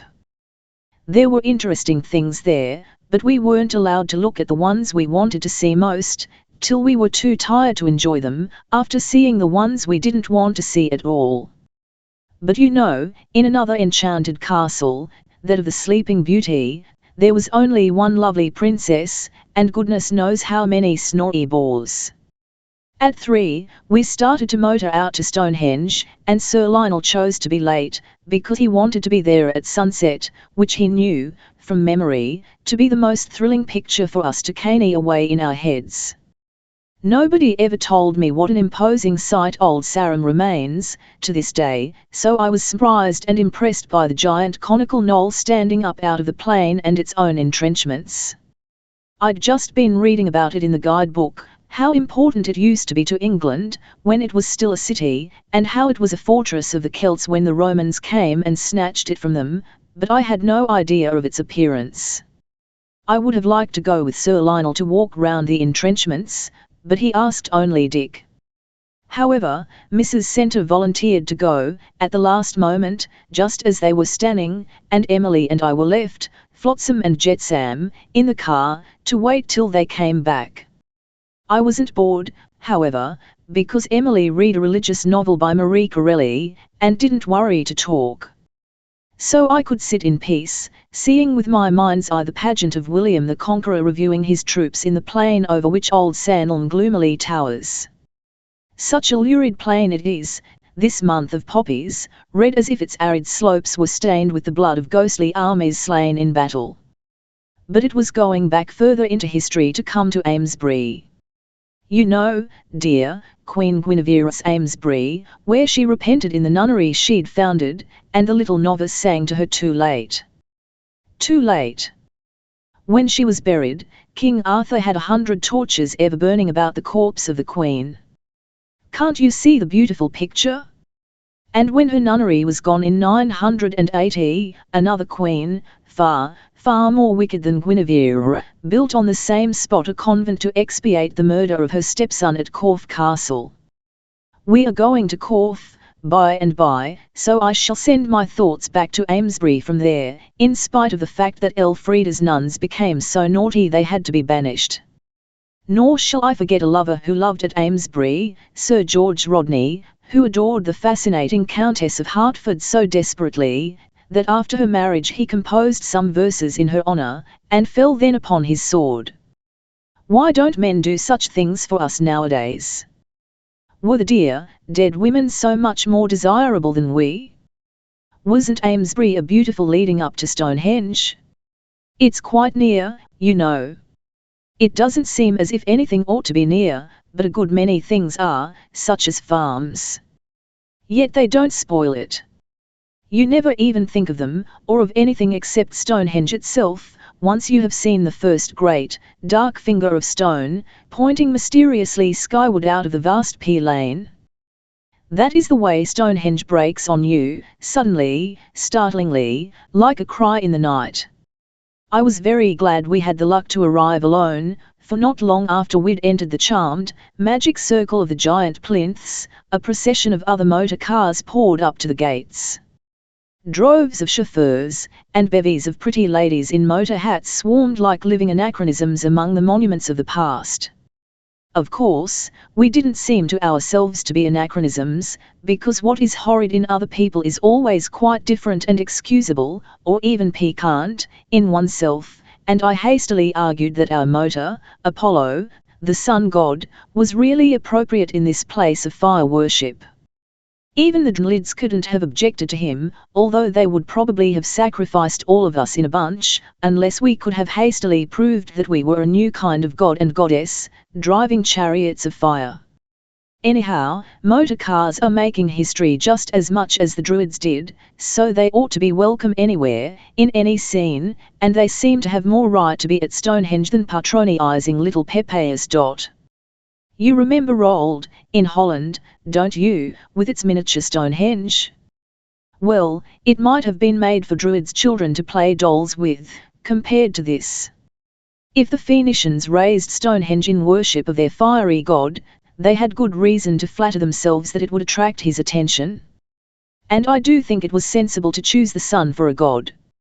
Next to our own TME religion, that seems the most comforting. There was your deity, in full sight, looking after one side or the other of his world, all through the 24 hours. I never felt more awe-stricken than I did passing under the shadow of those great sentinel plinths, guarding their sunken altar, hiding their own impenetrable mysteries. The winds seemed to blow more chill, and to whisper strangely, as if trying to tell secrets we could never understand. I love the legend of the Friar's Heel, but, after all, it's only a medieval legend, and it's more interesting to think that, from the middle of the sacrificial altar, the priest could see the sun rise, at the summer solstice, just above that stupendous stone. I stood there, imagining a white-robed Druid looking up, his knife suspended over a fair girl victim, waiting to strike until his eye should meet the red eye of the sun. Oh, I shall have bad dreams about Stonehenge, I know. But I shan't mind, if I can dream about the Duke of Buckingham digging for treasure there at midnight. And if I were like Dumorius dear Peter Ibbotson, I could dream back and see at what far distance the builders of Stonehenge got their mysterious signet, and that one black sandstone so different from the rest. I could dream who were the builders, were the Phoenicians, or Morning Britons of Arthur's day, as Geoffrey of Monmouth tells. Sir Lionel and I like to think it was the Britons, for that gives him a family feeling for the place, since he read out of a book Walton's sonnet, "Thou noblest monument of Albion's isle, whether by Merlin's aid from Scythia's shore to Amber's fatal plain Pendragon bore, huge frame of giants' hands, the mighty pile to entomb his Britons slain by Hengist's guile, or Druid priests, sprinkled with human gore taught mid the massy maze their mystic lore." Next time, I want to see Stonehenge from an airship, or, at a pinch, a balloon, because I can judge better of the original form, the 2 circles and the 2 ellipses, which the handsomest policeman I ever saw out of a Christmas annual explained to me, pacing the rough grass. He lives at Stonehenge all day, with a dog, and they are both guardians. I asked him if he had not beautiful thoughts, but he said, "Not in winter, miss, it was too cold to think then, except about hot soup." Stonehenge is very becoming to this young man, especially at sunset. And, dearest, you can hardly imagine the glory of those piled stones as you look back at them, going slowly, slowly away, and seeing them purple-black against a crimson streak of sunset like a smoking torch. The policeman explained to me we got lost, trying to find the river road, going home, and had great fun, straying into meadows, and onto ploughed ground, which poor Apollo resented. The way was beautiful, past some lovely old houses and exquisite cottages, and the Avon was idyllic in its pretty windings. But the villages of Wiltshire I don't find as poetical as those in Surrey and Sussex or Hampshire. You would never guess what I'm going to do tomorrow morning. I'm not sure you'd let me, if you knew. But a ward doesn't need a chaperone with a guardian. He plays both parts. I'm to get up early, before the sun is awake, and Sir Lionel is to motor me out to Stonehenge, so that I can see it by sunrise as well as sunset. It is a beautiful idea, and the handsome policeman has promised to be there and let us in. Seeing a sunrise is like a glorified private view, I think. I expect to feel as Louis of Bavaria must have felt when he had a Wagner opera all to himself. Now I am going down to post this, so that it can leave for London by the last train, and start for Switzerland in the morning of my birthday. I shall count the sunrise a birthday present from heaven if it's fine, and if it isn't I shall know, what I suspect already, that I don't deserve one. Your loving changeling, Audrey. Audrey Brendan to her mother. Compton Arms, Stony Cross, New Forest, the 25th of July. Little star mother, it's very late tonight, or early tomorrow, but one did want to write you on my birthday, and besides, I am in a hurry to tell you about the fairy-like experience I have had. I am in fairyland even here and now, but I have been to the heart of it. I shall never forget. Oh, but first, the sunrise, my birthday sunrise. It was wonderful, and made me think how much time I have wasted, hardly ever accepting its invitations. I believe I will turn over a new leaf. I shall get up very, very early every day, and go to bed very, very late, so as to squeeze all the juice out of the orange, and wring every minute out of my youth. I feel so alive, I don't want to lose the morning glory. When I'm old I shall do differently. I'll go to bed directly after dinner and sleep late, so that age may be short, following a long youth. Isn't that a good plan to make on my 21st birthday? Sir Lionel hadn't forgotten, and wished me many happy returns of the day, but he didn't give me a present, so I hoped he had changed his mind. We got back to Salisbury about the time Mrs. Norton and Mrs. Centre were having their breakfasts in bed. They hadn't heard of our expedition, and the word had gone out that we weren't to start for the New Forest till after luncheon, as it would be a Sean N.M., and we had nearly finished our tea, toast, and eggs, when Dick strolled into the coffee room.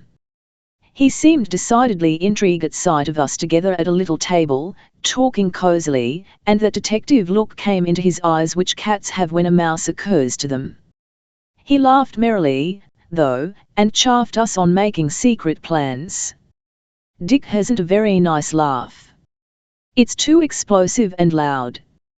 Don't you think other animals must consider the laughter of humans an odd noise, without rhyme or reason?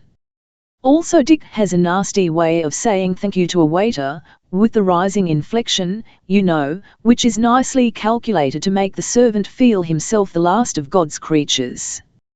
By 2 o'clock we had said goodbye to Salisbury, goodbye for me, au revoir for the others, perhaps, and were kinematographing in and out of charming scenery, lovelier perhaps than any we'd seen yet. Under green gloom of forests, where it seemed a prisoned dryad might be napping in each tree, and where only a fawn could have been a suitable chauffeur, past heatherland, just lit to rosy fire by the sun's blaze, through billowy country where grain was gold and silver, meadows were flawed emeralds set in copper, and here and there a huge dark blot meant a prehistoric barrow. The car played us a trick for the first time, and young Nick, looking more like Buddha than ever, got down to have a heart-to-heart talk with the motor. I think Apollo had swallowed a crumb, or something, for he coughed and wheezed, and wouldn't move except with gasps, until he had been patted under the bonnet, and tickled with all sorts of funny instruments, such as a giant's dentist might use.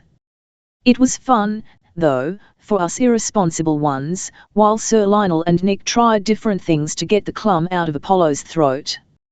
Other motorists flew by scornfully, like the priest and the Levite, or slowed up to ask if they could help, and looked with some interest at Mrs. Centre and me, sitting there like mantelpiece ornaments. I didn't even want to slaughter them for the dust they made, now that I'm a real motorist myself, for dog cannot eat dog, and even cyclists seemed like our poor relations. One elderly woman bumped by, sitting in a kind of dreadful bath chair fastened in front of a motor bicycle, spattering noise and petrol. You couldn't see her features under her expression, which was agonized. The young man who propelled her was smirking conceitedly, as if to say, "What a kind chap I am, giving my maiden aunt a good time."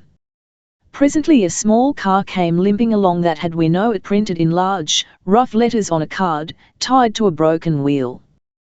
Wasn't that a good idea? When they'd got nervous prostration having everybody tell them, cows paused, gazed at us, and sneered, but at last Apollo's crumb was extracted. Young Nick brushed the dust off his sleeves by rubbing his arms together, the way flies clean their antennae, and we were ready to go on. "It's a wise car that knows its own chauffeur," said Mrs. Center. Just because this happened, and because a tire presently burst in sheer sympathy, we travelled in the beginning of sunset, which was divine. The scene swam in rose-coloured light, so pink it seemed as if you could bottle the gold leaf wrapped round royal mummies. Making up for lost time, the white road smoked beneath our tires, and we were soon in the New Forest, the old New Forest, perfumed like the forecourt of heaven. We came to this pretty little hotel, in the midst of heathery spaces like a cutting in the aromatic forest. I liked my room, but I didn't want to stop in it and begin dressing for dinner. Looking out of my window, I saw a little white moon, curved like a baby's arm, cushioned among banks of sky azaleas, so I felt I must go out and drink the sunset. I had left too much of that rose-red wine in the bottom of the silver goblet. I must have the last drop. So I ran downstairs, and I warn you, now comes the experience which I liked so much, but of which you won't approve. The landlord stood in the hall, and I asked him if there were anything wonderful I could go and see in a few minutes. He smiled, and said it wouldn't take me very long to find Rufus's stone, but he would not advise me to do it. I replied that I wouldn't ask him to advise, if he'd point out the road, and probably I should only venture a little way. He was a nice man, so he went out in front of the hotel to point, and lent me a puppy as a companion.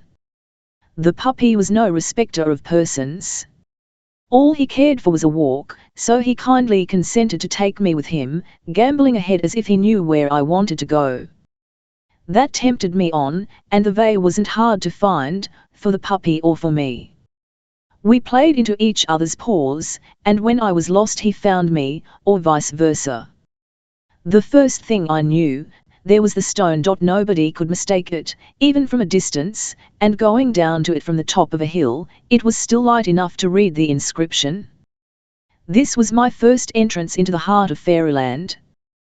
William Rufus couldn't have chosen a more ideal spot to die in, if he'd picked it out himself from a list of 100 others, and the evening silence under the great, grey beeches seemed as if it had lasted 1,000 years, always the same, old and wise as Mother Earth.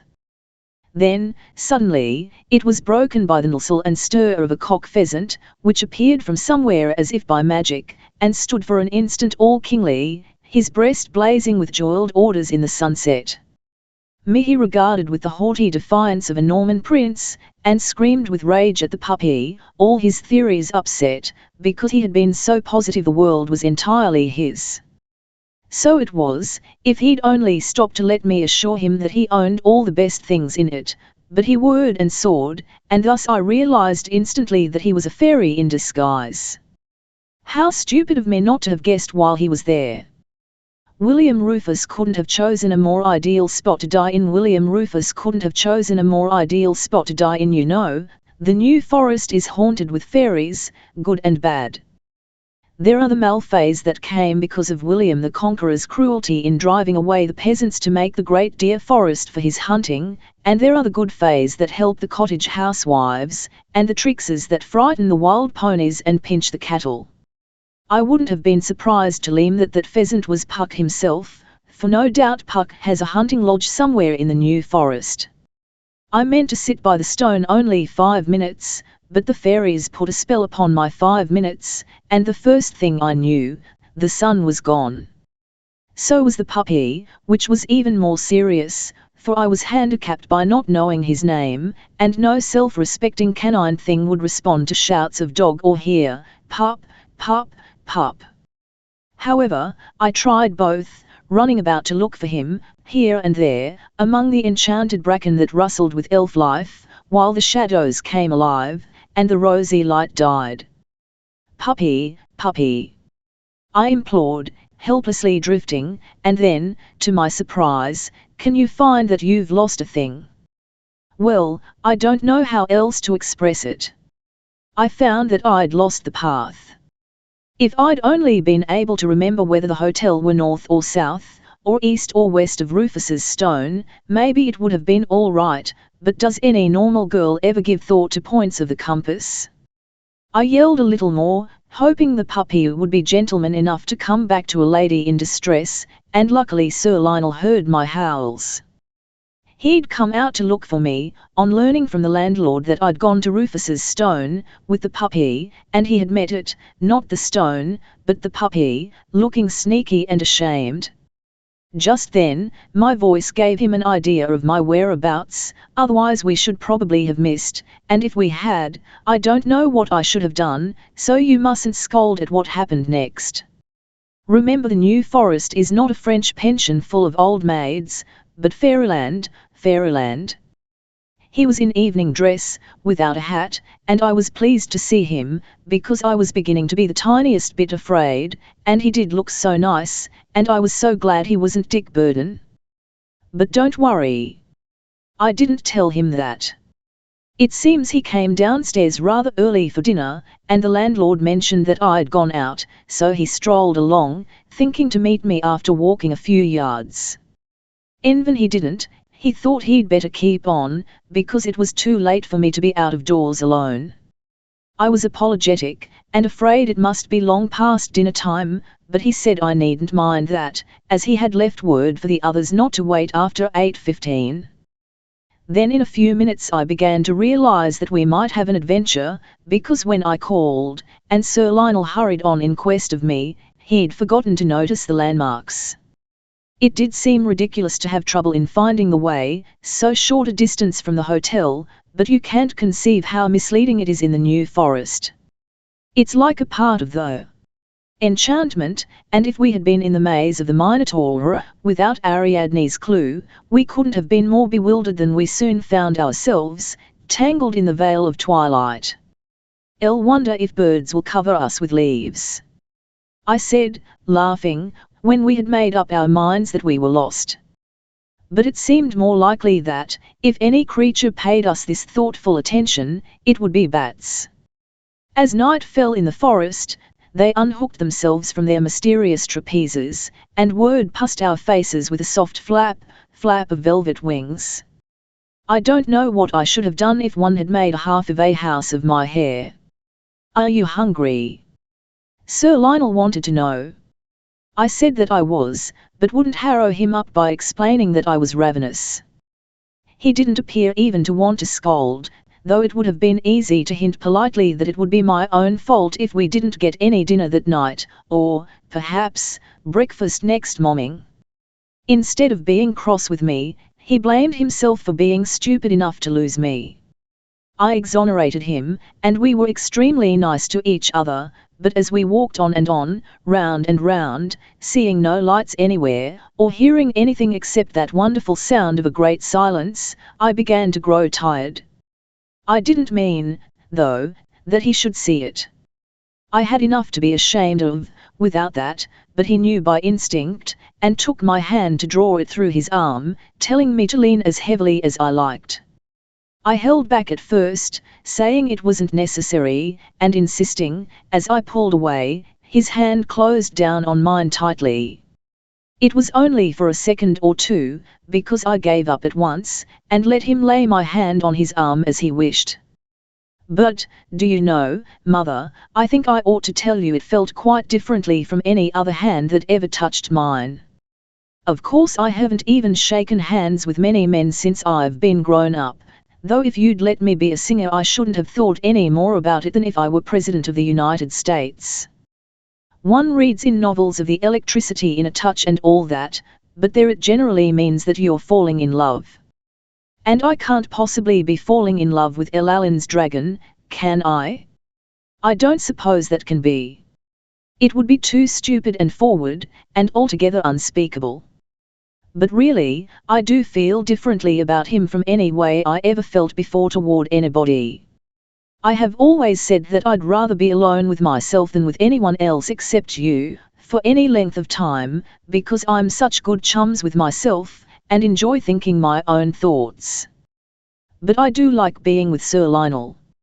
I feel excited and eager at the thought of being with him.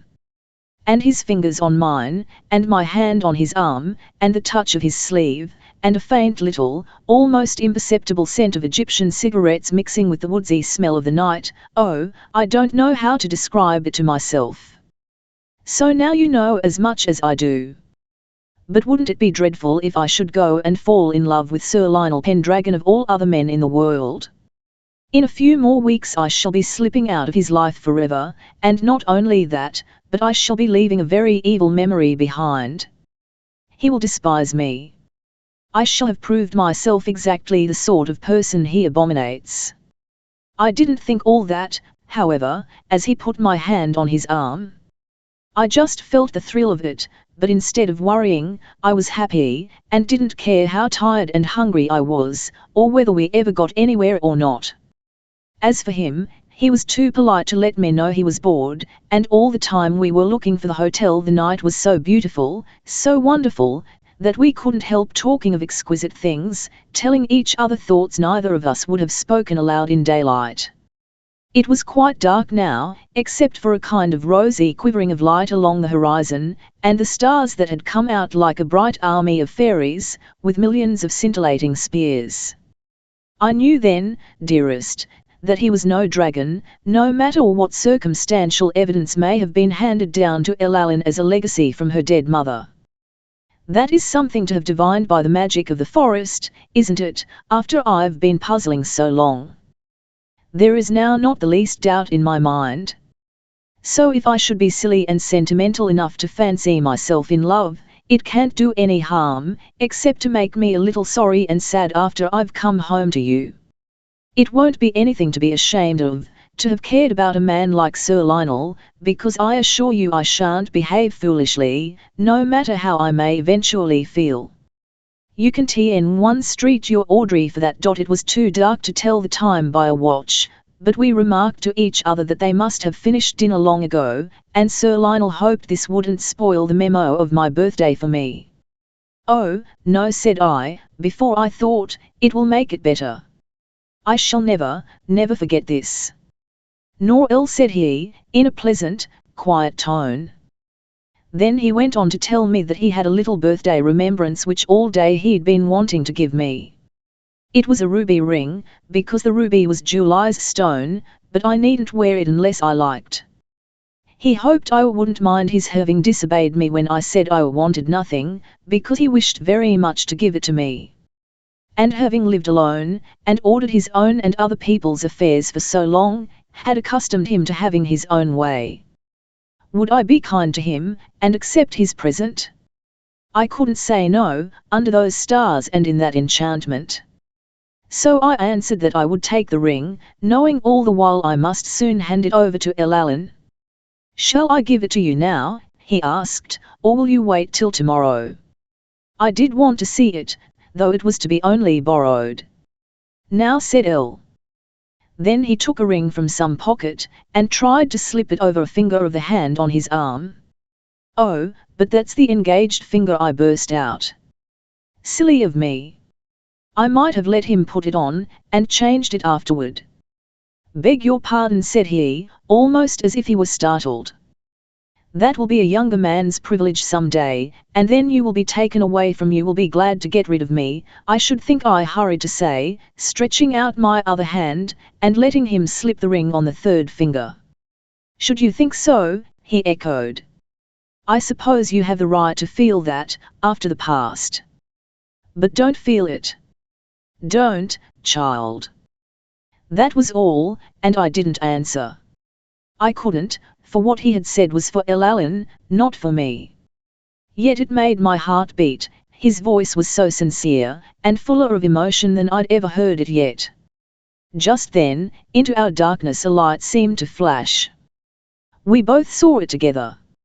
I thought it might be the hotel, but Sir Lionel said he feared it was more probably the window of some remote cottage or charcoal burner's hut. We walked toward it, and that was what it was, a charcoal burner's hut. Sir Lionel must have been disappointed, because he wanted to get me home, but I wasn't. I was in such a mood that I was not ready for the adventure to come to an end. The next bit of the adventure was exactly suited to the new forest, and we couldn't have experienced it anywhere else. The hut was a tiny, wattled shed, and the light we'd seen came through the low, open doorway. It was the light of a fire and a candle, and there was a delicious aromatic smell of wood smoke in the air. Sir Lionel explained, as we walked up to the place, that some of these huts were hundreds of years old, remnants of the time when debtors and robbers and criminals of all sorts used to hide in the forest under the protection of the Malfays. As he spoke, we almost stumbled over some obstacle in the dark, and he said that very likely it was the health of a vanished cottage. People had the right to leave the hearth if their house were torn down, to establish cottage rights, and there were a good many such, still scattered through the forest, even in the gardens of modern houses, for no one dared take them away. The charcoal burner was at home and receiving. He was engaged in cooking eggs and bacon for his supper, and if you could only guess how good they smelled. Nothing smells as nice as eggs and bacon when you are hungry, and we were ravenous. Most things as old as that charcoal burner are in museums, and his eyes were so close together it seemed as if they might run into one when he winked. Also, he was deaf, so we had to roar to him, before he could understand what had happened. When he did understand, though, he was authority in LMP, and said we could have his supper if we would be pleased to eat it. Bread and cheese would do for him. And we might have tea, if we could take it without milk. But there were 3 eggs, and 3 strips of bacon, so we insisted that we must share and share alike, or we would have nothing. I made the tea, in a battered tin pot which looked like an heirloom, and we all sat at an uncovered kitchen table together, though our host protested. It was fun, and the old thing told us weird tales of the forest which made me conscious that I have a spine and marrow, just as certain wild music does. His name is Purkess. He thinks he is descended from Purkess, the charcoal burner who found the body of William Rufus, and his ancestors, some of whom were smugglers and poachers, have lived in the forest for 1,000 years. He was so old that he could remember as a child hearing his old grandfather tell of the days of the wicked, illegal timber selling in the forest for the building of warships. Just think, grand oaks, ash and thorn, trees stanch as English helts, sold for the price of firewood. I sat at the table, watching the firelight play on my ring, which I hadn't seen till we got into the hut, and it is beautiful. I shall enjoy having it, though only for a little while, and shall regard it as a trust for Elalan. The charcoal burner assured us we needn't worry, he would put us on the way home, and give us landmarks which, after he'd guided us a certain distance, we couldn't miss even at night. When we'd finished our eggs and bacon, our tea and chunks of dry bread, Sir Lionel laid a gold piece on the table. Blind as he was, the old man wasn't too blind to see that, and he simply beamed. "Bless you all the days of your life, sir, and your good, pretty lady," he cackled. "That's the 3rd time I've been taken for Sir Lionel's wife. The other times I didn't care, but this time, though I laughed, it was a put-on laugh. Because of those dim questionings about myself floating in the background of my mind. The descendant of poachers knew the forest, as he said, with his eyes shut. He limped before us for nearly half a mile, along what he called a new forest wood, and then abandoned us to our fate, after describing the profile of each important tree which we must pass, and pointing out a few stars as guides. Then we bade each other goodbye forever. He went back to gloat over his gold piece, and Sir Lionel and I went on together. Somehow, we fell to talking of our favourite virtues, and without thinking, I said, "Enli mothers is gratitude." "Gratitude," he repeated, as if in surprise, but he didn't seem to notice that I'd used the present tense. To make him forget my slip, I hurried on to say I thought mine was courage, in a man, anyhow. What was his, in a woman? Truth, he answered, with an instant's hesitation. Luckily he couldn't see me blush in the dark. But the real Audrey was always decently youthful, wasn't she? It's only this in Audrey that isn't free to be TNLE. Only in women? I asked, uncomfortably. Truth goes without saying in men, the sort of men one knows, said he. Don't you think women love the TNLTH as much as men? I persisted. No, I don't, he answered abruptly. Then qualified his no as if he ought to apologize for it. But I haven't had much experience, he finished, a heavy, dull sound coming into his voice. Well, dearest, that's all I have to tell you on this, my birthday night, except that we found our way back to the hotel safely, arriving about 10:30, and only Emily was anxious about us. The other two were inclined to be frivolous, and Mrs. Center noticed the new ring, which I had forgotten to take off my finger. Nothing ever escapes her eyes. I saw them light and linger, but of course she didn't refer to the ring, and naturally I didn't. I hadn't quite decided whether or not I should wear it for every day, and had been inclined to think it would be better not, even at the risk of disappointing the giver. But I made up my mind, when Mrs. Center looked so peculiarly at it, that I would brazen the thing out, and so I will. I envy you your adventure, she said, in what I felt was a meaning voice, though Sir Lionel didn't appear to read under the commonplace surface. I don't care if she does choose to be horrid. I don't see how she can hurt me. And as for Dick, he has done his worst. He has made me get them both asked for the tour. I should think that's enough. We are going to stop at the Compton Arms for 2 or 3 days, noodling about in the car to see different parts of the forest, and coming home at night. I love that way. The only thing I don't like in going from one hotel to another, is having all sorts of queer little birthmarks on my hankies and other things in the wash. Goodbye, Angel Duck. You're grown up one, or utter. Only think, I am now of age. By the way, Sir Lionel, who expected his ward to be a little girl, thoughtless of him, said tonight, "You're so old, I can't get used to you." And I retorted, "You're so young, I can't get used to you." I hope it didn't sound pert, to answer like that, Audrey Brendan to her mother. Lulworth Cove, the 30th of July. Why aren't you with me, dearest, seeing what I am seeing? It's all very well for you to write that my letters make a panorama pass before your eyes, and I'm flattered, but I want you. Although I am enjoying life, I'm more excited than happy, and I don't sleep well. I dream horrid dreams about Mrs. Center and Dick Burden, and about Ellen, too, but I always laugh when I wake up. Thank you so much for telling me that you think I'm behaving pretty well, considering. But I wonder what you'll say in your next, after my last. Every day since then I've been meaning to write, if only a short note, but we've had early starts and late stops, and then, from not sleeping at night, I'm often so tired when the end of the day comes that I feel too stupid to try and earn your compliments. It is morning, and I'm writing out of doors, sitting on a rock, close by the sea. But before I begin to describe Lulworth, I must tell you a little about the glorious things of which I've had flying glimpses since the letter dated Compton Arms. This is our first all-night stopping place since we left Stony Cross for good, but I've picked up many a marvellous memory by the way. People who haven't seen the New Forest haven't seen England. I had no idea what it was like till we stayed there.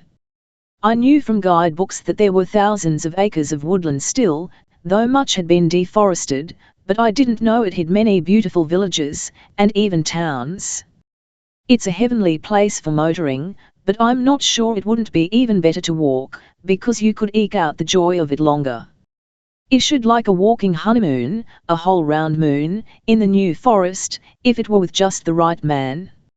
Oh, I mustn't forget to say I'm glad I didn't see Rufus's stone by daylight. Mrs. Center and Dick went the morning after I wrote to you, but I wouldn't go again, because I didn't want to lose the enchanted picture in my mind. She laughed when I refused. I could have slapped her. But never mind. When they came back they were disgusted, and said there was a ginger beer woman and a man with the game of Aunt Sally and a crowd of Cockney excursionists round them and the stone. Talk of Malfays. Sir Lionel had made out an itinerary for the day, and we were to start for Lyndhurst, Beaulieu Abbey, Lymington, Brockenhurst, and Mark Ash, all of which we were to visit before evening, coming back by way of Lyndhurst again, and stopping there for tea. But before we got off, such a comic thing happened. I didn't think to mention it in a letter, but one day we passed a motor car that was having tyre trouble by the side of the road. The chauffeur was rolling on a new tyre, with a curious-looking machine, in which young Nick was passionately interested, as he'd never seen one before. Sir Lionel explained that it was an American tool, not very long invented, and said to be good. He added, in an evil moment, that he wished he'd thought to buy one like it before leaving London, as probably the thing couldn't be got in the provinces. Well, just as we were about to spin away in great style from the Compton Arms, one of our tyres sighed, and settled down for an unearned rest. But instead of looking black-browed and murderous, as he did when the same thing occurred before, Nick smiled gleefully. He jumped down, and without a word produced a machine exactly like the one his master admired a few days ago. "Where did you get that?" asked Sir Lionel. "Last night, Sahib," returned Nick, imperturbably. He can speak quite good English. What? Since we had our trouble? Yes, Sahib. An odd expression now began to play among Nick's brown features, like a breeze over a field of growing wheat. How's that? There's no shop. The Sahib says TME. I found this thing. Where? Sharply. But a little way from here. In the road. You rascal, exclaimed Sir Lionel. You stole it. Young Nick made Buddha eyebrows and a Buddha gesture. The Sahib knows all. But if I did take it? Those men, they were going again to the big city. We away. They never miss this. They buy another. It is better we have it. Trying to look very angry, though I knew he was dying to laugh, Sir Lionel reproached Nick for breaking a solemn promise.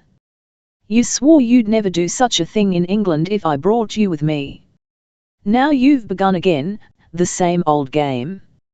I shall have to send you back, that is all. Then I die, and that is all, replied young Nick, calmly. The end of the story is, that Sir Lionel found out the names of the men, who had spent the night at the Compton Arms, and had written their address in the visitor's book. He sent the tool to them, with an explanation which I should have loved to read.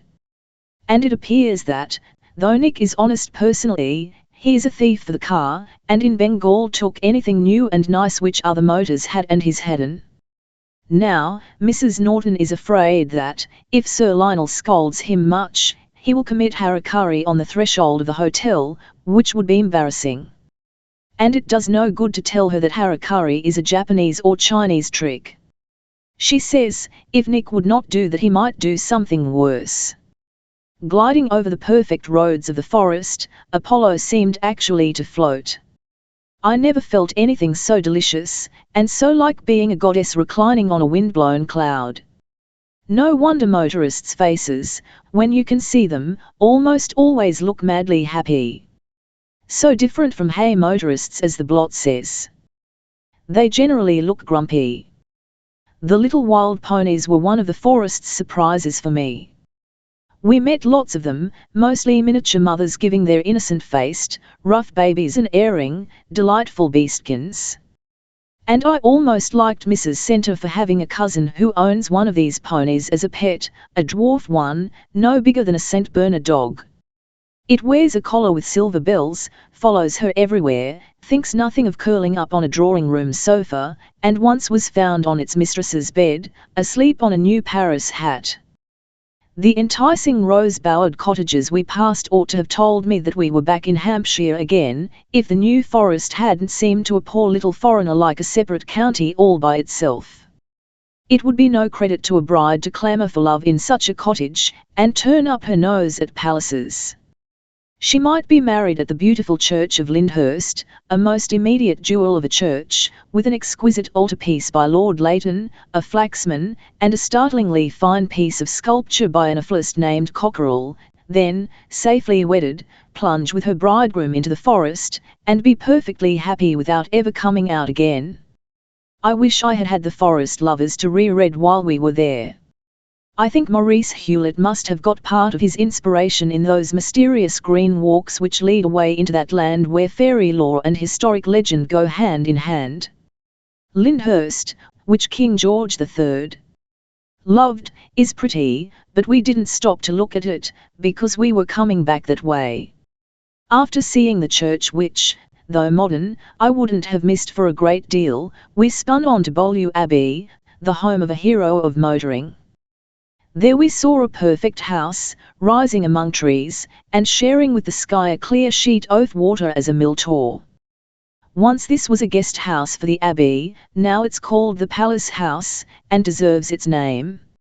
Its looking glass is really only a long creek, which spills out of the Solent, but it seems like a lake, and you've only to walk along a meadow path to the refectory of the old Abbey. From there you go through a mysterious door into the mined cloisters, which used to belong to the Cistercians, the white monks. King John provided money for the building, which proves that it's an ill wind which blows no one any good, because the stingy, tyrannical old king wouldn't have given a penny to the abbots if they hadn't scourged him in a nightmare he had. I shan't soon forget the magnolia and the myrtle in the quadrangle, and if I were one of the long-vanished monks, I should haunt the place. There couldn't be a lovelier one. From Beaulieu we went to Lymington, a quaint and ancient town, with a picturesque port. Everything there looked happy and sleepy, except the postilions on the Bournemouth coach, which was stopping at the hotel where we had an early lunch. They were wide awake and jolly, under their old-fashioned, broad-brimmed beaver hats. After Lymington, we skimmed through the forest, hardly knowing or caring whither, though we did manage to find Brockenhurst, and Mark Ash, which was almost the finest of all with its glorious trees. Our one wish was to avoid highways, and Sir Lionel was clever about that. The sweetest bit was a mere bypath, hardly to be called a road, though the surface was superb. Young Nick had to get down and open a gate, which led into what seemed a private place, and no one who hadn't been told to go that way would have thought of it. On the other side of the gate it was just another part of forest fairyland, whose inhabitants turned themselves into trees as we, in our motor car, indulged on them. I never saw such extraordinary imitations of the evergreen family as they contrived on the spur of the moment. It was a glamorous wood, and throughout the whole forest I had more and more the feeling that England isn't so small as it's painted. There are such vast spaces not lived in at all, yet haunted with legend and history. One place we passed, hardly a place, it was so small, was called Turl's Ford, and there Sir Walter Turl is said to have stopped to have his horse's shoes reversed by a blacksmith, on his flight to the sea, after killing the Red King. Or no, now I remember, this was next day, between Ringwood and Christchurch, when we were having tea at Lyndhurst on our way back, at a hotel like a country house in a great garden, we found out that it once had been the home of your funny second cousin, the Duc de Starkpool, who came to England with Louis Philippe. There's his beautiful tapestry, to this day, in the dining room, and his gorgeous magnolia tree looking wistfully into the window, as if asking why he isn't there to admire its creamy flowers, big as fat snowballs. On our way home the rabbits of the New Forest were having a party, and were annoyed with us for coming to it without invitations. They kept crossing our path as people in melodramas say, so that we had to go slowly, not to run over them, and sometimes they galloped ahead, just in front of us, exactly in the middle of the road, so that we couldn't pass them. Dick kept longing to pot at the poor little pets, but Sir Lionel said he had lived out of England long enough to find a good deal of pleasure in life without taking that of any other creature. That isn't a very dragonish sentiment, is it? Next day we had a delicious run, there's no other adjective which quite expresses it, through Ringwood, which is a door of the forest, to Christchurch, another it's a priory, but to me that's a detail, which stands looking at its own beauty in a crystal mirror. It's Augustan, not Cistercian, like Beaulieu, and it's august, as well, very noble, finer to see than many a cathedral. You and I, in other lands, have industriously travelled many miles to visit churches without half as many features as Christ Church. One of its quaintest is a leper's window, and a few of the beauties are the north transept, with unique hatchet ornamentation, a choir with wonderful old oak carvings, and the tomb of the Countess of Salisbury, of whom you read aloud to me when I was small, in a book called Some Heroines of History. She came last in the volume because she was only a countess, and not a queen, but I cried when she said she didn't mind being killed, only being touched by a horrid, common axe, and wanted them to cut off her head with a sword. There are lots of other beautiful things in the church, too, and a nice legend about an oak beam which grew long in the night, and building materials which came down from a hill of their own accord, because one of the builders was Christimsulf. That's why they named it Christ Church, you see, instead of Twynham, as it would otherwise have been. We stopped only long enough, after we had seen the priory, to pay our respects to a splendid old Norman house nearby, and then dashed away toward Boscombe and Bournemouth, which reminded me a little of Baden-Baden, with its gardens and fountains and running waters, its charming trees and exciting-looking shops. Just because it's modern, we didn't pause, but swept on, through scenery which suddenly degenerated. However, as I heard Sir Lionel say to Mrs. Centre, you can't go far in this country without finding beauty, and presently she was her own lovely self again, fair as nature intended her to be. I mean England, not Mrs. Centre, who is lovelier than nature made her. We ran through miles of dense pine forests, where rhododendrons grew wild, where gulls spread silver wings and trailed coral feet a few yards above our heads, and the tang of the sea mingled with pine balsam in our nostrils. Soon after dull, but historic Wareham we came quite into the heart of Thomas Hardy's country. Scarcely had we turned our backs on Wareham, which I wasn't sorry to do, when I cried out at something on a distant height, something which was like a background in a medieval picture. It was Corfe Castle, of which I'd been thinking ever since Amesbury, because of the wicked Elfrida, but the glimpse was delusive, for the dark shape hid in a moment, and we didn't see it again for a long time, not until our curving road ran along underneath the castle's towering hill. Then it soared up with imposing effect, giving an impression of grisly strength which was heightened the nearer we approached. Distance lends no enchantment to Corfe, for the castle dominates the dour, grey town that huddles round it, and is never nobler than when you tap for admittance at its gates. I tried to think, as we waited to go in, how young Edward felt, Edward the martyr, when he stood at the gates, waiting to go in and visit his half-brother whom he loved, and his stepmother Elfrida, whom he hated. He never left the castle alive, poor boy. Afterward, in the minutes, I went to the window where Elfrida was supposed to have watched the young king's coming, before she ran down to the gates and directed the murder which was planned to give her own son the kingdom. It made the story seem almost too realistic, because, as you often tell me, my imagination carries me too fast and too far. There's nothing easier than to send it back 10 or 12 centuries in the same number of minutes, and it's such a cheap way of travelling, too.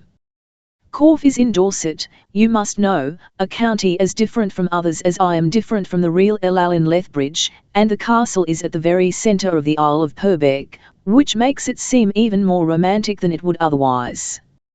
I'm afraid it wasn't really even begun in the days of Elfrida, or Ælfrith, who had only a hunting lodge there, but if people will point out her window, am I to blame if I try to make firm belief attract shy facts? Besides, facts are such dull dogs in the historical kennels until they've been taught a few tricks. Anyhow, Corfe is Norman, at worst, and not only did King John keep much treasure there, but one supposes there's some hidden still. If I could only have found it, I'd be buying a castle for you and me to live in. Sir Lionel thinks that I, as his ward, will live in his castle, and he was telling me at Corfe about the Norman Tower at Greyleas. But, alas, I knew better. Oh, I didn't mean that, alas. Consider it erased, and the other silly things I wrote you the other night, please. They are all so useless. There were loads of interesting prisoners in Corfe Castle, at one time or another, knights from France, and fair ladies, the fairest of all, the beautiful damsel of Brittany, who had claims to the English crown. And kings have visited there, and in Cromwell's day a lady and her daughters successfully defended it in a great siege. It was such a splendid and brave defence that it seems sad, even to this day, to think how the castle fell after all, a year later, and to see the great stones and masses of masonry lying, far below the height, exactly where they rolled when Parliament ordered the conquered towers to be blown up by gunpowder. The Banks family, who still own Corfe, must be proud of that Lady Banks, their ancestress, who held the castle. And isn't it nice? The Banks still have the old keys, where they live, at Kingston-Lacey. You like Thomas Hardy's Hand of Ethelbelta next to Far from the Madding Crowd. Well, Coombe Castle in that book is really Corfe Castle. It told you we were in Hardy country.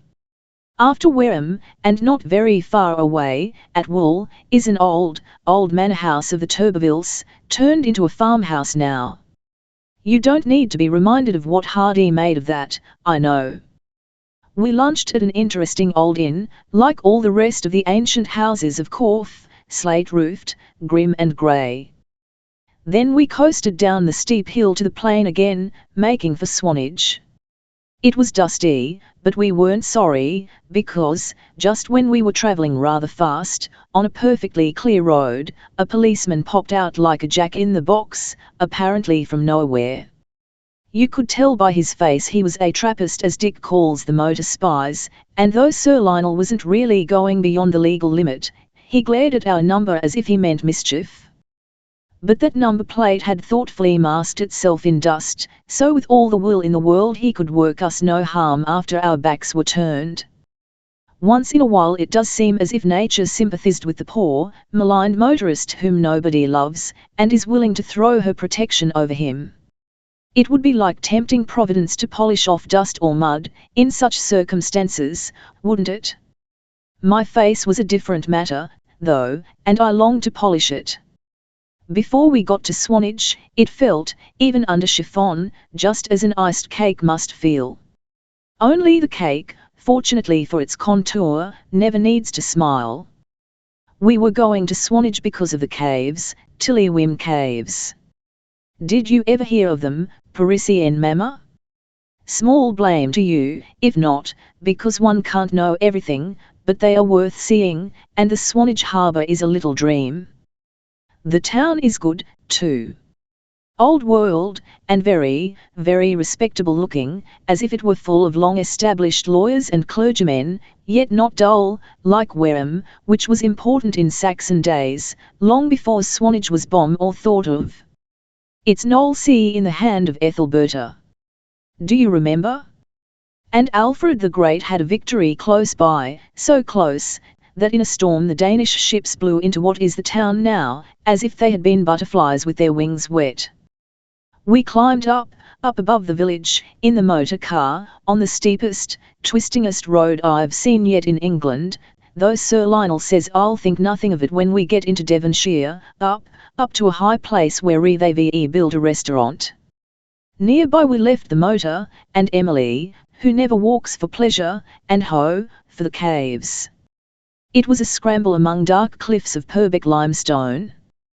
The caves are delightfully weird, and of course there are smuggling stories about them. A strange wind blew through their labyrinths, ceaselessly, like the breathings of a hidden giant, betrayed by sleep. It was heavenly cool in that dim twilight that never knew sun, but oh, it was hot coming out into the afternoon glare, and climbing the steep path to where the motor waited. I think Mrs. Centre was sorry she hadn't stopped with Emily. She got a horrid headache, and felt so ill that Sir Lionel asked if she would care to stop all night at Swanage, and she said she would. Fortunately, it turned out that there were good hotels, and Sir Lionel took rooms at the one we liked the best, old-fashioned in an agreeable way. Mrs. Centre went to bed, but the rest of us strolled out after dinner, and Mrs. Norton began talking to Dick about his mother, which threw Sir Lionel and me together. We sat on the pier, where the moon tumbled bright pink as she dipped down into a bank of clouds like a rose garden growing out of the sea. And even when it was dark, the sea kept its colour, the deep blue of sapphires, where, at a distance, little white yachts and sailboats looked like a company of crescent moons floating in an azure sky. I felt in the sweetest mood, kind toward all the world, and particularly to Sir Lionel. I couldn't bear to remember that I'd ever had bad thoughts and doubts, so I was half subconsciously nicer to him than I ever was before. Dick kept glaring at me, from his seat beside Mrs. Norton, and drawing his eyebrows together when he thought Sir Lionel wasn't looking. Going home, he got a chance for a few words, when Emily was speaking to her brother about Mrs. Centre's headache. He said that there was something he must say to me, alone, and he wanted me to come out into the garden behind the hotel, to talk to him when the others had gone to bed, but of course I refused. Then he said, would I manage to give him a few minutes next day, and intimated, gently, that I'd be sore if I didn't. I told him that LDC, which is always a safe answer, but I haven't managed yet. When I got back to my room at the hotel I noticed that some of my things weren't in the places where I'd left them, and the writing portfolio in a dressing case which Sir Lionel thinks is mine, but is really Allen's, one of the Bond Street purchases, had my papers changed about in it. The servants in the house seemed so respectable and nice, I can't think that one of them would have pried. And yet, well, the truth is, I'm afraid of being catty, but I can't help putting Mrs. Centre's headache and my disturbed papers together in my mind. 2 and 2 when put together, make 4, you know. And her room in the Swanage Hotel was next to mine. She might have been sure that we'd all go out after dinner on such a perfect night. But why should she bother? Unless Dick has told her something, after all? I suppose I shall never know whether it was she or someone else who meddled. I looked through all the papers and other things, but could find nothing compromising, as the adventuresses say. However, I can't quite remember what I had. Some letter may have been taken. I have been a tiny bit worried since, for you know Allen would never forgive me if anything should go wrong now. And I've been thinking that, though Sir Lionel is no dragon, there may be something about Anna de Guesclin which he wouldn't approve. Allen may even have her own reasons for thinking he wouldn't approve, dragon or no dragon. Very likely she didn't tell me everything, she was so anxious to have her own way. But to go back to the journey here.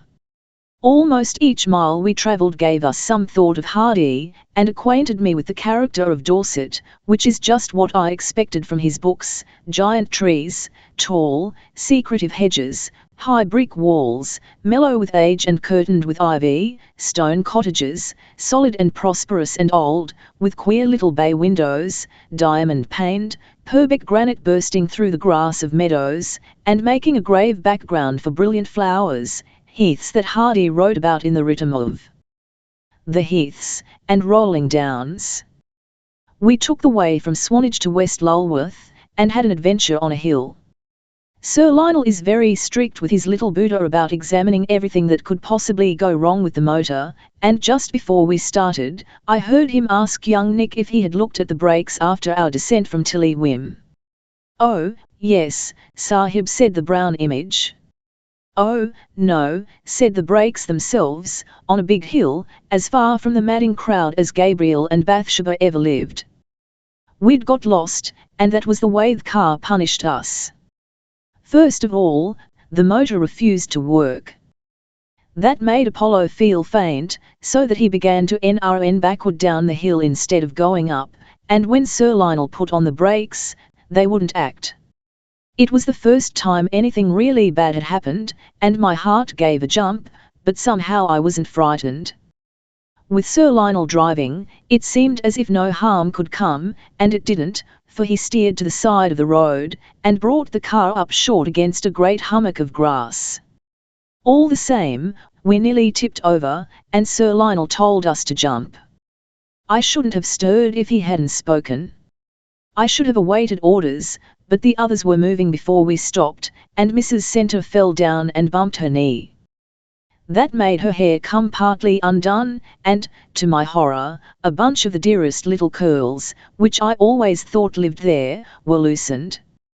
There was a great wind blowing, and in a second more the curls would have been on the horizon, if I hadn't seized them just as they were about to take flight. If they'd gone, they must have passed almost in front of Sir Lionel's nose, on their way. Wouldn't that have been dreadful?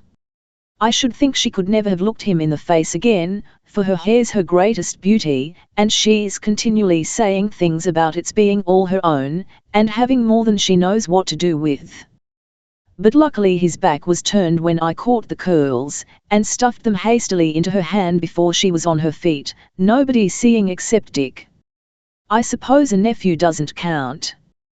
But do you know, dear, if they'd been my curls, I believe she'd have loved Sir Lionel to see them.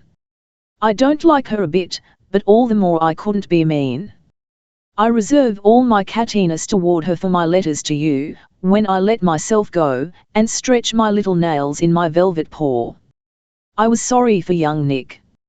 He was miserably sheepish, and vowed that he really had examined the brakes.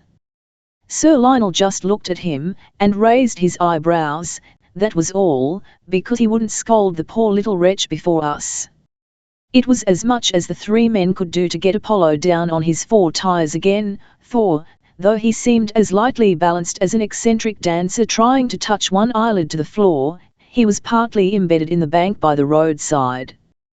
Then we all sat gracefully about, while Sir Lionel and the chauffeur worked, young Nick under the car, looking sometimes like a Cantonianist tying himself into lovers' knots, sometimes like a miniature Michelangelo lying on his back to paint a fresco.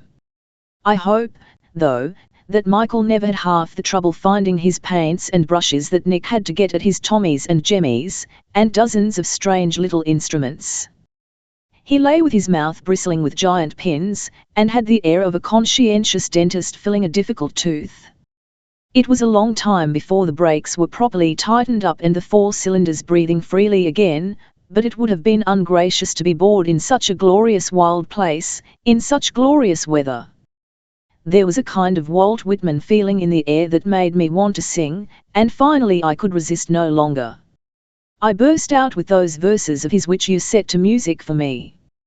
At least, I sang a few bars, and you ought to have seen Sir Lionel wheel round and look at me when he heard my voice. I never said anything to him about knowing how to sing, so he was surprised. "Why, you have quite a pretty voice, Allen," said Mrs. Norton. "Quite a pretty voice." "I should say she had," remarked Sir Lionel. He didn't say any more. But I never had a compliment I liked better, and I didn't mind a bit when Mrs. Center remarked that anyone would fancy I was a professional. I was almost sorry to go on at last, though Emily was worrying lest we should get no lunch. But we saw beautiful things as we spun toward Lulworth, noshing so swiftly along an empty road that the hedges roared past us like dark cataracts. It was thrilling, and showed what Apollo could do when he chose. If there had been a soul on the road, of course we wouldn't have done such deeds, though I must say, from what I've seen, if you creep along so as not to kick up a dust and annoy people, they aren't at all grateful, but only scorn instead of hating you, and think you can't go faster, or you would. Still, you have the consciousness of innocence. One thing we saw was a delightful Tudor house, called Creech Grange, and the ancestor of the man who owns it built Bond Street. I'm sure I don't know why, but I'm glad he did. We took the valley way on purpose to see the Grange, instead of going over Ring Hill and other windy heights, but it was worth the sacrifice. Lulworth Castle, which we passed, is rather like Greyleys, Sir Lionel said, so now I wish more than ever that I could see Greyleys, for Lulworth is fine and feudal. But I shall have burst like a bubble before the time comes for Greyleys. There. I have brought you with us to Lulworth Cove, at last, the adorable little place where, at this moment, as I told you at the beginning of my letter, I am sitting on the beach among red and green fishing boats. You wouldn't dream of Lulworth's existence until it suddenly breaks on you, and you see the blue bay lying asleep in the arms of giant rocks, which appear to have had a violent convulsion without disturbing the baby sheet of water. I suppose they were angry with the world for finding out their secret, for it has found out, and loves to come to Lulworth Cove. However, the place contrives to look as unknown as ever, as if only some lazy gulls and a few fishermen mending lobster pots had ever heard a hint of it. There's a narrow street, a few pretty old cottages, a comfortable hotel where we had crabs, divine though devilled, and omelette or rum floating in flames of the blue I should like my eyes to be when angry. There's a post office, and nothing else that I can think of, except circling hills, a golden sweep of beach, and sea of ethereal azure creaming against contorted rocks. That's all, but it's a little paradise, and night, of the same day. Just there I was interrupted. Dick Burden came, and I had to listen to him, unless I wanted a scene. I couldn't appeal to any nice brown fisherman to please feed him to the lobsters, so I sat still and let him talk. He said that he was awfully in love with me. A charming fashion he's taken to show it, hasn't he? As I remarked to him. He replied in the old way, about all being fair, etc., etc. I asked him which it was, love or war, and he said it was both. He knew I wasn't in love, should think not, indeed, but he wanted me to promise to be engaged to him from now on. I won't, said I, short and sudden, like that. You'll jolly well have to, said he. Then he proceeded to warn me that if I didn't, my friend Miss Ellen Lethbridge must look out for herself, because I would no longer be in a position to guard her interests. I mentioned that he was a perfect beast, and he said it might be true, but I was a deceiver, and it was not good taste for the pot to call the kettle black. I'd rather go into the kind of convent where one's not allowed to speak a word all one's life, except I memento mori, than marry you, said I, politely. But it seemed that he wasn't thinking so much about being married, as just being engaged. As to marrying, we were both very young, and he would wait for me till we could afford to marry, which mightn't be for some time yet, he explained. In that he was keen on beginning at once, was being engaged. Why? I asked, savagely. Because I don't want anyone else to think he has a chance. That's the plain truth, said Dick, in the most brazen way. That staggered me, for he was glaring straight into my eyes in such a meaning way I couldn't help understanding who was in his mind. So utterly ridiculous.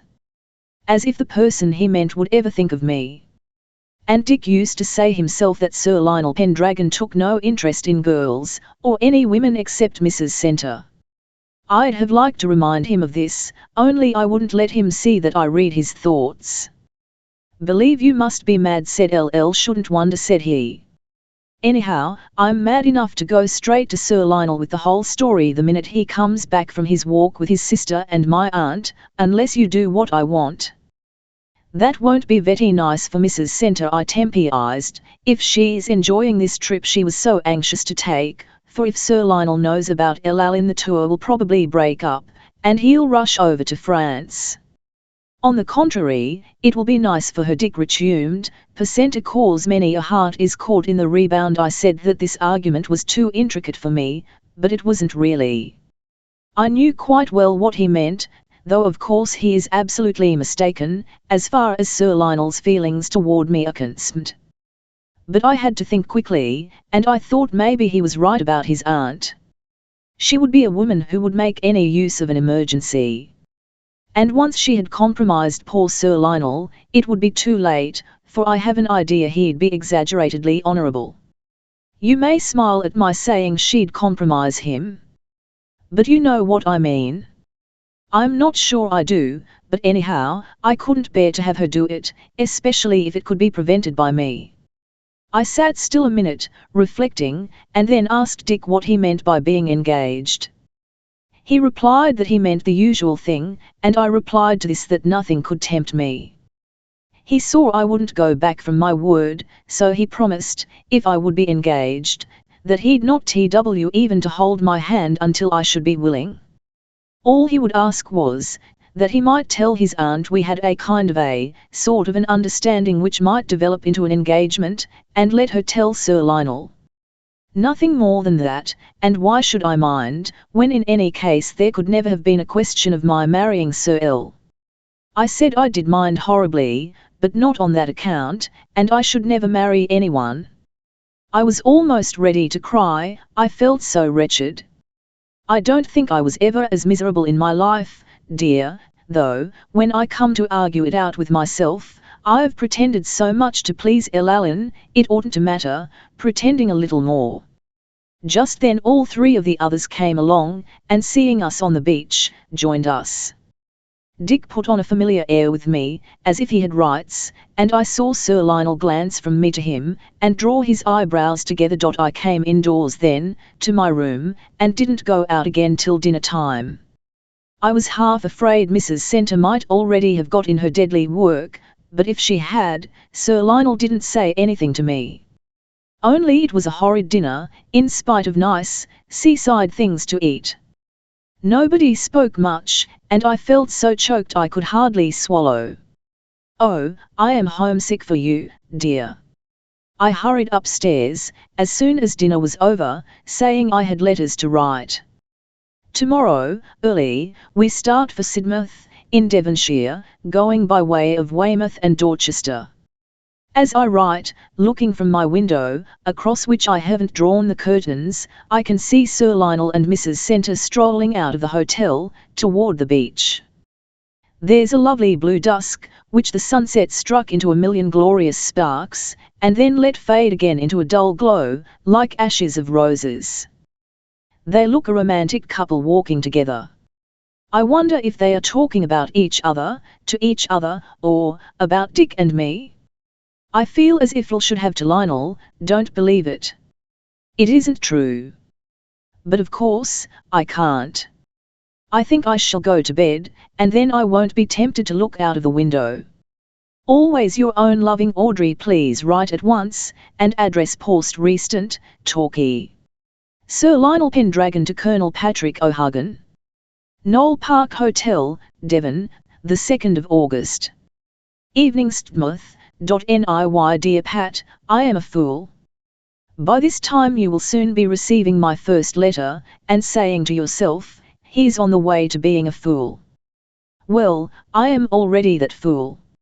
I didn't see where I was drifting, but I see now that it had begun then, and of course you, a spectator, won't be dense as I was at first. You will know.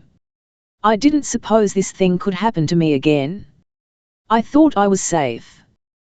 But at 40, it's worse with me than when I was 21.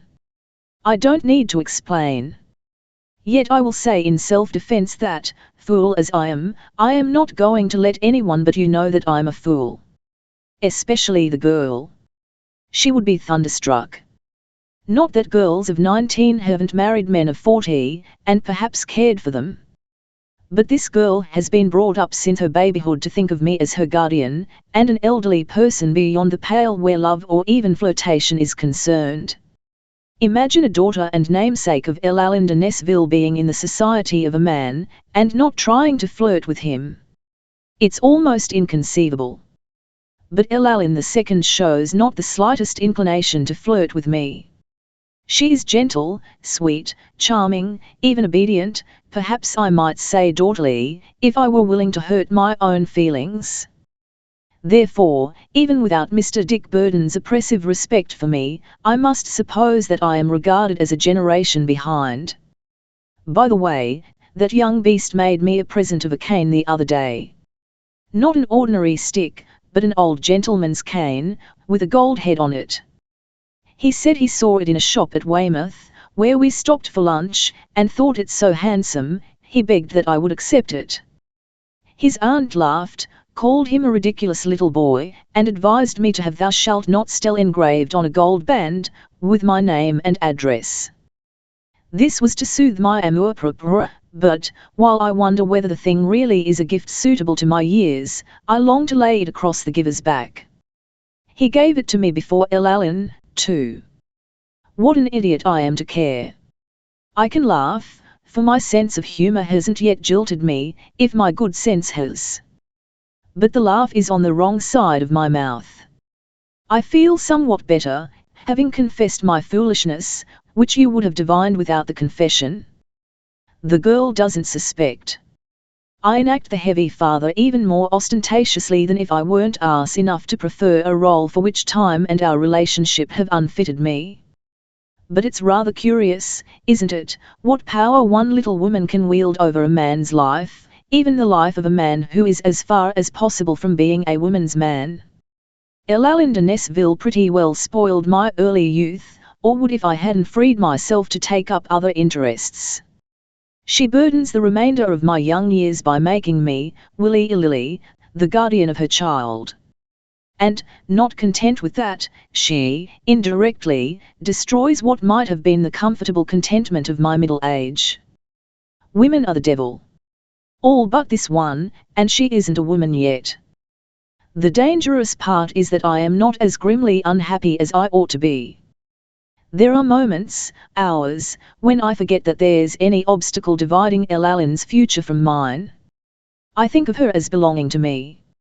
I feel that she is to be a part of my life always, as she is now. And until I have again drummed it into my rebellious head that she is not for me, that my business with her is to see that she gets a rich, well-born, and well-looking young husband, not more than 2/3 of my age, I enjoy myself hugely in her nearness. But, why not, after all? Just for the length of this tour in the motor car, which throws us so constantly together. As long as I don't betray myself, why not? Why not revel in borrowed sunshine? At Grayleys, I can turn over a new leaf, I need see little of her there. She and Emily will have plenty to do, with their social duties, and I shall have my own. Let me be a fool in peace till Grayleys, then. If I can be a fool in peace, talking of borrowed sunshine, England seems to have borrowed an inexhaustible supply from some more favoured clime this summer. I dare say we shall have to pay for it later. I shall have to pay for my private supply, too, but no matter. Next to my native Cornwall, I think I prefer Devonshire, and Devonshire is being particularly kind and hospitable, offering us her choicest gifts. It's said that the earth is a host who murders all his guests. But he certainly gives some of us, for some of the time, glorious innings during our visit to him. I don't complain, though my stay so far has been accompanied by a good deal of stormy weather. I remember your once remarking that Weymouth would be a good place to hide in, if you wanted to grow a beard or anything lingering and unbecoming, but you wouldn't make that remark now. There are too many pretty women in the nice, tranquil old town. Just at this season it's far from dull, and walking along the esplanade, while young Nick mended a tire, I understood something of George III's fondness for the place. Certainly vanity wouldn't permit you to show your nose on parade or beach, in these times, during the beard-growing process, for there's apparently no hour of the day or when a lively scene isn't being enacted on both, the sands thickly dotted with tents, charming girls bathing, chubby children playing, pretty women reading novels under red parasols, fishermen selling silver-scaled fish, boatmen soliciting custom, the parade crowded with trippers, soldiers and sailors, the wide road noisy with motor cars and motor buses, even the sea gay with boats of all descriptions, and at least one big war vessel hovering in the distance. Besides, there is the clock tower. I don't know why I like it so much, but I do. I have a feeling that Weymouth would be worth a visit for the sake of that clock alone, and then there's the extraordinary historical and geological interest, which no other watering place has. Burden was anxious to go over to Portland, lured there, no doubt, by the incipient detective talent of which he boasts, but the ladies voted it too sad a place to see, on an excursion of pleasure, and perhaps they were right. The sort of woman who would like to go and spend a happy afternoon staring at a lot of unfortunate wretches dressed in a pattern of broad arrows, would go slumming out of idle curiosity, and I have always thought I could not love a woman who amused herself by slumming, any more than I could love one who eagerly patronized bullfights. Thomas Hardy's work is too near nature's heart to appeal to Mrs. Centre, and too clever for my good sister Emily, who will read no author, willingly, unless he calls a spade a pearl-headed happen. But L. Allen, strange to say, has been allowed to read him. Evidently French schools are not what they once were, and she and I particularly wanted to go through Dorchester, his Casterbridge, even though we could see nothing of Hardy's Place, Max Gate, except its tree-tops. A pity more English towns haven't made boulevards of their earthworks, since there are plenty that have earthworks, planting them with chestnuts and sycamores, as Dorchester has cleverly done. It was an idea worthy of a mayor of Casterbridge. We lingered a bit, in the car, picking out landmarks of resemblance to the book, and there were plenty. You know, there's a magnificent Roman amphitheatre nearby, but did we stay to look at it? My friend, we are motorists. And it happened to be a grand day with the car, which, though still very new, has found itself. Apollo seemed a steed of pure air and fire, and the dull elements of earth and water never appear in him. He chafed against stopping, and I humoured him gladly. Strange, said L. Allen, yesterday, how a person will pay lots of money to buy a motor car, and go tearing about the world at great expense, to gratify two little black or blue holes in his face, and then, instead of letting the holes thoroughly absorb his money's worth, he will rush past some of the best things on earth rather than spoil a run. But she doesn't take the intoxication of ozone into consideration in this indictment. Our road was of the best, and always interesting, with some fine distant views, and here and there an avenue of trees like a vast Gothic aisle in a cathedral. We could see things so nicely if it weren't for the mists, sighed Emily, who, if her wish had been a broom, would have ruthlessly swept away those lacy cobwebs clinging to the hillsides. Why, replied L. Allen, you could see a bride's face more clearly if you took away her veil, but it's the prettiest thing about her. That put my feelings in a nutshell. England would be no bride for me if she threw away her veil, and nowhere did it become her more than in Dorset, Somerset, and Devon, where it is threaded with gold and embroidered with jewels toward the edge of sunset. Of course, there's only the most fanciful dividing line between Somerset and Devon, yet I imagine the two counties different in their attributes, as well as in their graces. Surely in Somerset the downs are on a grander scale. Between two of them you are in a valley, and think that you see mountains. In Devonshire you have wider horizons, save for the lanes and hedges, which do their best to keep straying eyes fastened on their own beauty. I suppose men who never have left England take such beauty for granted, but to me, after the flaunting luxuriance of the East, enchanting. I notice everything. I want someone, who cares for it as I do, to admire it with me. If it weren't for Dick Burden this England would be making me 21 again. You should see, to understand me, all the lovely things fighting sportively for supremacy in these Devonshire hedges, the convolvulus pretending to throttle the honeysuckle shaking creamy fists in the faces of roses that push out, blushing in the starlight of wild clematis, white and purple. Such gentle souls, these Devonshire roses. Kind and innocent, like the sweet, sentimental Evelinus of old-fashioned stories, yet full of health, and tingling with buds, as a young girl with fancies.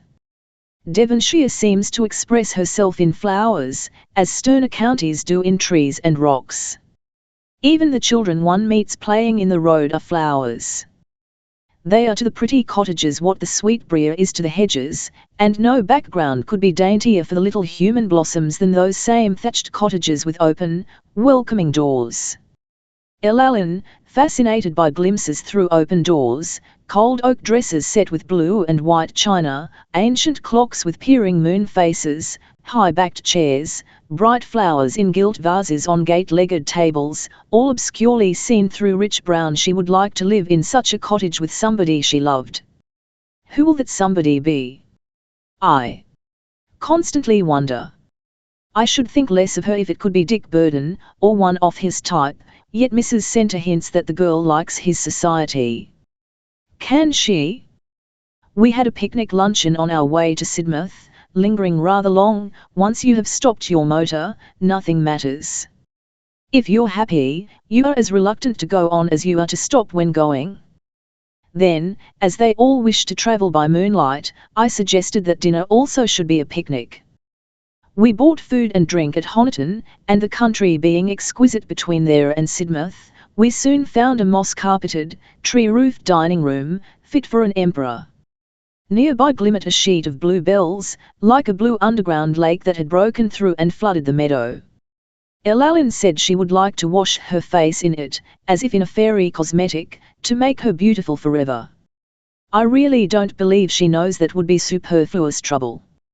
And a fairy godmother has given her the gift of song. I wish you could hear her sing, Pat. I have heard her only once, but if I hadn't been a fool already, I'd have become one then, beyond recall. So we sat there, on the still, blue brink of twilight, till the moon rose red as a molten helmet, and cooled to a silver bowl as she sailed higher, dripping light. But tell me this, would I think of such similes if I weren't like a man who has eaten hashish and filled his brain with a fantastic tumult, a magical vision of romance, such as his heart never knew in its youth, never can know except in visions, now that youth has passed? There's joy as well as pain in the vision, though, I can tell you, as there must be in any mirage.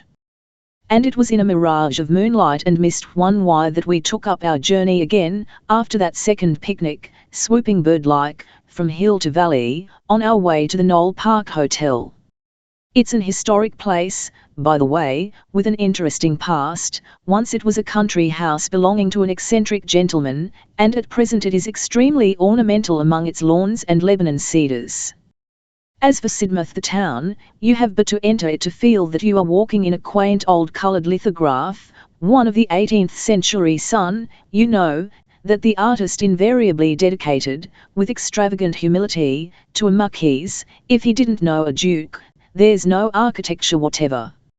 As far as that is concerned, children might have built the original village of Sidmouth as they sat playing on the beach, but the queer cottages, with their low brows of mouse-coloured thatch, protruding amid absurd battlements, have a fantastic charm.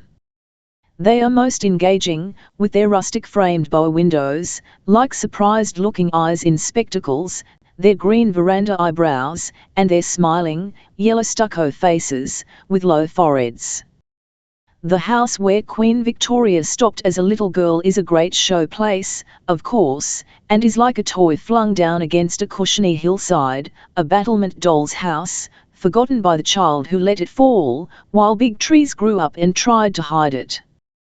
2 cliffs has Sidmouth, and an innocent esplanade, and that is about all, except the toy town itself. But it's a place to stay in. A happy man would never tire of it, I think. An unhappy one might prefer Brighton, or Monte Carlo. I am neither one nor the other. So I prefer a motor car. We are on the wing again tomorrow. I must now go to our sitting room, which looks over the sea, and play a rubber of bridge with Mrs. Centre, Emily, and Burden. Elalyn doesn't play. Hope I haven't bored you with my burden, and other complaints. Yours ever, later, the 2nd of August, night. 1 Have opened my letter again, to tell you what came of that number of bridge. I've lost all the glamour. The reaction after the hashish has set in. We didn't play long. Just that one rubber, and before we finished Elalyn had taken her copy of Lorna Doone upstairs to her own room, without interrupting our game for a good night. She didn't think we saw her go, but there were 2 of us who did. Burden was one of the 2. I don't need to tell you who the other fool was. Mrs. Centre and I were partners, as we generally are, if there's any bridge going in the evening. She's devoted to the game, and it's always she who proposes it. I would generally prefer to fag up our route for next day with guidebooks and road maps. But hosts, like beggars, can't be choosers. Well, tonight Emily and Burden had all the cards, and Burden wanted a second Nilba, but his aunt doesn't like losing her money to her nephew, even though we play for childishly low stakes. She said she knew that Mrs. Norton was tired, and Emily didn't deny the soft impeachment, as she plays bridge in the same way she would do district visiting during an epidemic of measles, because it is her duty. Dick had the latest French imitation of Sherlock Holmes to read, and a box of Egyptian cigarettes to smoke, mine, which he evidently thinks too young for me. Emily had some embroidery, which I seem to remember that she began when I was a boy, and kept religiously to do in hotels. But what is there that my good sister does, which she does not do religiously? Mrs. Centre had nothing to amuse or occupy her, except your humble servant, consequently she suggested a stroll in the garden before bedtime. She was almost beautiful in the moonlight, quite ethereal-looking, and her hair a nimbus for that small white face of hers, just as small, just as white, and just as smooth as when those big eyes used to look up into our eyes under an Indian moon. And she's always agreeable, always witty, or at least smart.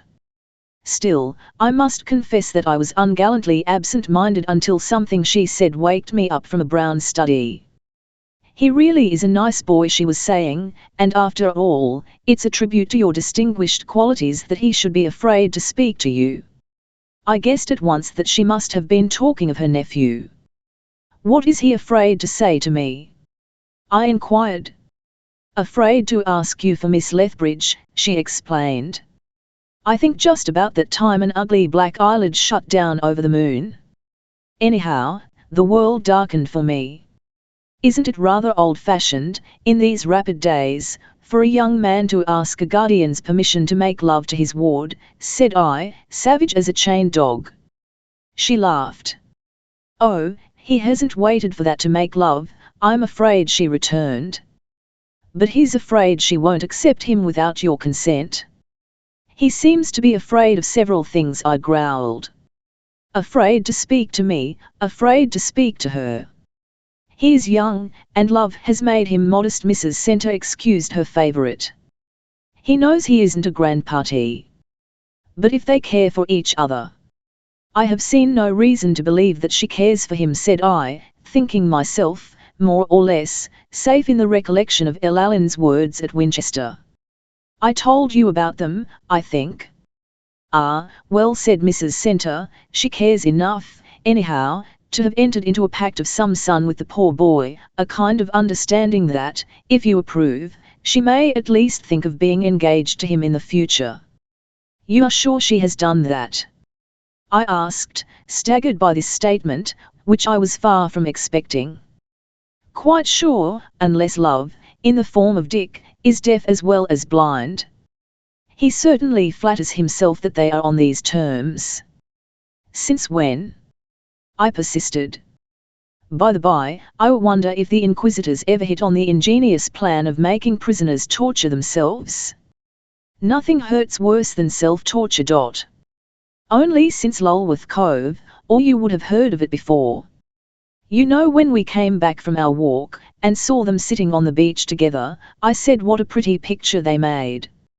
Naturally, I remembered extremely well. That was when they had their great scene.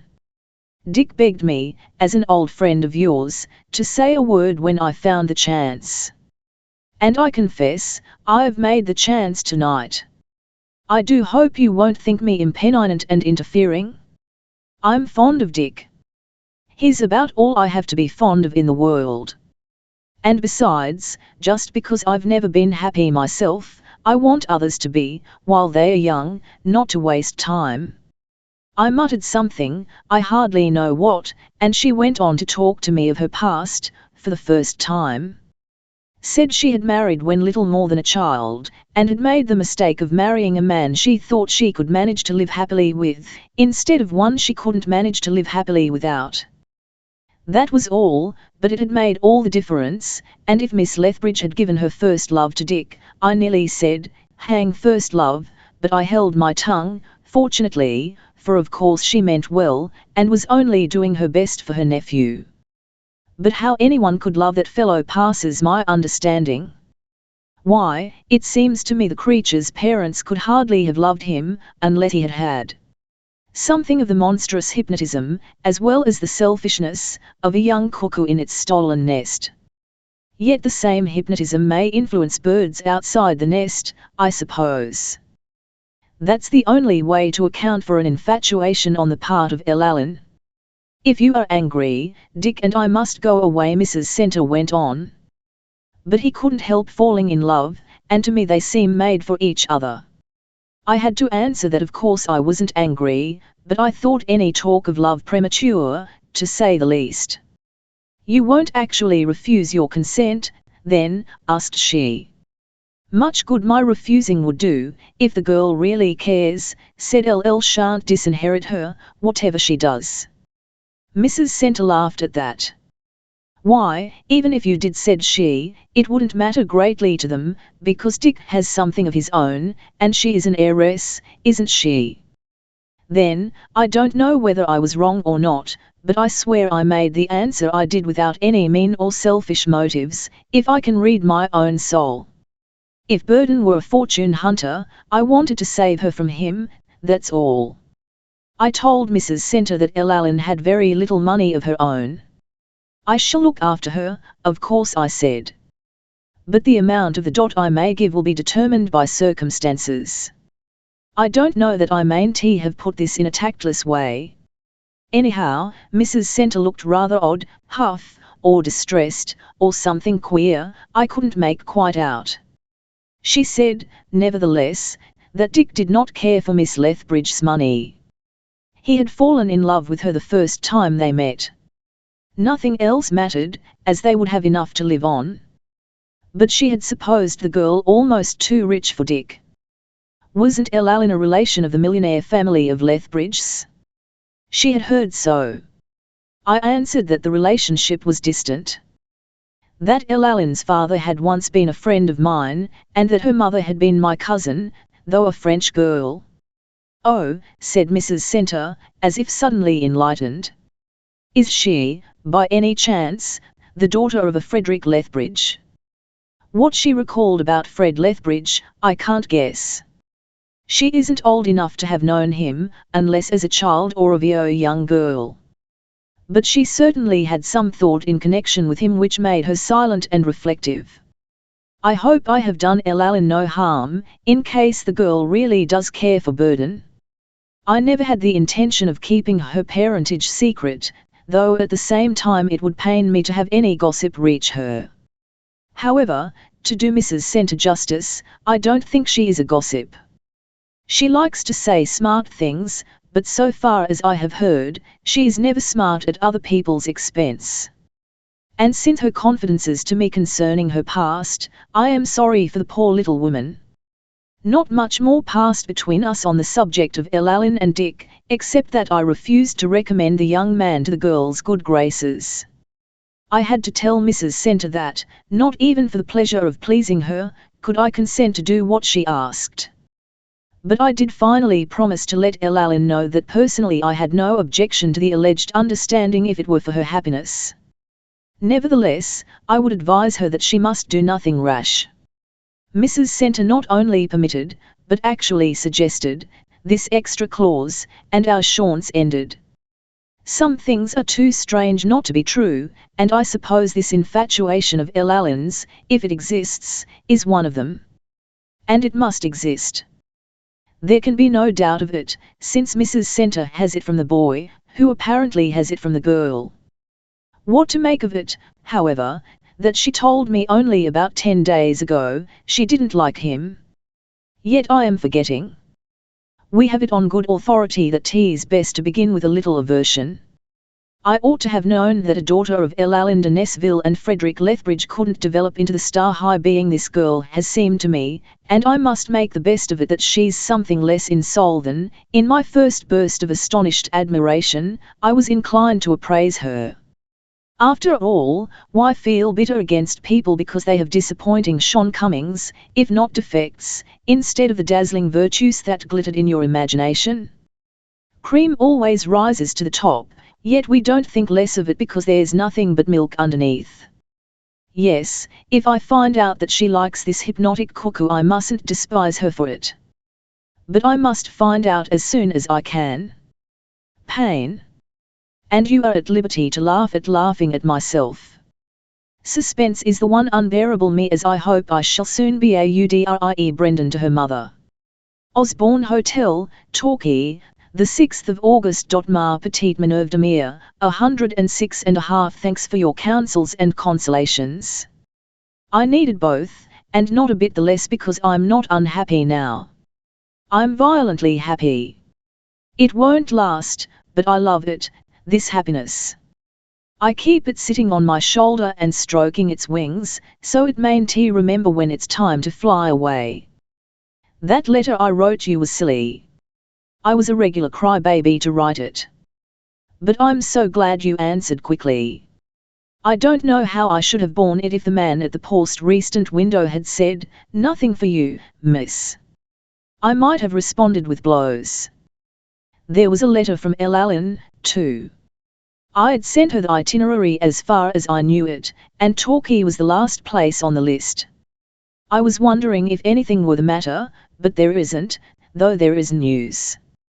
She waited to write, she says, so that her plans might be decided and she could tell them to me. The military manoeuvre go on, and the news has nothing directly to do with the adored Anna. But Allen has made a confidant, a Scotch girl she has met. I don't mean she's told everything, far from that, apparently. She has kept the fraudulent part, about me, secret, and only confided the romantic part, about herself.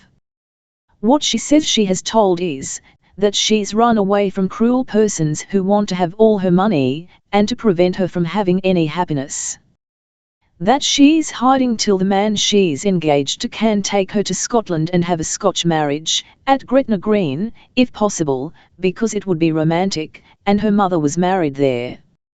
The Scotch girl, with non-hem coldness of reason, has pointed out that Gretna Green is nowadays like any other place, but Allen is not weaned from the idea.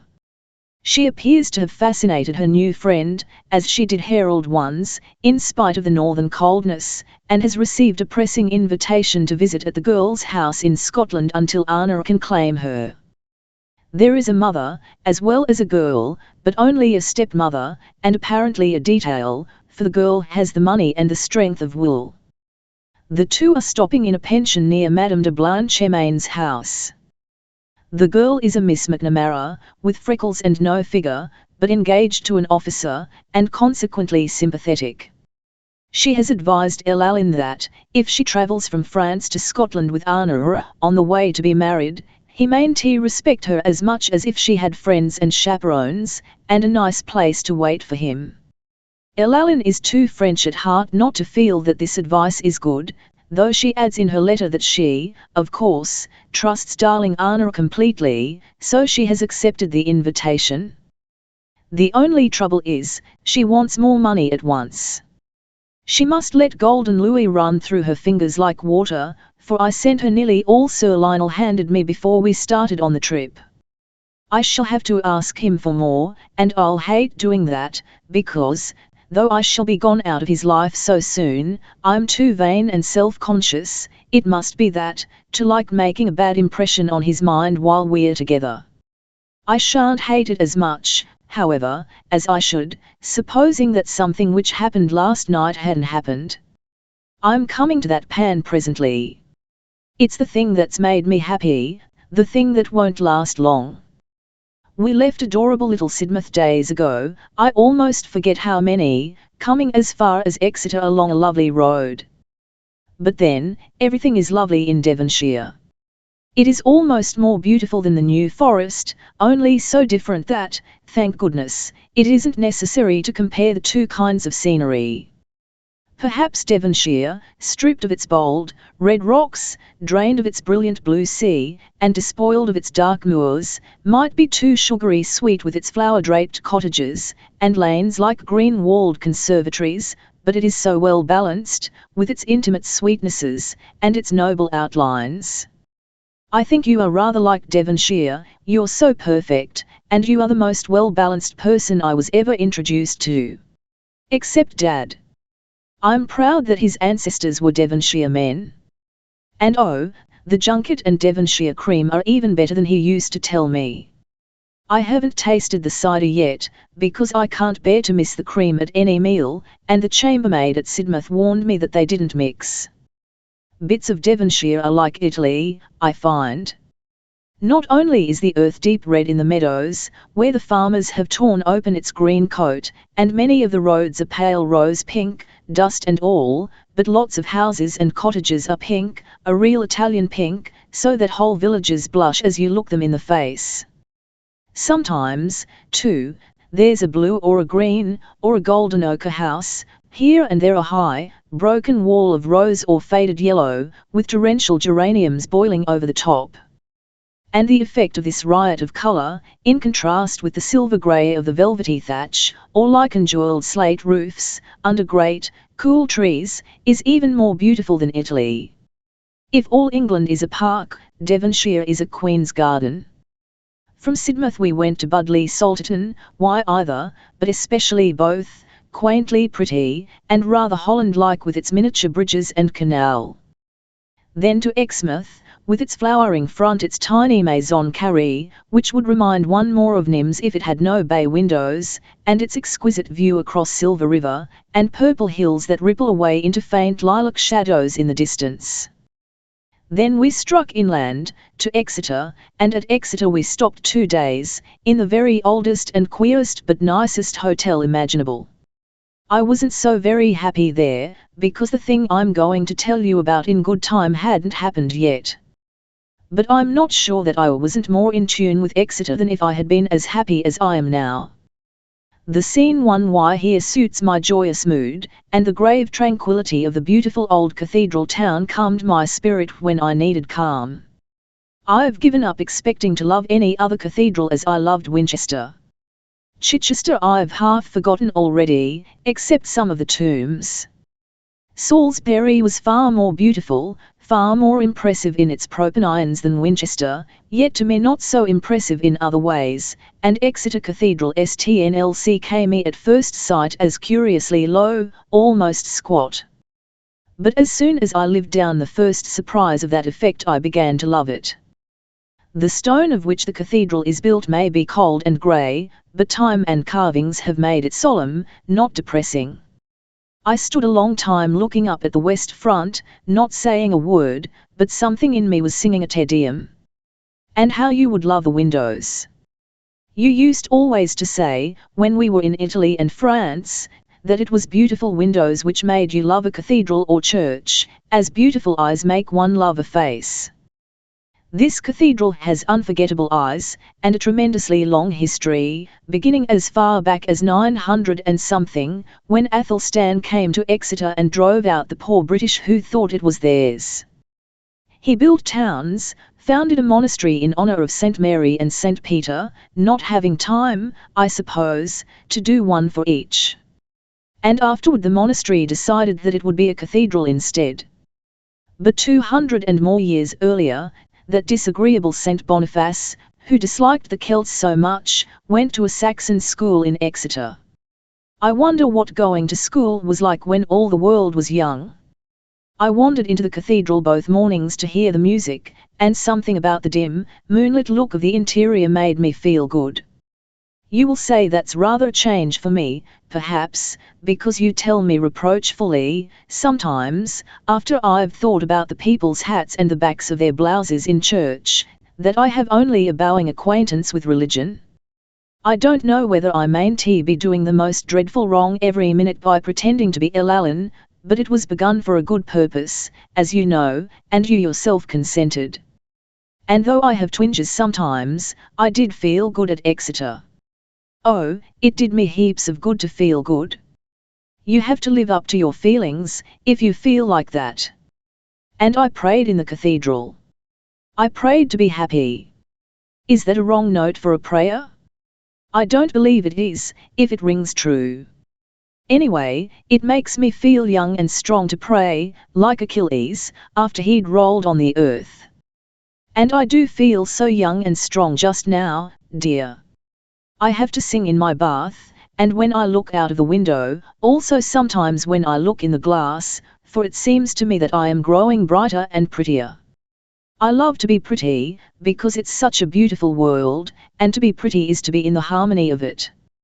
Though, perhaps, only perhaps, mind, I'm glad I'm not a regular beauty. It would be such a responsibility in the matter of wearing one's clothes, and doing one's hair, and never getting tanned or chapped. And I love to be thin, and alive, with my soul in proportion to my body, like a hand in a glove, not like a seed in a big apple. But isn't this funny talk, in the midst of describing Exeter? It's because of the reaction from me's 1y to ecstasy that I'm so bubbly. I can't stop, but luckily it didn't come on in Exeter, because the delightful, queer old streets aren't at all suitable to bubble in. It's impertinent to be excessively young there, especially in the beautiful cathedral close, where it is so calm and dignified, and the rooks, who are very, very old, do nothing but caw about their ancestors. I think some curates ought to turn into rooks when they die. They would be quite happy. Our hotel, as I said, was fascinating, though Mrs. Norton fell once or twice, as there were steps up and down everywhere, and Dick bumped his forehead on a door. I wasn't at all sorry for him. Mrs. Center said, if we'd stopped long she would have got cottage walk, and as she already had motor car face and bridge eye, she thought the combination would be trope fort. If she weren't Dick's aunt, and if she weren't so determined to flin with Sir Lionel without his knowing what she's at, and if she didn't make little cutting speeches to me when he isn't listening, I think I should find her musk. The only things I didn't like at the hotel were the eggs, which looked so nice, quite brown, and dated the morning you had them, on their shells, but tasting medieval. I wonder if eggs can be post-dated, like checks? As for the other eatables, there was very little taste in them, medieval or otherwise. I do think ice cream, for instance, ought to taste like something, if it's only hair oil. And the head waiter had such mournful-looking hair.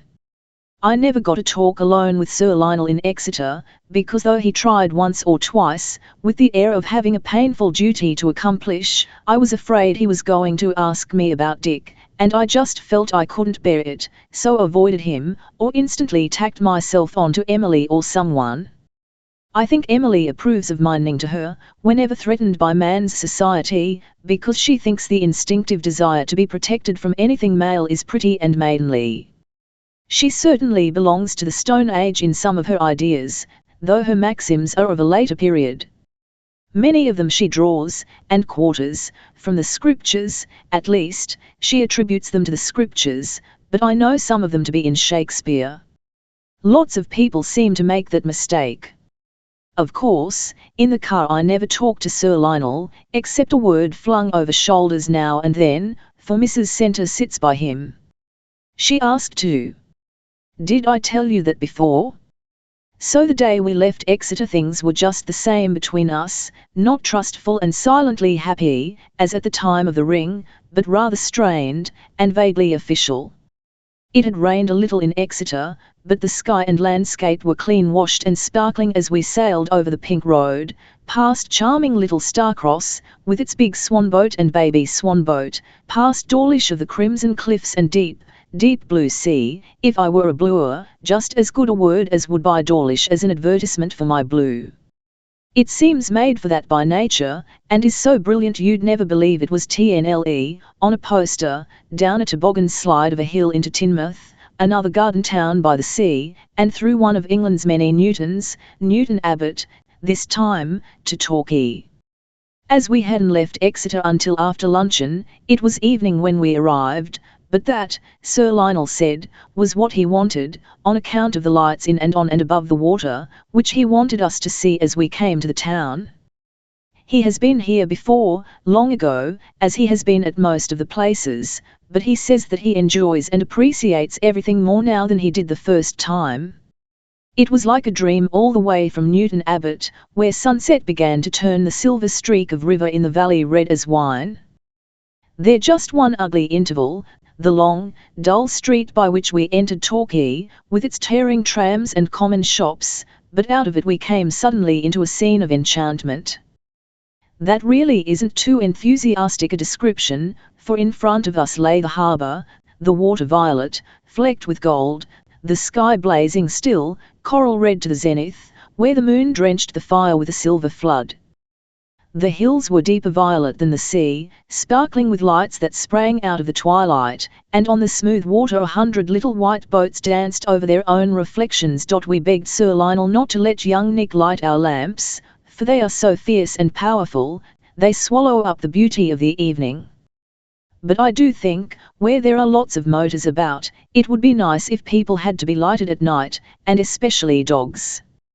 Now, at last, I have come to the thing that makes me happy, with a happiness all the more vivid because it can't last. But even if I fall to the depths of misery once more, I shan't be a coward, and moan to you. It must be horrid to get letter after letter, full of wails. I don't see how Mademoiselle Julie de Lespinasse could write the letters she did, and I can't much blame Monsieur de Gebert for dreading to read them, always in the same key, and on the same note, suffer, I suffer. I want to die. Well, I've kept you waiting long enough, or have you, perhaps, read ahead? I should, in your place, though I hope you haven't. We came to the Osborne because Sir Lionel knew and liked it, though there's another hotel grander, and we usually go to the grandest. So odd, that feels, after our travels, yours and mine, when our first thought was to search out the cheapest place in any town, and the Osborne has a terraced garden, which runs down and down the cliffs, toward the sea, with a most alluring view.